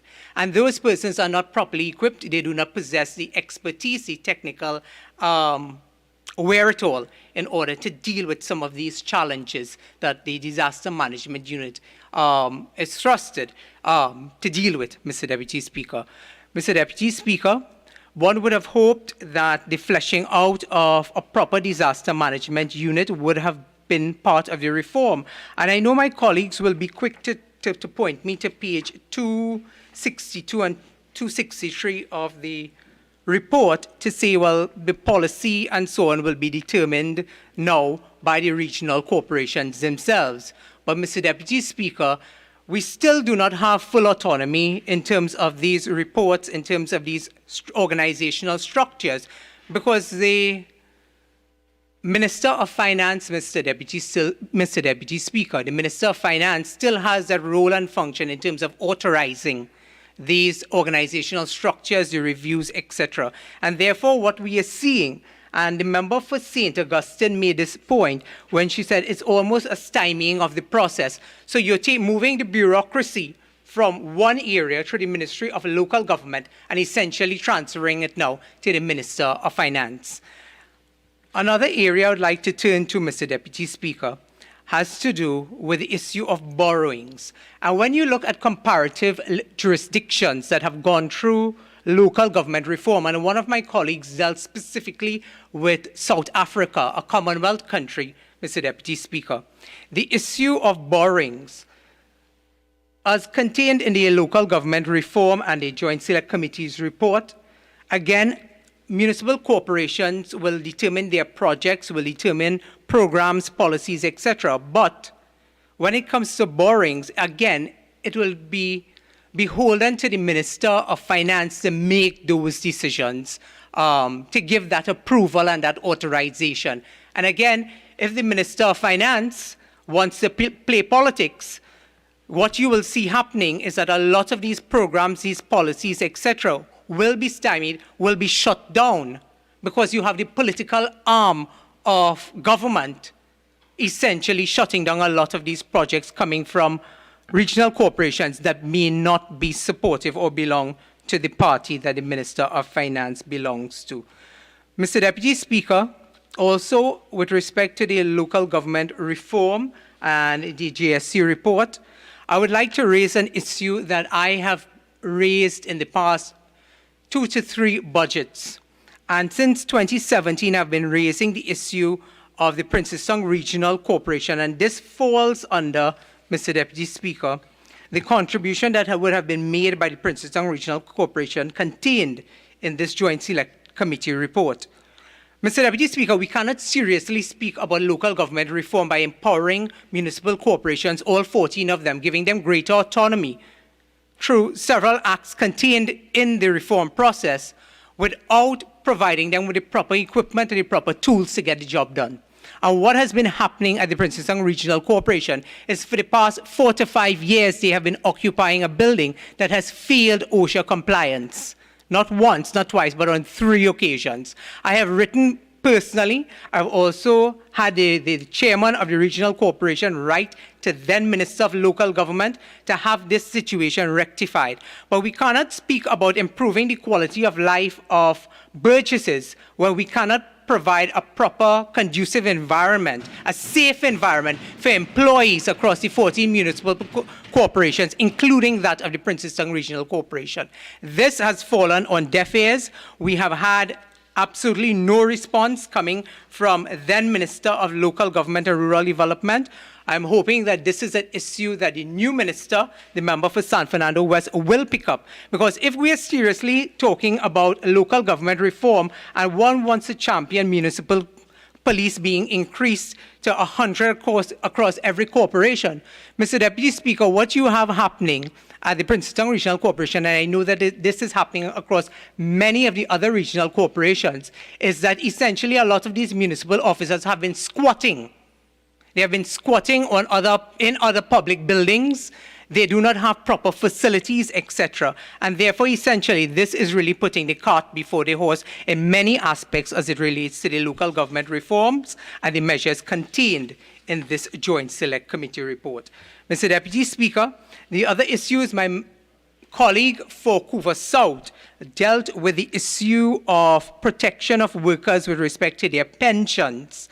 And the member dealt comprehensively with this. I would like to turn to one last issue, Mr. Deputy Speaker, and that has to do with the solid waste management that falls under these regional corporations and is contained in the Joint Select Committee report. Again, when you look at the contribution of WASA to the Joint Select Committee report, it pretty much is very silent in terms of what their recommendations and what that symbiotic synergy that is expected to occur between these 40 municipal corporations and state agencies like WASA.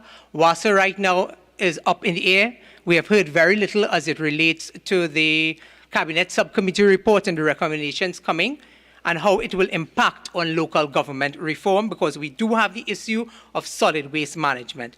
Mr. Deputy Speaker, I turn your attention on December 13th, 2012, Cabinet by minute number 3295 agreed to the establishment of an interministerial committee for a period of 9 months to oversee the consultancy that would have engaged to develop a solid waste management strategic plan for Trinidad and Tobago and to function as a counterpart team to work alongside the IDB. Mr. Deputy Speaker, when confronted with this project, there was very little reporting in terms of what has occurred in terms of this solid waste management strategic plan. That would have informed a lot of the work that the regional corporations would be engaged in and would assist in terms of bringing about a measure of relief so that the reform will actually impact on the lives of the everyday man, woman, and child in this country. Mr. Deputy Speaker, this SWMS SP is being carried out it was supposed to be carried out in collaboration with the Inter-American Development Bank, the IDB, under the Water and Sanitation Initiative. The IDB agreed to assist the government. Member, excuse, what page you on, please? I am actually, Mr. Deputy Speaker, I am focusing on this, on the solid waste management strategic plan as it relates to the contribution of WASA as contained on page 82 and 83 of the GSC report in relation to the reform. Mr. Deputy Speaker, on June 20, 2013, Cabinet by minute number 1724 agreed to approve the National Integrated Solid Water Waste Management Policy for Trinidad and Tobago. The point, Mr. Deputy Speaker, of why I went into this is to say that there must have been continuum in government in terms of a Kamala Prasad-Bissess administration would have dealt comprehensively through then Minister Ganga Singh in the Ministry of Water Resources to have dealt with the issue of solid waste management strategic planning and in terms of dealing with that in relation to the 14 municipal corporations across Trinidad. Mr. Deputy Speaker, those issues have tremendous impact on the people of Trinidad and Tobago, especially those of us, as I've indicated, who represent constituencies that are rural constituencies that depend on issues like the water trucking, supply of water from regional corporations to their homes, also the issue of solid waste management. Just again, in my own constituency of Princestown, Maruga, Tableland as well, I know, and Naparima had the challenge of solid waste management contracts not being sorted between the Ministry of Local Government and Rural Development at that time.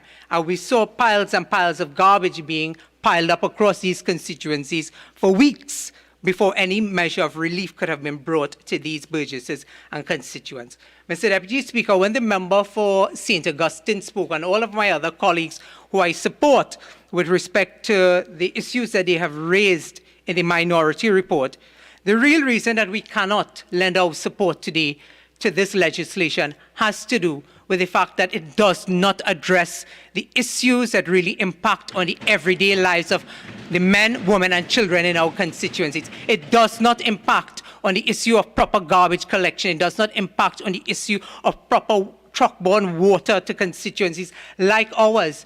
This really is a piecemeal approach. It is a plaster on a sore. Mr. Deputy Speaker, I would have participated in the consultation exercise then at that time being promoted by former Minister and Senator, now deceased, Senator Franklin Khan. And Mr. Deputy Speaker, those consultations were not really meaningful consultations. They took 2 and 3 questions from members of the audience, and persons who tried to air their grievances, they were told, well, you could complain to the ministry, you could go to the regional corporation. That is not how we know stakeholder consultation to be. So unless this has an impact on the lives of the everyday man, woman, and child in the real sense of the word of consultation and proper governance through local government reform, Mr. Deputy Speaker, until then we will not be able to lend our support. When you can tell us how you will affect and bring change to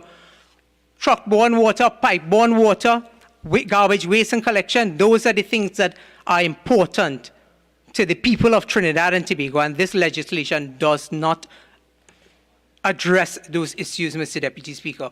All this seeks to do, Mr. Deputy Speaker, is change one title to another. All it seeks to do is shift power from the Minister of Local Government and Rural Development to the Minister of Finance. So it is really a juggling act. It is really musical chairs when you look at the legislation and the JSC report, and it does not give effect to a lot of the recommendations by the stakeholders, namely WASA and the regional corporations, that this will affect. With those words, Mr. Deputy Speaker, I thank you.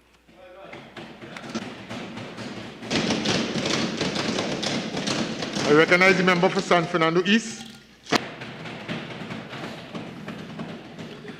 Mr. Deputy Speaker, thank you for the opportunity to speak today on this landmark bill, which we will expect to dramatically improve the lives of the citizens of Trinidad and Tobago. This bill will improve the ability of the regional corporations to deliver goods and services to the people of this country. This landmark bill seeks to remove red tape and bureaucracy which have hampered various local government bodies for a very long time and have prevented the more effective and efficient delivery of services, which is exactly why those on the other side seek to prevent this reform from taking place, Mr. Deputy Speaker. That has been their goal from the very beginning. There are several tasks currently being managed by central government which could be more effectively handled by local government bodies, especially social services and community development. Mr. Deputy Speaker, local government reform has been a key policy of the People's National Movement for a very long time, for as far back as 2002. Let me give you a brief history, Mr. Deputy Speaker. The last time there was any meaningful local government reform in Trinidad and Tobago was in 1987 under the NAR government. That resulted in the Municipal Corporations Act, Deputy number Speaker, 21. 55(1)(b). It is tedious repetition. No. I mean, everybody had gone through the history for the entire day. Pretty sure they didn't say that, Mr. Deputy Speaker. Overruled. The Municipal Corporations Act, you see, Mr. Deputy Speaker, they don't like to be reminded of exactly how long this has been going on because they want to continue with the cry of more and more consultation, Mr. Deputy Speaker. We on this side believe and we know that there has been more than enough consultation on this bill, and now is the time to act. The Municipal Corporations Act number 21 of 1990 was proclaimed in 1991. This act replaced the former county council system with 14 municipal corporations, 2 city corporations, 3 borough corporations, and 9 regional corporations. Under several Patrick Manning administrations, there were attempts at reform. There were extensive consultations in all municipalities, and several policy documents were developed, all requiring consultation, Mr. Deputy Speaker. Let me remind you of those documents. There was a green paper in 2004, a draft white paper in 2006, a green paper on roles and responsibilities in 2008, a draft white paper of 2009. Mr. Deputy Speaker, this all culminated into the Local Government Bill of 2009, which was piloted by the then Minister of Local Government, Mrs. Hazel Manning. Mr. Deputy Speaker, Mr. Deputy Speaker, I beg to move that this House do now adjourn to Friday, the 25th of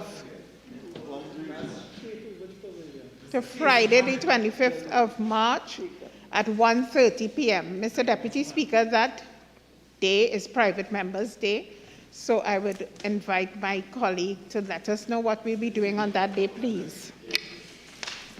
Thank you, Deputy Speaker. In response to the Leader of Government Business, we'll be doing motion number 5 on today's order paper by the member for Naparima. Naparima.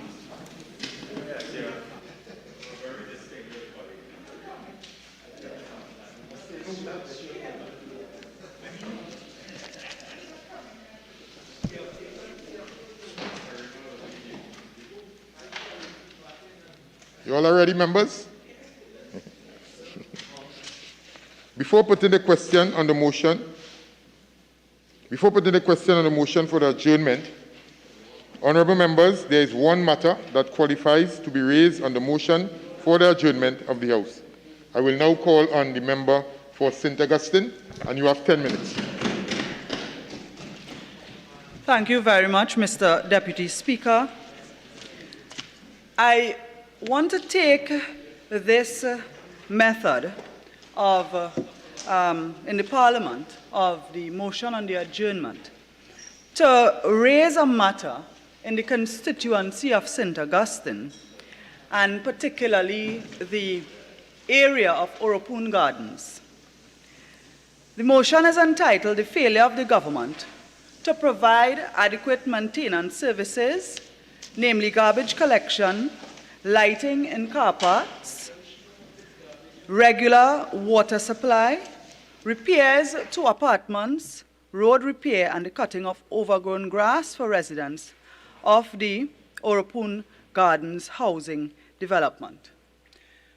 Mr. Deputy Speaker, I filed this motion some time ago, took some time to qualify, and I did so after more than a year as the elected representative for St. Augustine.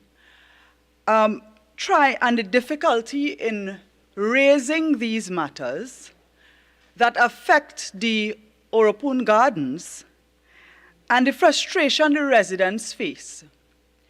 While the residents' representative organization, residents' groups, and NGOs and village councils would have also been doing their part prior to me becoming their MP, as well as joining me in terms of representing the community. The difficulty in terms of getting feedback and results that they would have experienced, I also experienced it. And I would have, as Member of Parliament, sent numerous letters to the Minister of Housing, who always graciously replied that my concerns were noted and that the letter was sent to the Managing Director of the HDC. However, after that, we had no feedback.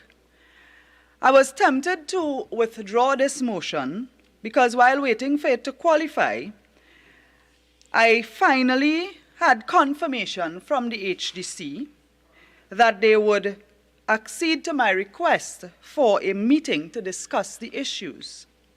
And a couple Fridays ago, on Friday 11th of March, I was able to meet with the HDC, and I want to thank the Managing Director for facilitating that meeting. But following that meeting, I became even more concerned because there are still a number of issues. I felt it was still important to bring the motion here for the attention of the Parliament and for the attention of the Minister. And today, the first meeting of Parliament that has a new Minister of Housing, and of course, all the issues of HDC would be brought to the attention of the new minister as that person establishes themselves in the position. I thought it would be very apt to bring it to the fore in the hope that the matters could be addressed, because many of these issues do not only affect Oropun Gardens or St. Augustine constituency, but HDC developments in other parts of the country. So with respect to Oropun, I want to raise the matter of the outstanding ownership titles and deeds for relocated or residents who were relocated from the construction of the old airport or Oropun village to Oropun Gardens, and that was the start of the Oropun Gardens. And the fact that they, although the work could have been started some time ago, they have not received their titles. The issue of... Member, yes. I'm just guiding you in terms of what the text of your motion is. Yes, okay? thank you. And therefore, I'm just guiding you with respect to Standing Order 48.1 and ask you to come within the text of your motion. It's very specific. Thank you. The issue of rehabilitation work on the apartment buildings that within Oropun, I know that there is work going on other HDC developments. With regards to a program that would come to Oropun, the HDC was unable to give specifics with regards to the work to be done in Oropun Gardens. And I'm very concerned because when I go there and you visit residents, for instance, on the 3rd floor and so on, even the handrails are falling apart. It's so dangerous that if a person... Please. Well, the motion does include repairs to apartments, so I allow it based on the motion says repairs to apartments. Yes, thank you. So even to access the apartments, to go up the steps and so on, it is now dangerous because some of those rails are disconnected because of rust and so on. There are a number of residents who have had hinges falling off to the extent where they cannot open windows. And they have been waiting for months and in some cases years for these repairs to be done.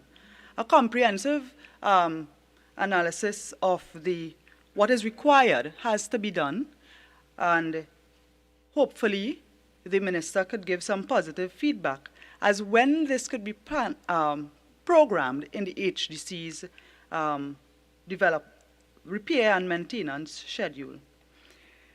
I also wanted to raise the issue of the repairs to the roads and the cutting of the recreation spaces. I want to say that we have a councillor for that area, Councillor Rudranath, and he has been graciously taking resources that are allocated to other areas to try to assist Orapun Gardens. So the one road to access Orapun Gardens, Orapun Boulevard, was in such a terrible condition, and HGC is yet to respond to our request to repair that road and other roads. And the councillor was able to get some leftover funding and so on from the Tunapuna Piako Corporation and program some sectional paving or patching to the bad sections of the road, but that still does not address the underlying problem of the need for a maintenance program for the roads within the Orapun area. The Orapun Gardens is located in a flood-prone area, and it does require special maintenance to ensure that the banks of the river and the floodgates and so on are in good conditions, and therefore the roads are susceptible. They often become damaged because the soil could be very waterlogged. So we do need a regular program to attend to the roads and the road conditions in that area. The HGC also has some open spaces that were designated or are designated for recreation spaces, for construction of a primary school, for the construction of a commercial center, which is important to any development. But those spaces have not been developed and they have become overgrown.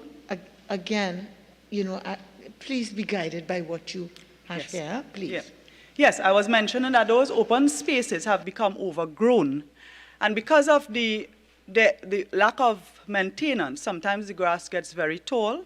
There's a danger for residents in terms of security, where there have been persons who have been robbed and so on because criminals hide in the bushes and jump out at them, especially late at night.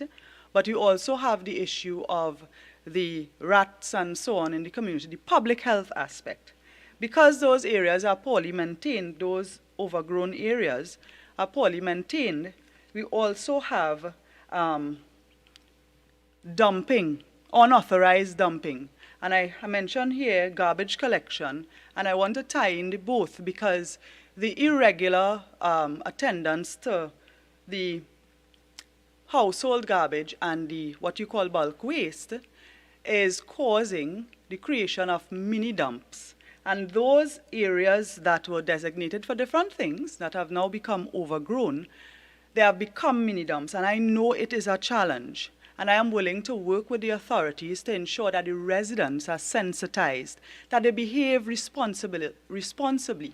And while I know that there is a responsibility on the citizens with regards to the disposal of their garbage, when you do not have the services to remove the bulk waste and so on, the creation of mini dumps will take place.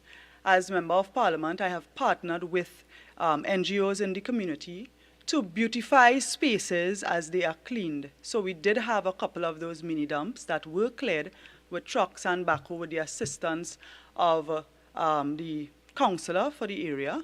And we have had plants, ornamental as well as fruit trees donated from various sources.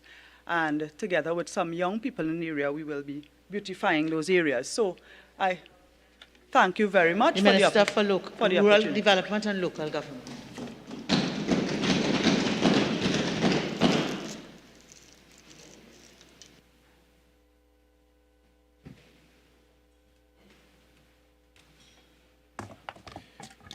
Thank you, Madam Speaker. It gives me pleasure to respond to this motion. Madam Speaker, it is actually one which both the Minister of Housing and the Minister of Rural Development and Local Government could answer, because the topic set out in the motion is certainly one that covers two spheres. So permit me to explain as follows. The learned member for St. Augustine has just made the case for local government reform, quite oddly, and has in fact proved why the very bill that we have just adjourned ought to be supported by the opposition. And I'll say why in answering this motion. The motion asks that, and it's said this way, the failure of the government to provide adequate maintenance services, garbage collection, lighting in car parks, regular water supply, repairs to apartments, road repairs, cutting of overgrown grass for residents of Orapoon Gardens housing development. Madam Speaker, the root of all of these issues is to be found in who is vested with what responsibility. In the structure that applies at present, Orapoon Gardens, as it relates to its grass cutting, as it relates to its garbage collection, as it relates to the structure of managing the ingress and egress from the particular place, those things are dealt with road surfacing by the HTC at present, but really ought to be dealt with by local government. And Madam Speaker, it's so interesting that the member who raised this motion is a member for St. Augustine, because the regional corporation that has the responsibility is in fact the Tunapuna Piarco Regional Corporation. And one of the things that the government has been very careful to do is to design the plan to get out of whose responsibility is it. Is it Peter paying for Paul because Paul paying for Peter, because you don't know which is which? In this particular structure, we have to ensure that the Tunapuna Piarco Regional Corporation takes over the responsibility for garbage collection, for road repair, for cutting of grass, etc., so that both St. Augustine and the Minister of Housing and the Minister of Rural Development and both entities sitting opposite each other in this house can ensure that people get the services that they want, because people really don't care whether it's rural government who didn't do the job, in this case Tunapuna Piarco Regional Corporation doing some, or HTC who didn't do the job. What is required is that there is a solution. So let me say that the solution is as follows. The solution is ensuring that the vesting of the asset is done properly. And today we spoke about orphan roads in an earlier matter, which I won't go into, but I will just say, Madam Speaker, that we are at the point of identifying in the Housing Development Corporation now all assets that are to be vested in their appropriate cases. I can tell you that the Managing Director of the HDC, the outgoing Minister of Housing, the new Minister of Housing, attorneys at law acting for the HDC have scrubbed the list of sites to be vested and how they are to be vested. And as we move to local government reform, I have already instructed as Minister of Rural Development and Local Government for an asset schedule and vesting schedule, because the last time that the Ministry of Rural Development and Local Government did that was in the 1990s, believe it or not. Now, I can say by way of some measure, I'm very pleased that the member for St. Augustine acknowledged that the Managing Director of HDC replied to deal with the issues of the residents, because that is first and foremost. But I can tell you with respect to garbage collection, that the council, that is the Tunapuna Regional Piarco Council, agreed to facilitate 3-day scavenging services. They paid for it.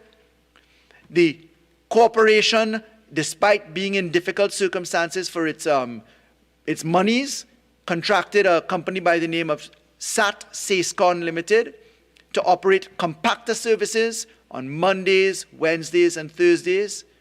That the corporation assisted with the provision of backhoes and with trucks to facilitate cleanup of dump sites, as St. Augustine mentioned.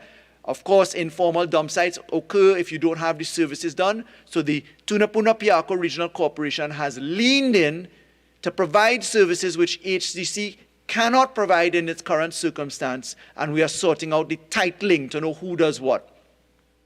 With respect to road repair, I can tell you, Madam Speaker, that along Oropoon Boulevard, 1st Avenue, 2nd Avenue, and corner Oropoon Boulevard and 5th Street in the 2020-2021, that the road rehabilitation exercise was awarded to Ramkisoon Construction Limited at a value of approximately $220,000, and that at least some repair to that road and some relief is brought to the residents. And lastly, I can say with respect to the cutting of overgrown grass, I wish to again congratulate the corporation for ensuring that on the request of the councillor for the electoral district of St. Augustine South, Piarco St. Helena, that with the approval of the council, the corporation did in fact utilize its resources to cut and clean many of the open spaces. So in summary, Madam Speaker, I will say there is relief at hand. Number one, under the restructuring exercise of the HDC, which is to be split into 3 separate components, and which will result in the division of assets across the HDC without any injury to the HDC, its persons, etc. It will allow for the efficient rollout of resources because it can be capitalized in a different way. In other words, then they get better money resource easier. And number two, if our dear friends opposite, the member for St. Augustine included, would simply agree to local government reform in the terms of what we are asking for, so that the services set out in the legislation in the proposed Schedule 13 can be delivered, so that it matters not which corporation we are talking about. If the opposition would now agree that we have a perfect example in this motion on the adjournment to agree to get local government reform in gear, because this is how we will bring relief. Stop playing with the lives of people and making convenient advocacy on people suffering when you have an opportunity to fix it once and for all. Thank you, Madam Speaker.